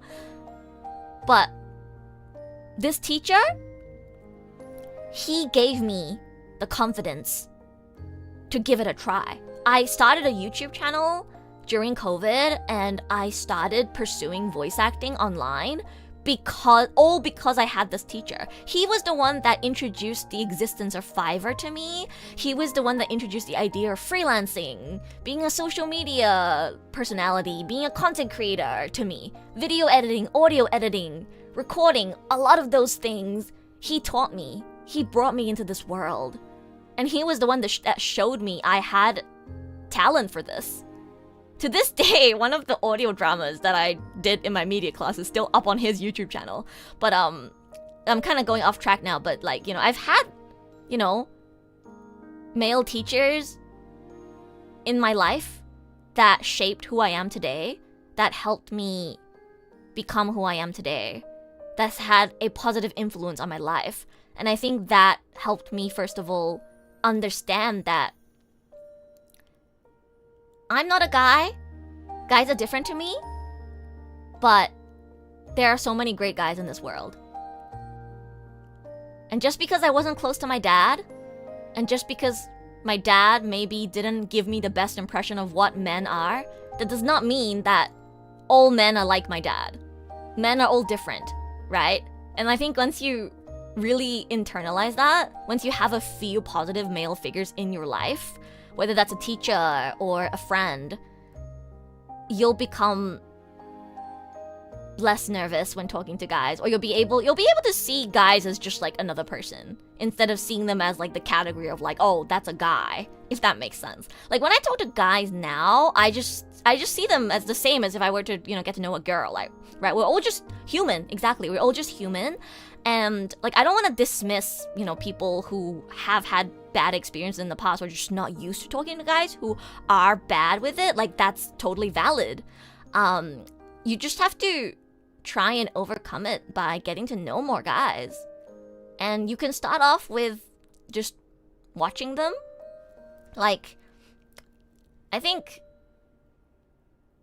seeing some male content creators and streamers who have had like values that really resonated with me also helped me see like, oh, like there's so many men in this world who actually think just like me. Like I might be a girl and they might be a guy, but we actually share a lot of similar values. Like it doesn't matter whether you're a guy or a girl, we're all just human, right? And every individual is different. As I grew up, I also made more guy friends, and I've met some of the best guys that I've ever met in my life. Some of my closest friends right now are men, and they are so sweet and amazing and understanding and hardworking. And even if we don't always agree on the same things, even if we don't go through the same things because of gender differences, even if we are not the same, we can still be connected and we can still get along. So, yeah, just try to make more guy friends, and you'll realize that they're just silly little people. They're just silly little people. And you'll be able to meet some great guys, trust me. Amikoto Ash is one of them. And so is Mary. Yeah. Hi, tsugi. Ashes. Oh.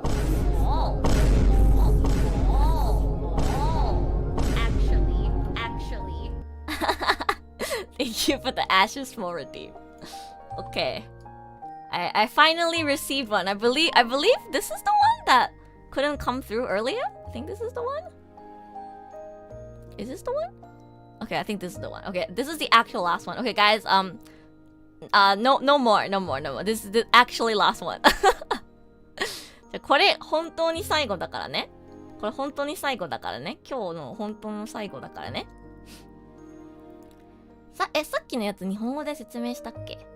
なんか男と喋るの苦手っていうお悩みなんだけど、男友達、まず男友達を作ってください。男友達をいっぱい作ったらわかるはず。男なんてね、女とそんな変わんないよ。みんな人間だって。みんなそれぞれ悩みあるし。男だからとか女だからとかって、ね、別に個人によって性格全然違うし、考え方も全然違うし。何人か仲いい男友達ができたら、自然と、あ、男と喋ってるじゃなくて、ただ人間と喋ってるんだなって思えるようになるから、男友達を作りましょう。男と喋るのが苦手な女の子は。とりあえず、まあ、男と喋るのが得意女友達の後ろに隠れて、まずちょっと男友達を作ってみましょう。Okay, last one. Rua, I have an online friend that I'm somewhat interested in advancing our relationship further, more than a friend, but I ran into a problem of we being too good a friend already. Ooh.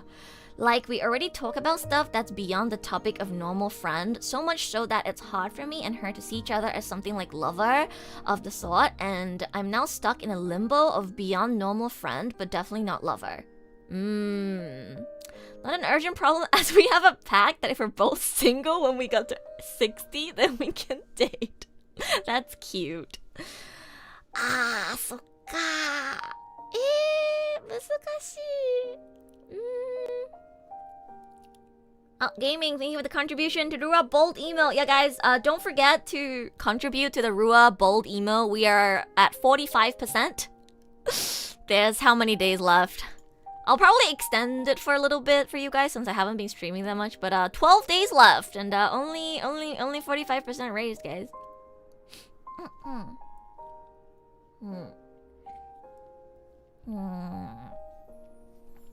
I'm waiting for feet emote. Shannon wants a feet emote, but I was like, not for free. Not for free, man.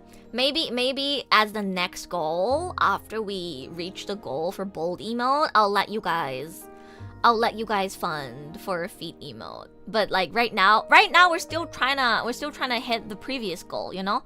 After that, we'll put in a goal for feet. Name your price? I don't know. I'll think about it. I'll think about it. Anyways, back to the marshmallow. 今ネットで仲良くしてる友達がいるんだけど、ちょっと仲良くなりすぎちゃって、友達以上恋人未満みたいな変な空気になってて、どうすればいいかわからないっていうお悩みなんですけれども、これもね、難しいよ。Bernie will solo clear that goal. Oh boy. Maybe I have to make it a paid goal. 100 subs! I'll think about it. I feel like I should save some goals for like the future if I do a subathon or something. I feel like I'm giving you guys things too easily, but it's okay. I will always give you an opportunity to have what you want. Don't worry. And I will extend the date needed to achieve it. 100 subs, you say. Oh shit. Natural is ready. I've actually been in many similar situations where I got really close to someone online, and we got so close that we would like basically be calling each other in private all the time and like telling each other our deepest, darkest secrets. I would get like super vulnerable and even like break down and start crying in front of them, and it really just felt like it was already beyond a friendship at that point. So I definitely know what it's like. I've been in the same situation before. I think you have to evaluate what's more important to you. Is this somebody who is so special to you that you want to keep them around for the rest of your life? If this is someone that is so important to you that you want to keep them around for the rest of your life, then you have to make a choice. You have to risk this friendship and tell them how you feel. I know it's hard. I've been there. But that's how I got over it. I got over it by asking myself, but if I don't tell them that I want to be more than friends, one day they might fall in love with someone else. They might start dating that person. And then I can't be close with them anymore like I am now. So if I want to keep them in my life forever, if I want to always have what I have with them right now, I have to take that risk and I have to tell them, hey, you're special to me. Not just as a friend, but I want to be more. It's really, really scary, I know. But if you don't take that step, and they also don't do anything about it even though they feel the same way, you might let a lovely, amazing relationship slip away.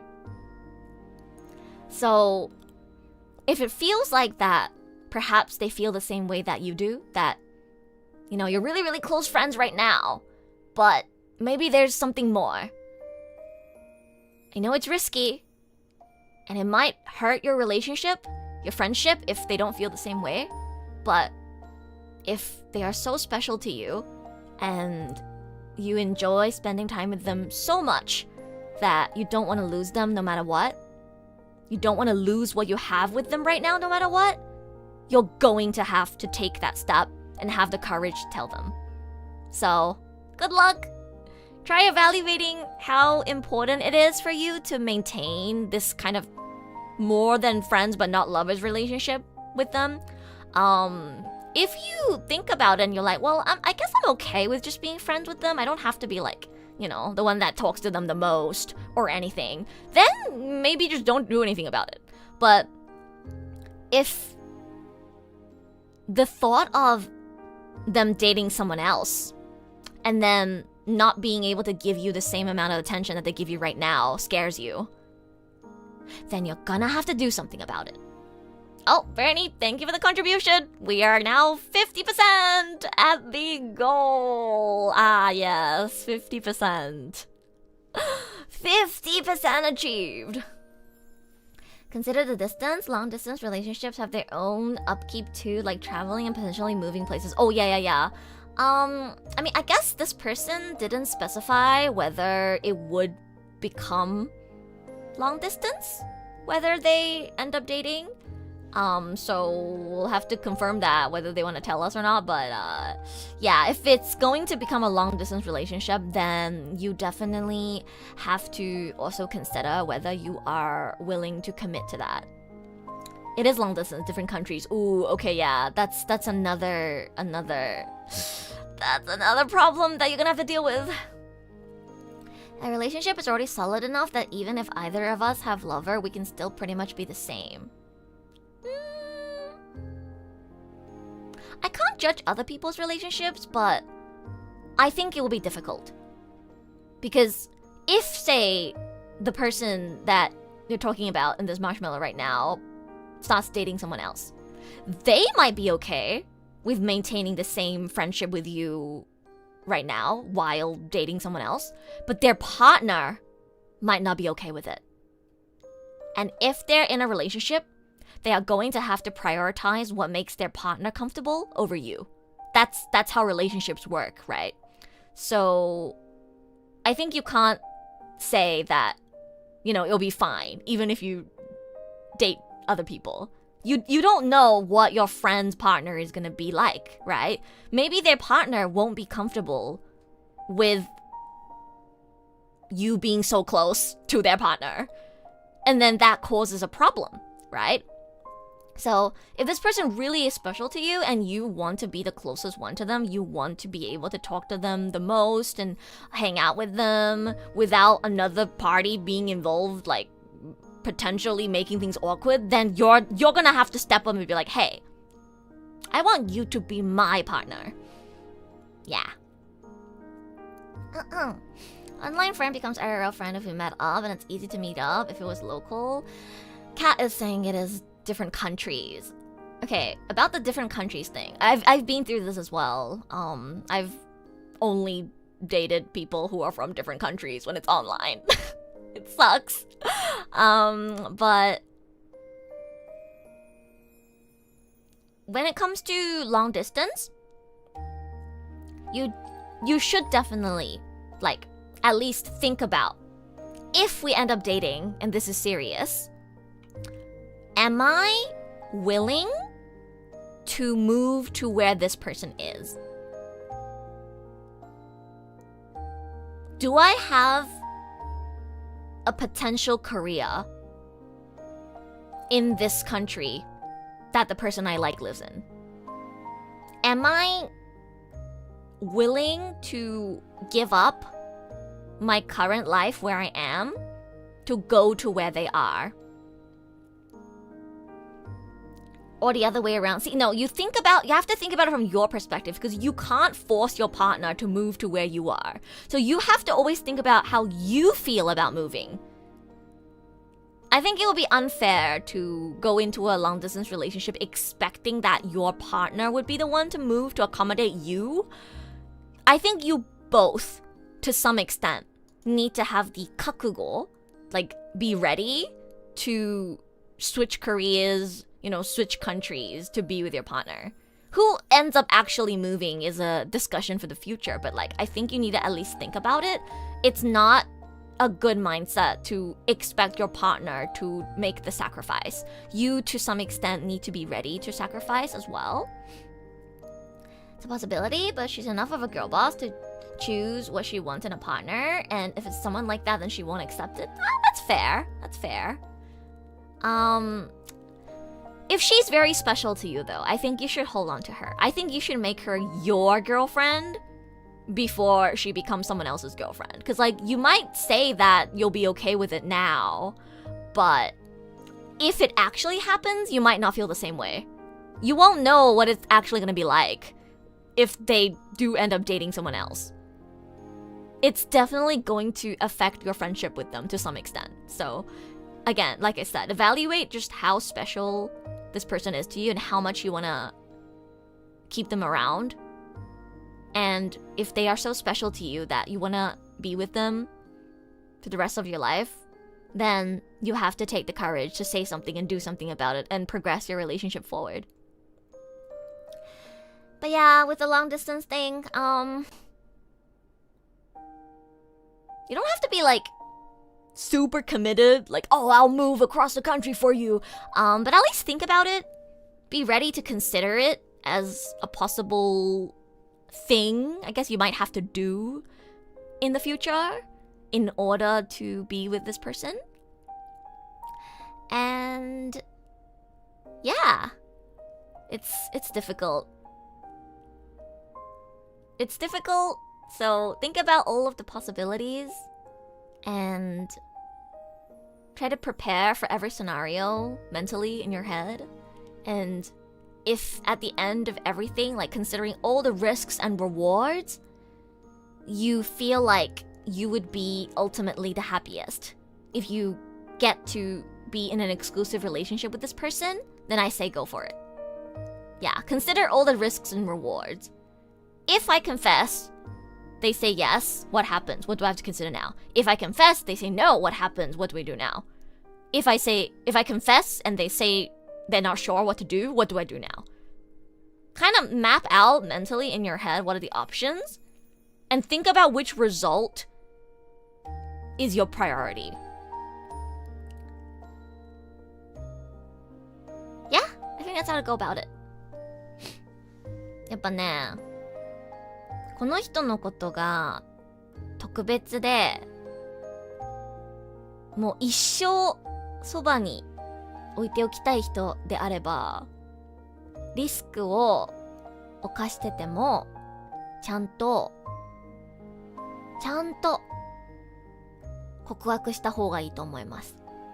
じゃないとね、その人がもしかしたら他の人と付き合い始めるかもしれない。そしたらね、もう今みたいに毎日話したりとか多分できなくなると思うので、本当に大切で、どうしても失いたくない人であれば、ルア的にはもう断られるリスクを冒しててもちゃんと気持ちを伝えた方がいいと思います。うん。Yeah. Okay. I guess that is the last question for today. Unless somebody sneakily threw in another marshmallow. Okay, no more. I still have like 76 Maros in my inbox, guys. Just like from people like sending me stuff for the Q&A. I did not expect this many. Don't worry, if you sent in a Maro, it's always gonna be there. I'm not gonna delete it or anything unless it's like a weird question. When I do another Q&A or just a chatting stream in the future and I run out of topics to talk about, I'll pull up my marshmallow again. So yeah, don't worry. Hi.終わり. Thank you so much to everybody who sent in a marshmallow today. I tried my best to articulate my feelings, my thoughts, my advice as well as I can. I hope it was helpful. I really, really do. I was trying my best to actually be genuinely helpful. 76 more questions. Yay! Another time. I wanted to, keep today on topic for Valentine's Day, and we got a total of like 21 questions, which is more than what I was expecting. So I'm really, really glad. Thank you so much, everyone, for sending in your submissions. We had some super, super great, insightful questions. I'm so proud of you guys. マジでね、めちゃくちゃディープな考えさせられる質問を送ってきたんで、めちゃくちゃいいためになる配信になったんじゃないかなって思います。ありがとうございます、本当に。So many good advice today. I'm glad. Wonderful advice. Oh, I'm glad it was helpful for you guys. You're welcome. Rua, Yap stream is a blessing. Hey, every stream is a Yap stream, in a way. Okay, before I wrap up, let me just go over all of the announcements that I made at the beginning of the stream, and also maybe give you guys some tidbits on what I'm probably gonna stream next week. So, before we wrap up today, guys, remember that ASTRALINE Valentine's Day merch is now on sale at stickymary.com. I'm sure a lot of you guys have already purchased the merchandise, but in case you haven't, let me pull up Lua's picture in HD for you guys.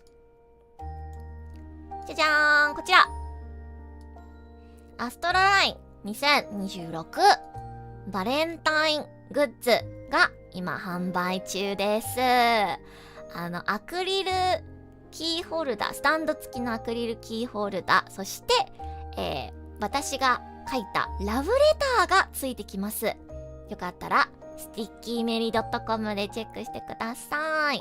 It is a acrylic stand that also can be a keychain. Comes with a love letter written by yours truly. It has my autograph on it as well. And I wrote my letter in both Japanese and English. 英語と日本語両方ついてきます。ぜひぜひよかったらチェックしてみてください。そして桜葉ルア公式ファンディスコードサーバールアモンセンターが今オープンしましたイエーイ Sakuraha Rua official fan Discord server Ruamon Center is now open for all Ruamons to join. Yippee! I have this cute illustration by Kaput added in my panels now, so if anybody wants to grab the link from the panel, you can do that, or you can pull up the link anytime you want by putting command Discord in chat. It is an open server. Everybody is free to join. You just have to be verified, I think, and accept the rules. We have set it up so that you can grab a role to be notified when I go live, but I think it's not working. We gotta fix that, Shannon. I noticed the Cowbot tried acting stream, but it didn't work. How do we fix that? I saw mods talk about it. How do we fix that? Did you fix it? Oh, okay. Okay, it should be fixed now. Hopefully it's fixed. Hopefully it'll work next time. But yes, please come join us at Ruamon Center. No pressure to chat or be active just because you joined. Don't worry, I don't mind lurkers. Feel free to join just to check out Rua news. I will be posting my schedules. You can find a reference for my character. You can find clips and also my Twitter updates. If you don't have Twitter, I will be sending all of my tweets embedded in the Twitter updates channel, so you guys can be up to date with what I'm saying. If there's any new merch or new releases, I'll be posting it in announcements.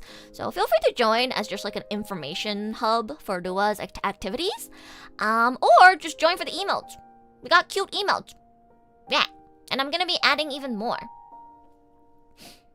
Thank you for the stream, Lua. I was lurking the whole time because I'm sick. Oh, I hope you get better soon, Krellian.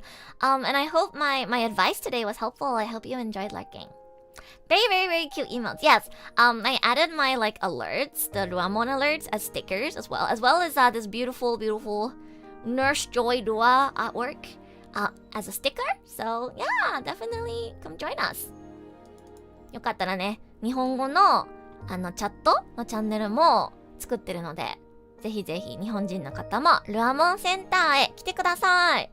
みんな英語で喋ってるどうしようって不安になるかもしれないんですけど、大丈夫だよ。私がいるから。ルアがいるから大丈夫大丈夫。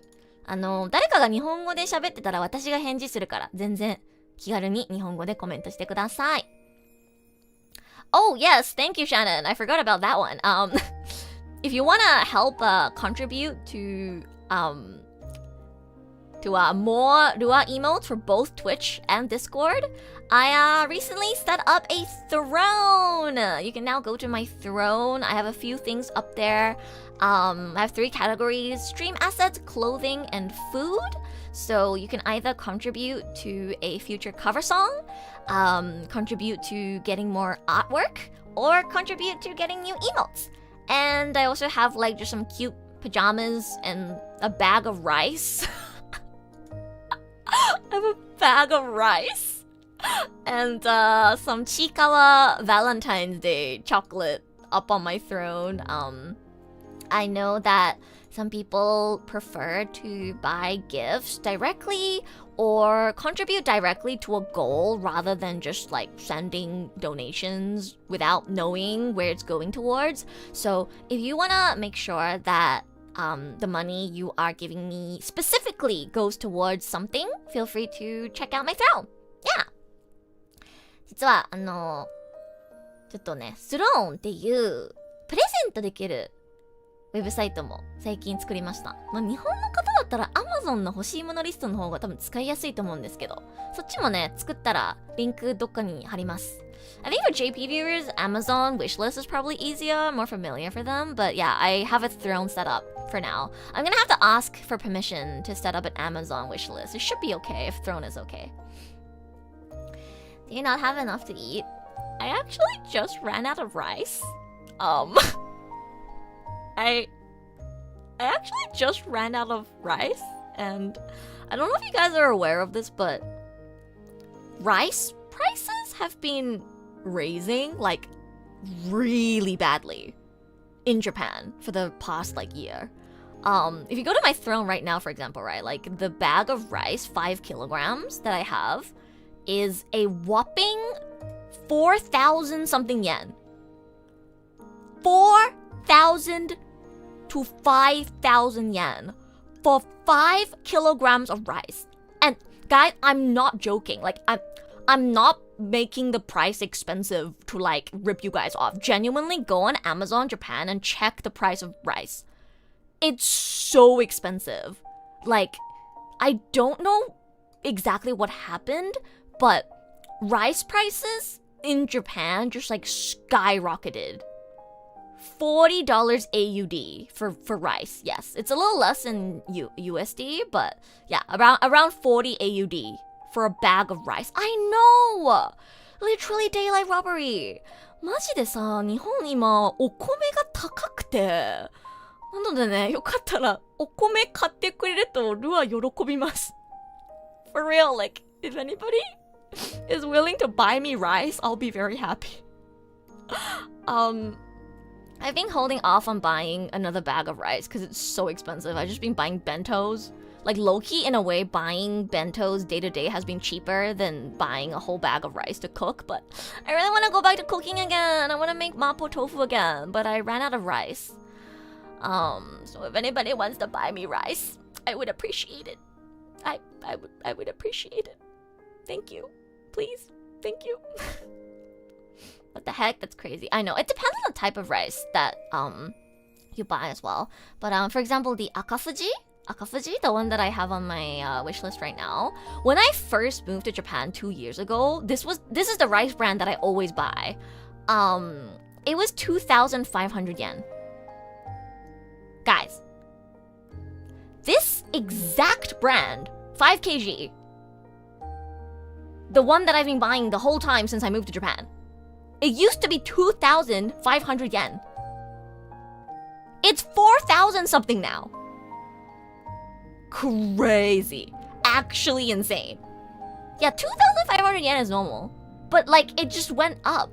I think it's something about like farmers not getting good harvests or something like that. I don't know. Something about farmers and bad harvests, I believe, I think. But yeah, it's been rough, guys. It's been rough as a rice eater in Japan. Seasonal things. I don't even think it's seasonal because it's been so long since the price change. Like, about a year ago, I think, is when the rice price suddenly shot up, and it's just never gone back down. You're gonna remodel your throne to a grocery list? No, for real, I will. If anybody will pay for my groceries, thank you, please. I need it. I want to cook mapo tofu so bad, and I got no rice. I got no rice, dude. I also put like a Chikawa chocolate box there from Amazon for the spirit of Valentine's Day, but I guess I'll keep it there even after Valentine's Day is over if anyone wants to get me some Chikawa chocolates. I wanted to ask, are fruits in Japan really expensive? Yes. Yes, Shannon. Fruits are very expensive in Japan. Seasonally, they get more expensive or cheaper. In winter, oranges are in season. So, oranges are okay right now, like relatively affordable. So I've been eating a lot of oranges. What is it? I think in summer or something, like strawberries are in season. I forgot what season apples were. I forgot, but like, yeah. Usually I just buy whatever is in season because otherwise it's like really stupid expensive. Yeah. I believe a box of strawberries, 7,000 yen. Depends on the type of strawberry. If you get like the super exclusive ones, it's very, very, very pricey. Yeah. Chat, should I purchase the rice for the funny? I don't know if it'll be for funny. You'll be helping out my livelihood. If somebody buys me rice, I will personally post a picture of the rice bag and post it on Twitter and be like, thank you to my Ruamons for feeding me rice. I will post a picture of the rice delivered from Amazon to prove that you actually helped me buy rice.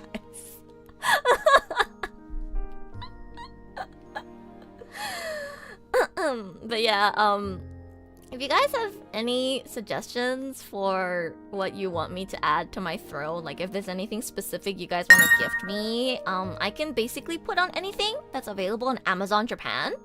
So yeah, just let me know. I think you can directly send suggestions on throne. But if not, just tell me in chat. Rice done? Oh shit! Giga Chad! Let's go! Wait, I should have throne alerts set up. Why is it not working? Are? Oh shit, I guess I gotta figure that out. Where are my throne alerts? Wait, did I get an alert? Am I just... Oh, it worked? Oh, I guess I just didn't notice. Okay, I guess I just didn't notice. I just didn't notice. Okay, it is working. It is working. Okay, that's good, that's good. Thank you! Thank you so much! Oh my god, I can finally eat mapo tofu again! Do you have a tungsten cube on the list yet? Do they sell tungsten cubes on Amazon Japan? Do they sell tungsten cubes on Amazon Japan? If they do, then I will, sure. Promise to send a pic of the mapo tofu? Okay, yeah. If you would prefer to see my mapo tofu, I'll send a picture of my cooking then, instead of the bag of rice.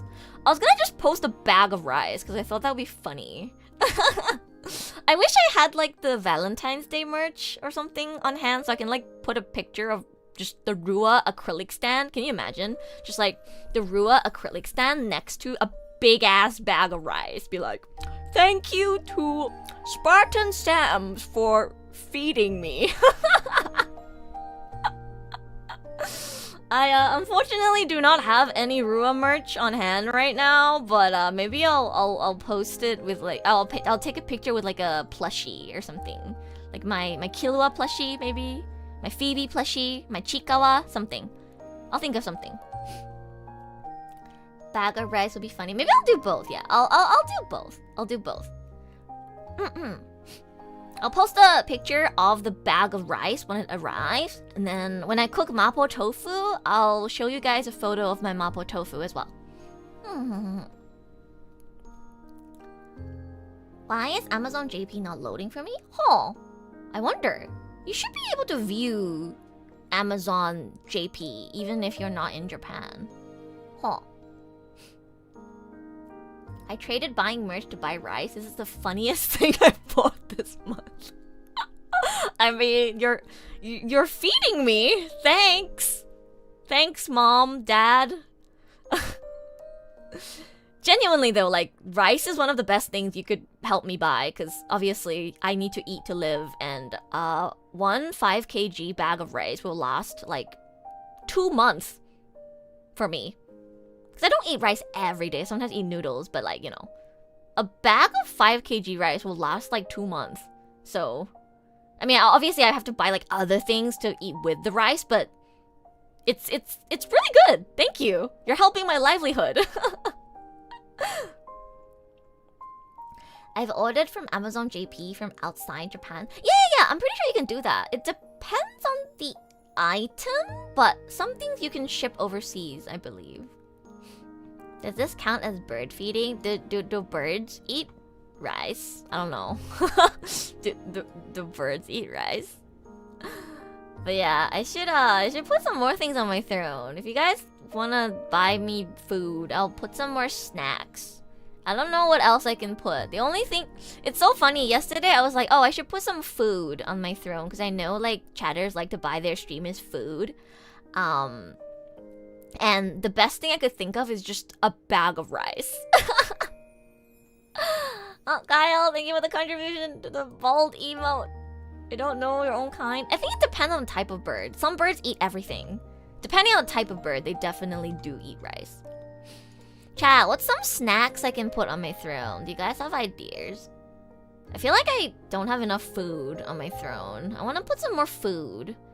Because I know chat likes to feed their streamer. Just put a grocery list? Mapo tofu.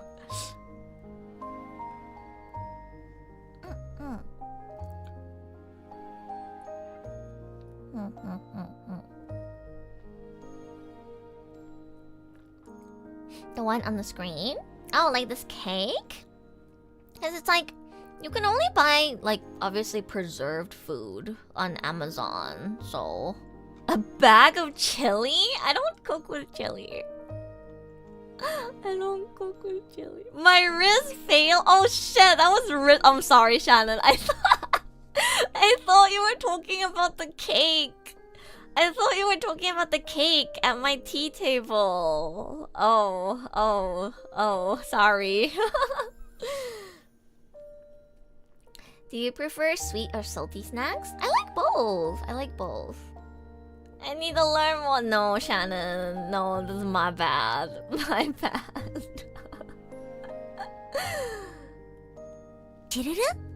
Oh, Yanchi! Thank you so much for the gift sub. Thank you. Hello, Yanchi. How you doing? Welcome. Happy Valentine's Day. I am the snack. I mean, I am already available on my throne. You know, paying for scab artwork is directly contributing to getting Rua as a snack. For real. Because what's not to say I can't commission some spicy artwork of myself. Happy Valentine's Day, Yanchi! Thank you so much for the gift sub. Hello, how you doing? I'm like in the middle of wrapping up the stream, and then I forgot to tell everyone that I made a throne for Rua. One of my viewers bought me a bag of rice. Thank you, Dad. And yeah, I was just asking chat. I want to add a few more snacks on my throne, because, you know, like, snacks are cheaper. And I know chatters like to feed their streamer, so I want to add some more snacks. And I'm thinking what I should add. I know Lumi has, like, what, Pepsi? Love advice stream with a side quest of buying rice. I wonder if do they sell 麻婆豆腐の巣って Amazon で売ってるかな？よく料理で作ってるからさ。あ、ちゃんとある。あ、じゃあそれ入れちゃおうかな。うん、それにしよう。Okay, I'll add a like instant. I don't know how to say that, but like instant mapo tofu pack thingy. It's like you cook it technically, but you add the tofu and like the meat and everything fresh. It's just that the paste is already done for you, so it's a lot easier to cook, and I use it all the time. It's available on Amazon. Amazon で売ってる麻婆豆腐の巣。あ、でもルアがいつも買ってるやつないや。I don't have 味の素。悲しい。ルアが好きな味の素のやつないや。残念。They don't have the one that I always buy. My favorite brand. Oh no, wait, they do. Wait. 味の素あったわ。ありました。待って。これ入れる。Dude, it's so cheap. It's like 200 yen. Dude, I fucking love mapo tofu. My goat! Oh my god, it's on discount right now? 164 yen? So cheap! I might just buy that for myself, like right now. 待って、安っ！すごい安いんですけど。今すぐ買おうかな。Right, I forgot about delivery. Yeah, I don't have Amazon Prime. I forgot about delivery. Oopsies. It's okay though. I think if you buy like multiple items together, you can save on delivery, if I remember correctly.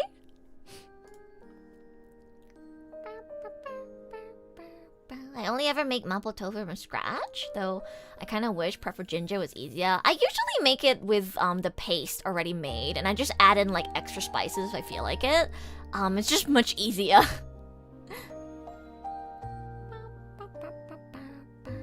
It's like a sauce pack, kinda. Yeah. I love the way you say tofu. Wait, tofu? Tofu? Am I saying tofu differently to how normal people say it? Did you get GTA yet? I did. I bought it yesterday, actually. I was like, oh shit, I gotta, buy GTA 5 and set it up and all. And then I looked at, Shannon, I looked at it. And it was like 4,000 yen. I was like, what the fuck? Oh shit. I wasn't ready for this expense. Like, chat, look. 4,000 yen might not seem like a lot, but like, in Japan, 4,000 yen can feed you for like a whole week if you eat cheap. You know what I mean? I can feed myself for pretty much a week if I eat like really cheaply for 4,000 yen.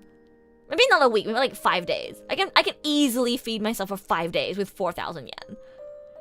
And I was like, oh shit, GTA kind of expensive, dude. Yeah, or I can buy a whole bag of rice that lasts me 2 months, right?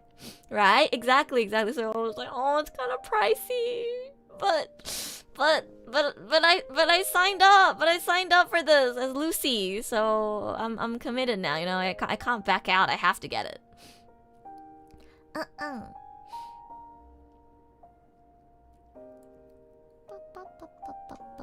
Speaking of District V, gotta pull up my card again. Tell everyone about it. よいしょ。はい。終わる前にもう一回告知するんですけど、2時3時 EN 主催のGTA5 のロールプレイイベントでルーシーとして参加いたします。District V というイベントなんですけど、2月21日から3月4日まで開催される100人以上の Vtuber が参加するイベントです。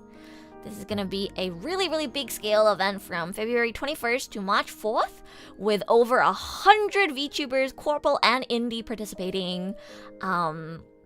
It's a GTA 5 roleplay event hosted by Nijisanji EM, funded by Ruka Kaneshiro.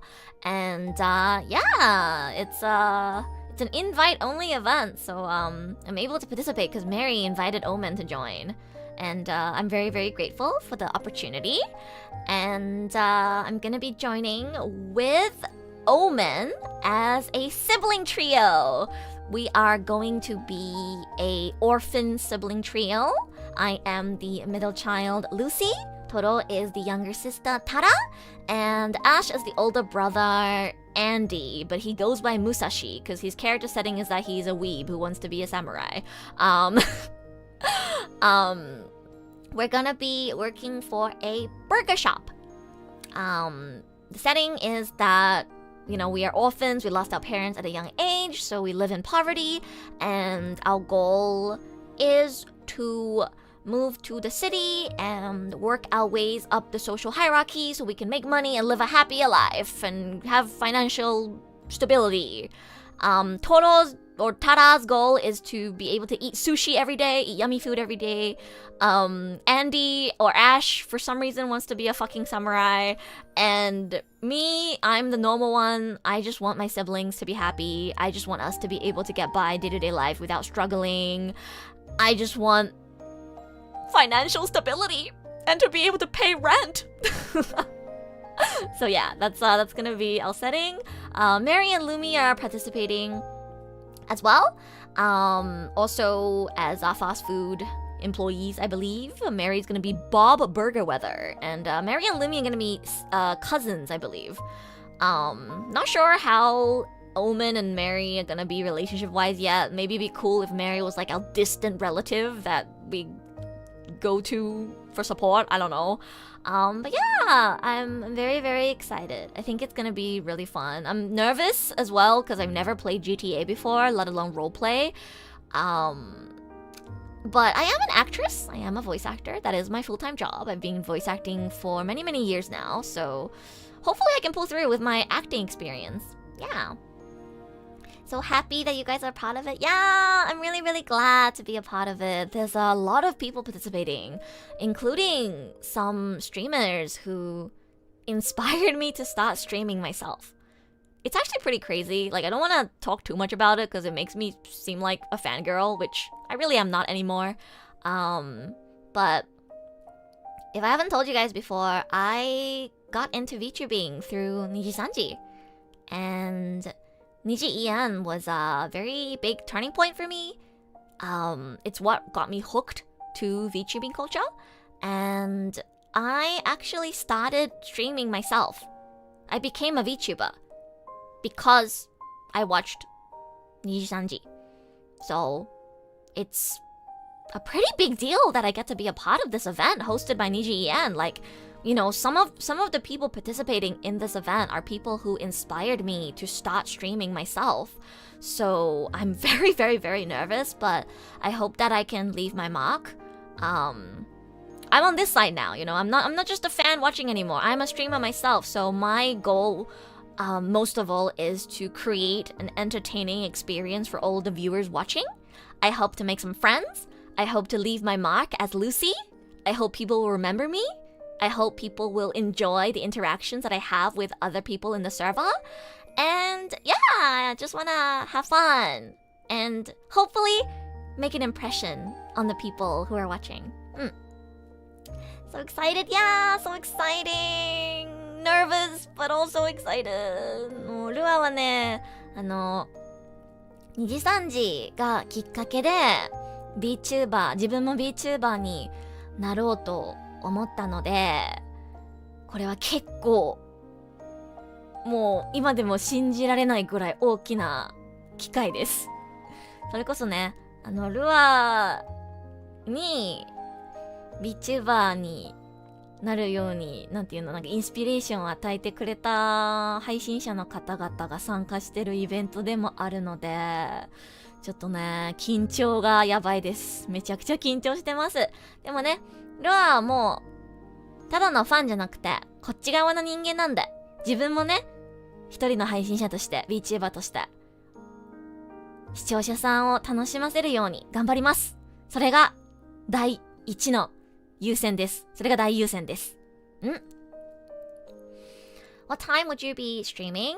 Okay, so if you guys are not familiar with the event, I watched Luca and Wilson stream the other day announcing the event. It's going to be between 8 a.m. and 6 p.m. JST, I believe.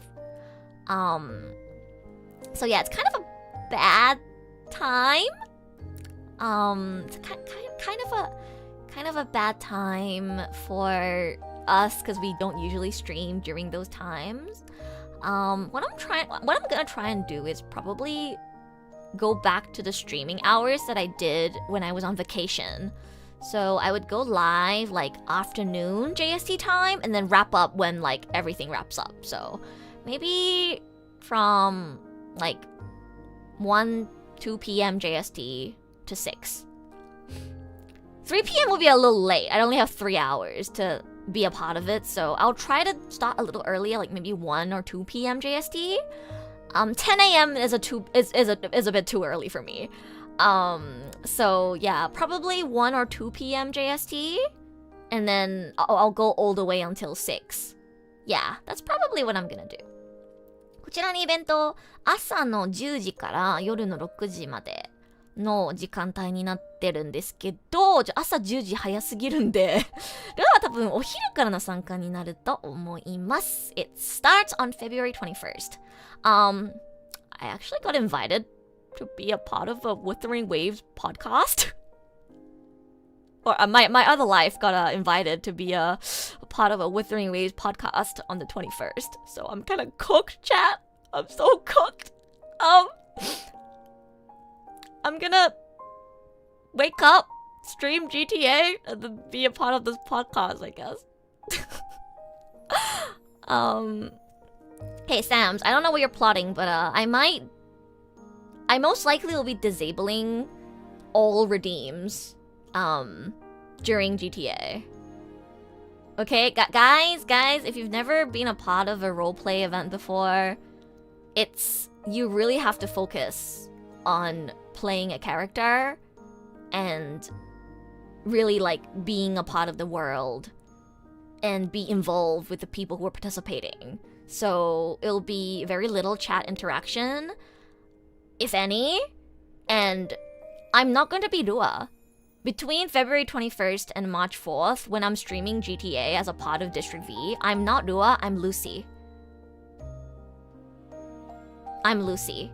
So, like, please do familiarize yourself with what VTuber like RP is like, because yeah, if you act out of line, it might make the experience uncomfortable for other viewers. Mary and Lumi are going to be part of this as well, and of course all of the OMEN members. So yeah, in general, as a rule of thumb, I'm not super familiar with it either, but basically it's focused on playing a character in a role, right? It's role play. So every streamer will be focused on performing their character within the roleplay world. I'm going to be focused on talking to the other players in the game and almost like putting on a show for you to watch. Like, I'll be living in the world of GTA as Lucy, as the middle child of a sibling trio trying to make ends meet. And I'm gonna be, interacting with Toro, Tara, and Andy, and all of the other participants. We might run into the police, we might run into other business owners, and we're gonna be living out a life as a different person in this world during this period. That's kind of what it is. So it's not gonna be the same as usual. I'm not gonna start randomly yapping about my life. I'll still, of course, do other streams in between GTA, but whenever I am streaming GTA as a part of District V, I'll be strictly playing the character of Lucy. So just keep that in mind. It's just like when I go live as Sally, I'm Sally, right? Like, you can't come into Sally's stream and start asking about Rua. Treat it like that. See it as something like that. I'm gonna be playing a character.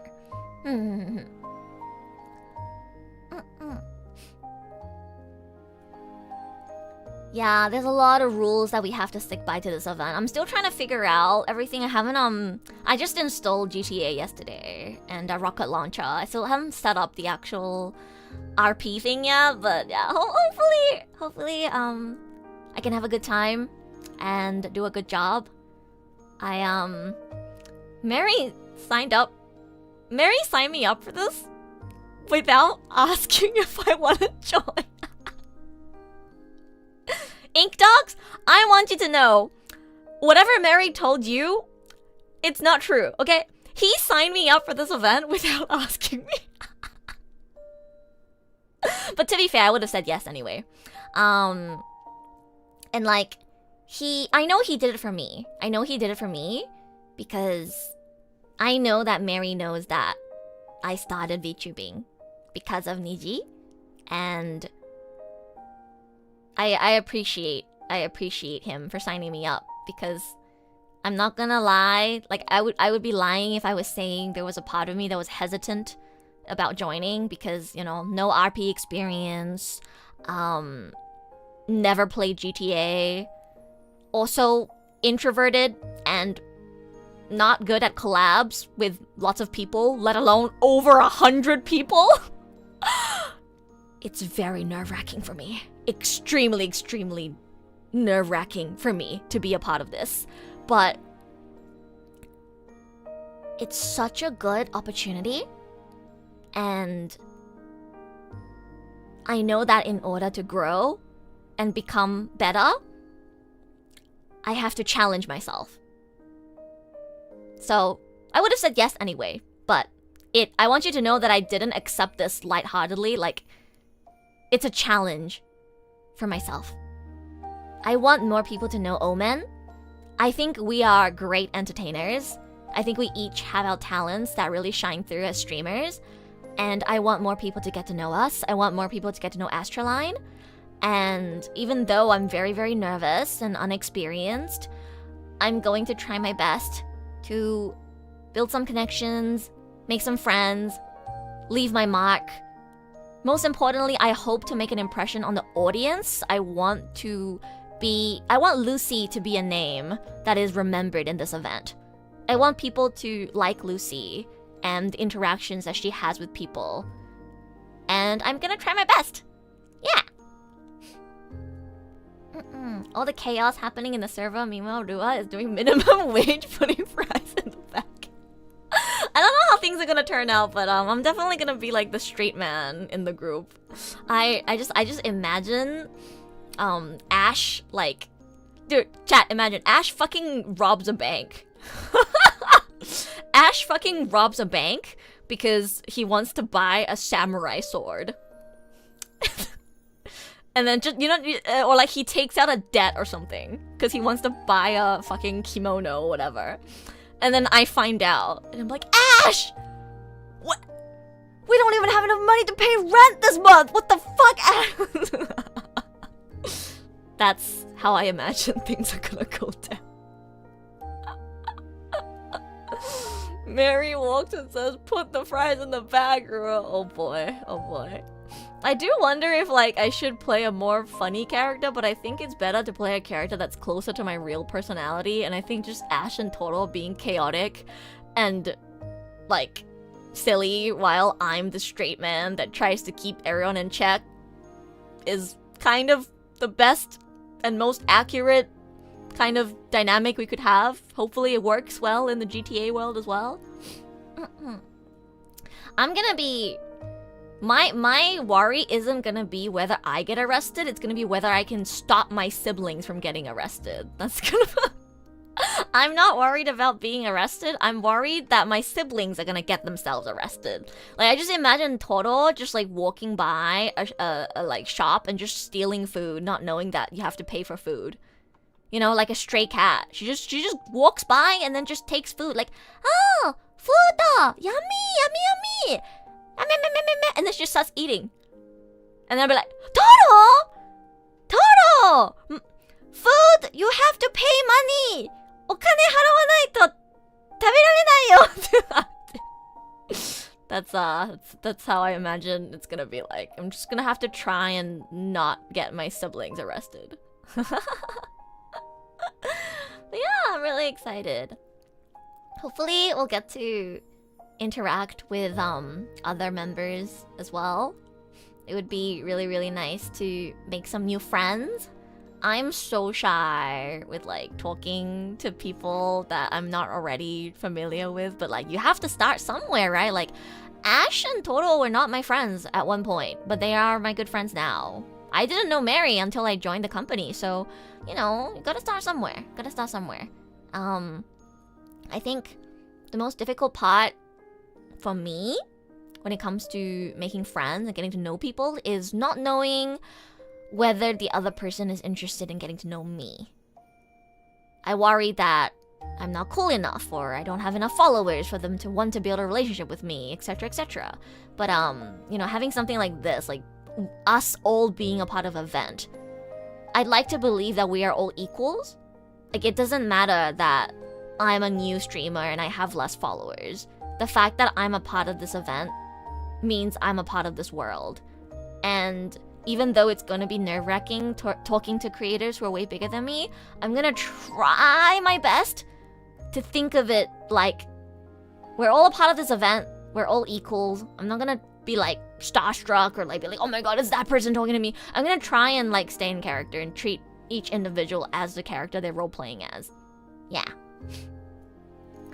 Yeah, there are some people who inspired me to start streaming in the server, so it is nerve-wracking, but like I said, I have to have the right mindset, right?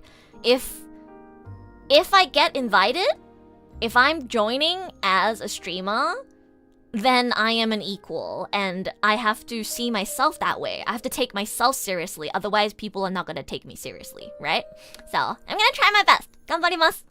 結構ね、ルアが憧れてる配信者さんもたくさん、出てるイベントではありますが、ルアも出演している以上、一人の配信者として頑張ります。爪痕をね、残せるように頑張るわ。うわ、英語、日本語、中国語、3カ国語を話せるすげえ面白い配信者いるじゃんってみんなに思ってもらえるように頑張ります。Yes, when I'm streaming as GTA, you can call me Lucy. I will be Lucy. I tried to think of a name that's easy to remember and also kind of similar to Rua. Shannon asked me actually off stream why I decided to call myself Lucy. I think I already explained it earlier, but it's very simple. I was trying to think of an American sounding name that's similar to Rua, and I was like, Lucy. Yeah. Because if you guys don't know, R and L are the same in Japanese, so Rua would be like also like L-U-A, Lua in Japanese. So, and then Lucy is Lucy, so it still starts with Ru. Technically, it's still R-U, Lucy. So, yeah, I tried to think of like a American sounding name that's That's similar to Rua. Which is so funny because Dog said you can't American accent. I tried my best. Can he do a better American accent than me? I actually helped Toro come up with Tara as her name. She was gonna call herself Sushi Girl, which in hindsight like works, but she wasn't sure like what to write for her profile. So I suggested we be siblings, and then I was like, well, GTA's is like, you know, set in like what, America, so I guess we can all have like English names and match each other.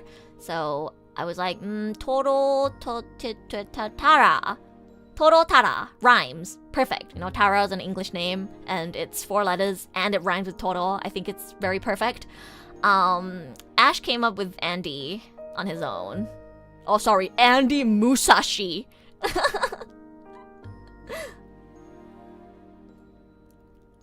Imagine you two are siblings and she's Sushi Girl and you're Fried Chicken Girl. I mean, we could have done that too, I guess.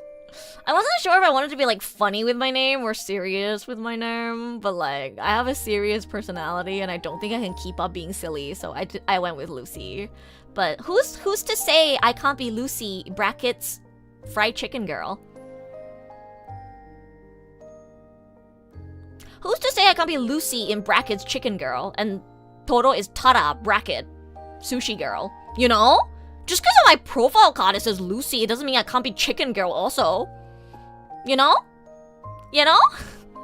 Who knows, maybe at some point during the roleplay I will get nicknamed Chicken Girl and Toro will get nicknamed Sushi Girl. And if, you know, that's what we get remembered as, then that's our legacy, I guess.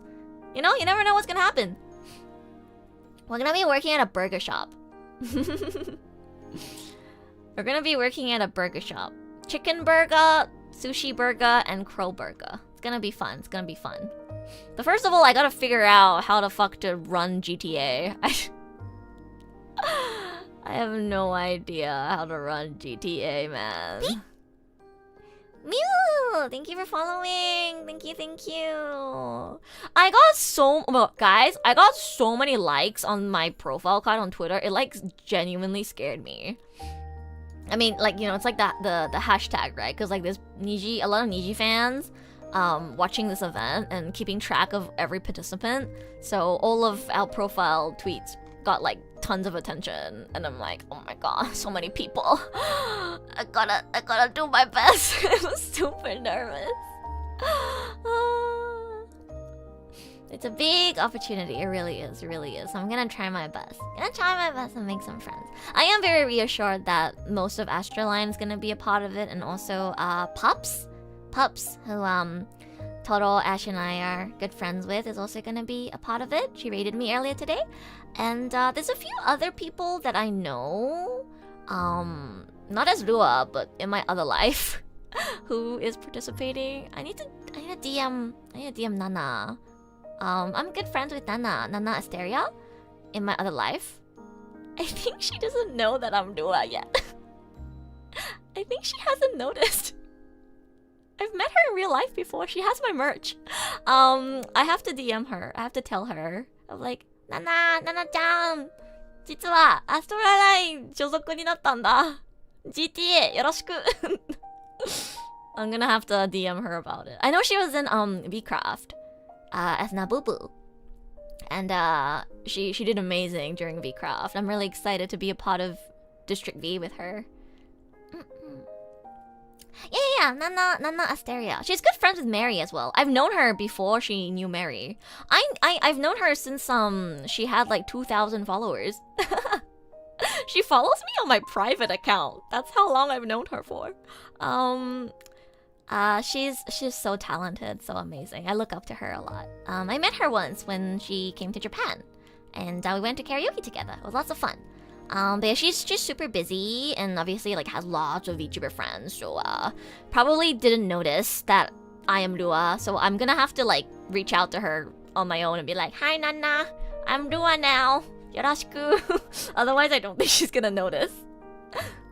Don't tell her. Just contact her in game and watch her confusion. That might be fun actually. Maybe I'll do that. But yes, Pops, Nana, some other indies, or just like names that I know participating in this event. I think it's gonna be really cool. Dude, I want to see Ash interact with Sunny so bad. Oh, chat. I want to see Ash interact with Sunny Briscoe. I hope Ash will interact with Sunny Briscoe. It's gonna be so good, guys. I want to see Ash interact with Sunny Briscoe so bad. Oh, they would be a good pair for real. If you guys know Sunny, I just think he and Ash will be a great duo. If you watch both of them, you'll know why. Next live stream, I'll probably go live on Monday or Tuesday. I'm gonna play Love in Deep Space on Monday or Tuesday. Pull for the new Caleb. I haven't decided yet which day. I'll have a schedule out or have a waiting room set up if it's Monday. If not, it'll be Tuesday. I love his lore video. But yeah, I'm pretty familiar with Niji Ian. Like I said, a lot of the talents got me into VTubing. I'm not gonna say who my Oshis are because I'm embarrassed, but one of my Oshis who inspired me to start VTubing is going to be in the event. Mary was jokingly saying, yo, we're gonna get you a collab with them. He really did. I don't know if I'll get to interact with my Oshi during the event, but it'll be cool. It'll be cool if we cross paths somewhere.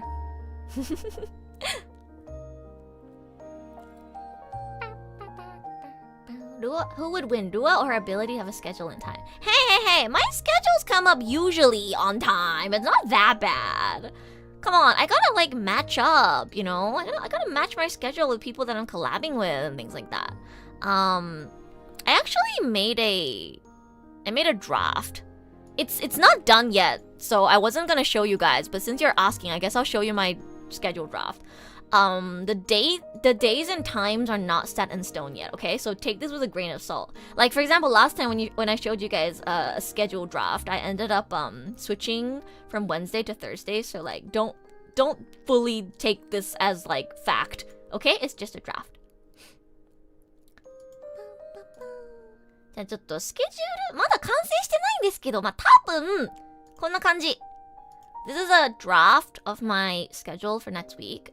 I'll either be playing Love and Deep Space on Monday or Tuesday, haven't decided, but it'll be one of these days and it'll be lads.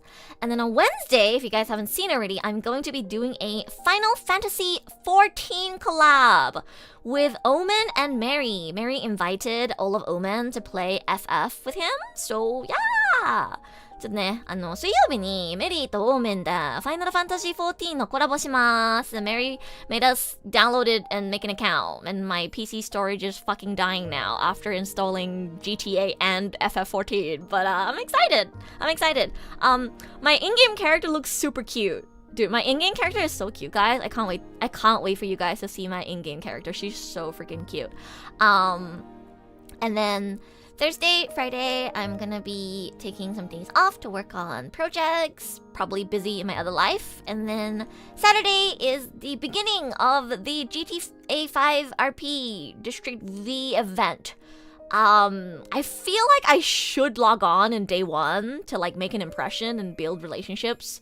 So I'm gonna try and log on Saturday.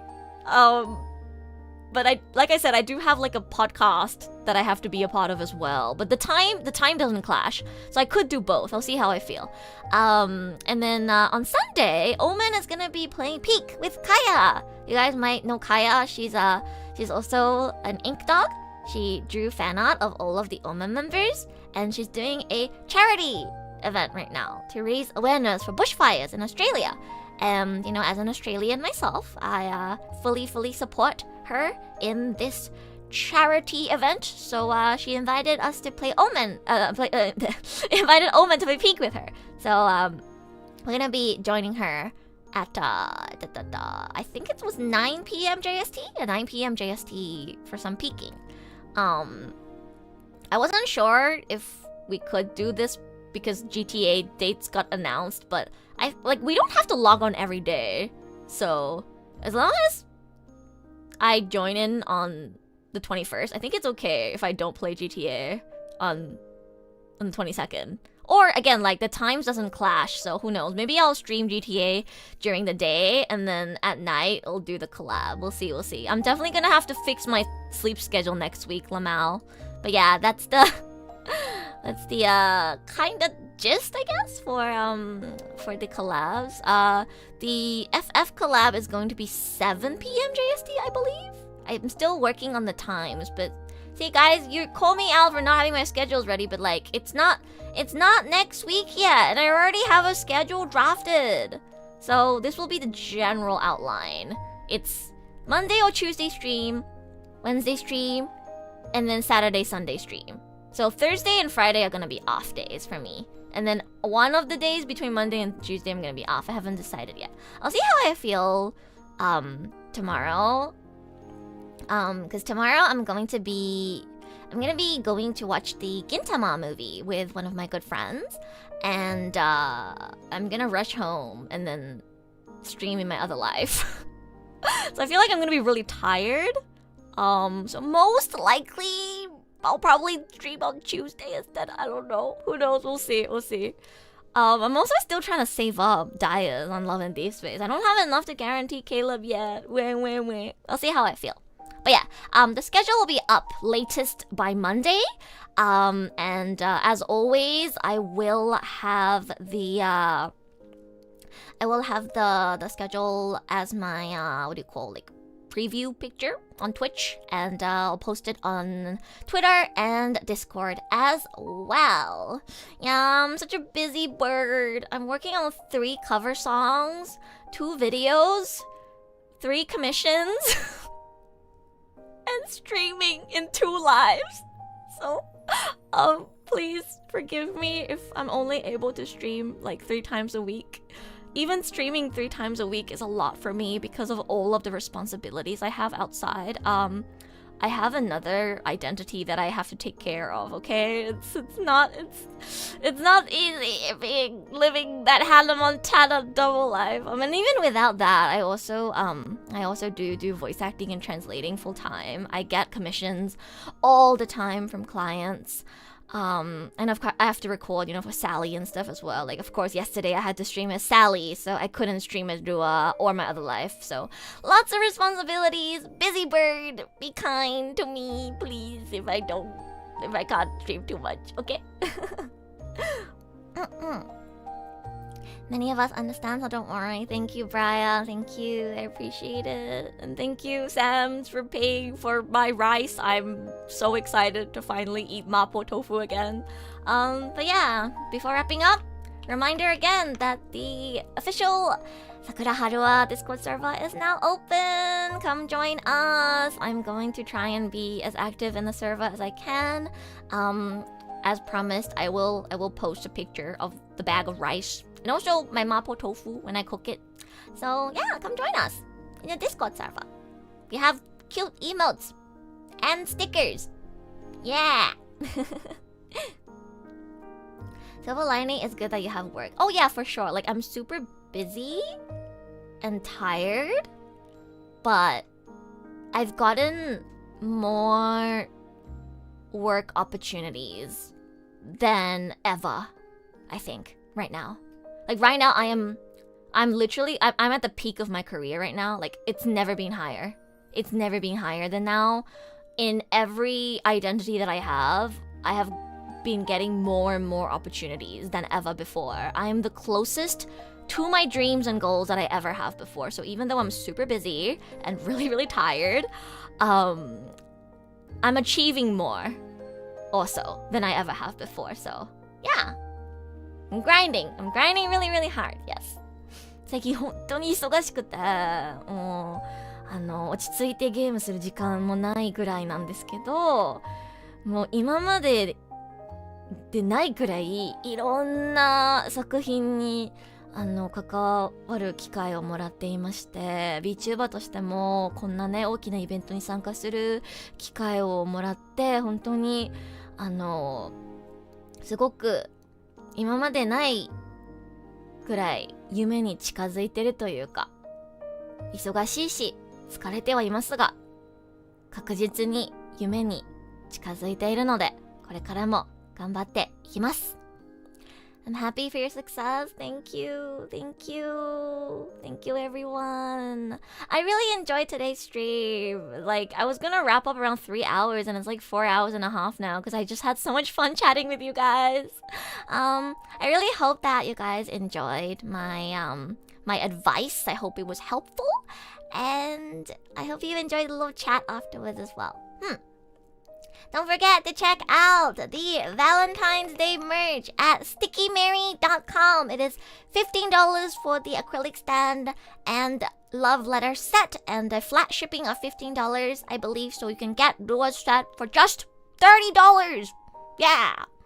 And you can even grab some of the other talents merch for no additional shipping. So stickymary.com.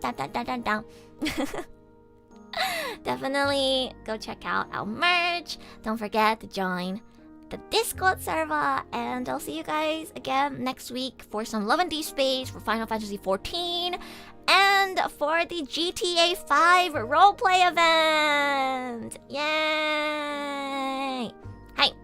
今日の配信はここで終わりにします。チャンネル登録、高評価、Twitch のフォロー、Twitter のフォローなどよろしくお願いします。Don't forget to follow me on Twitter as well if you do have a Twitter account.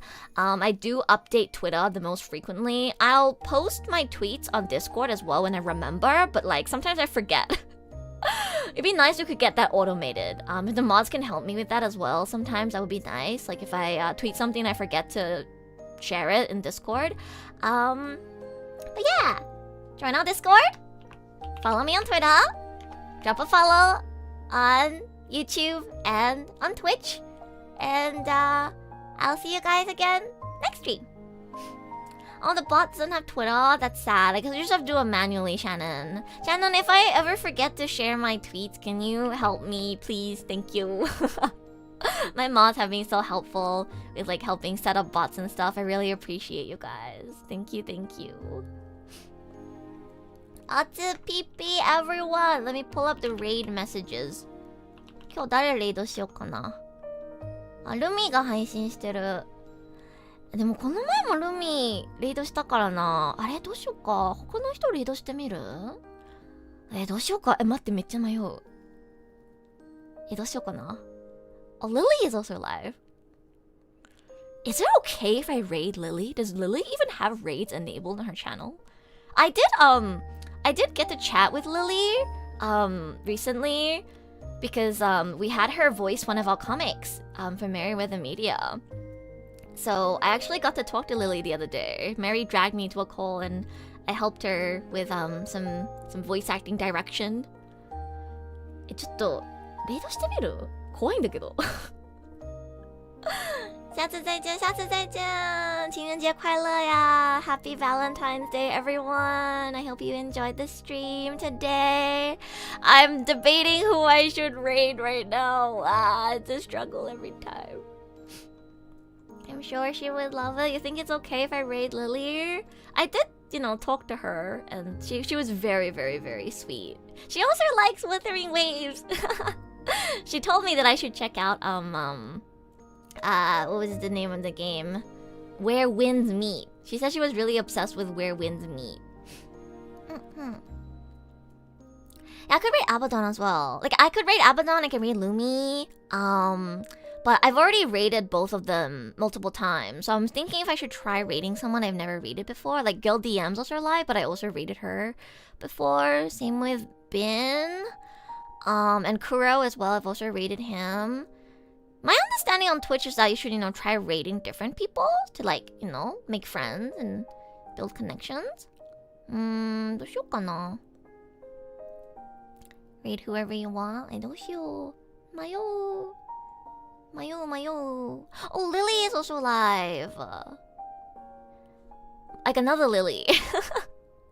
There's 2 Lilies I know that are alive.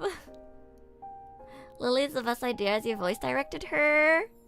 She's playing Honkai Star Rail. You know what? For the fact that she's playing Honkai Star Rail, let's raid Lily because I'm a gacha gamer.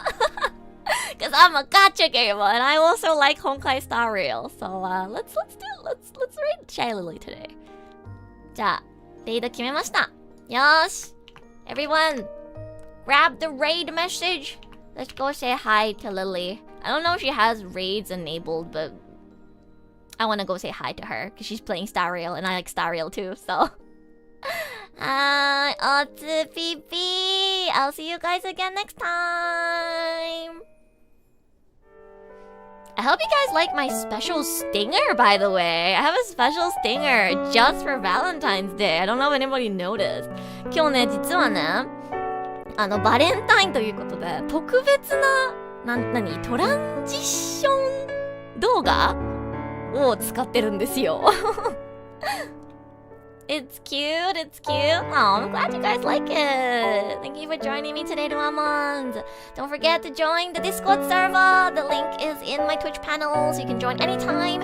And Otsupipi! Let's go say hi to Lily. またね。下次再见。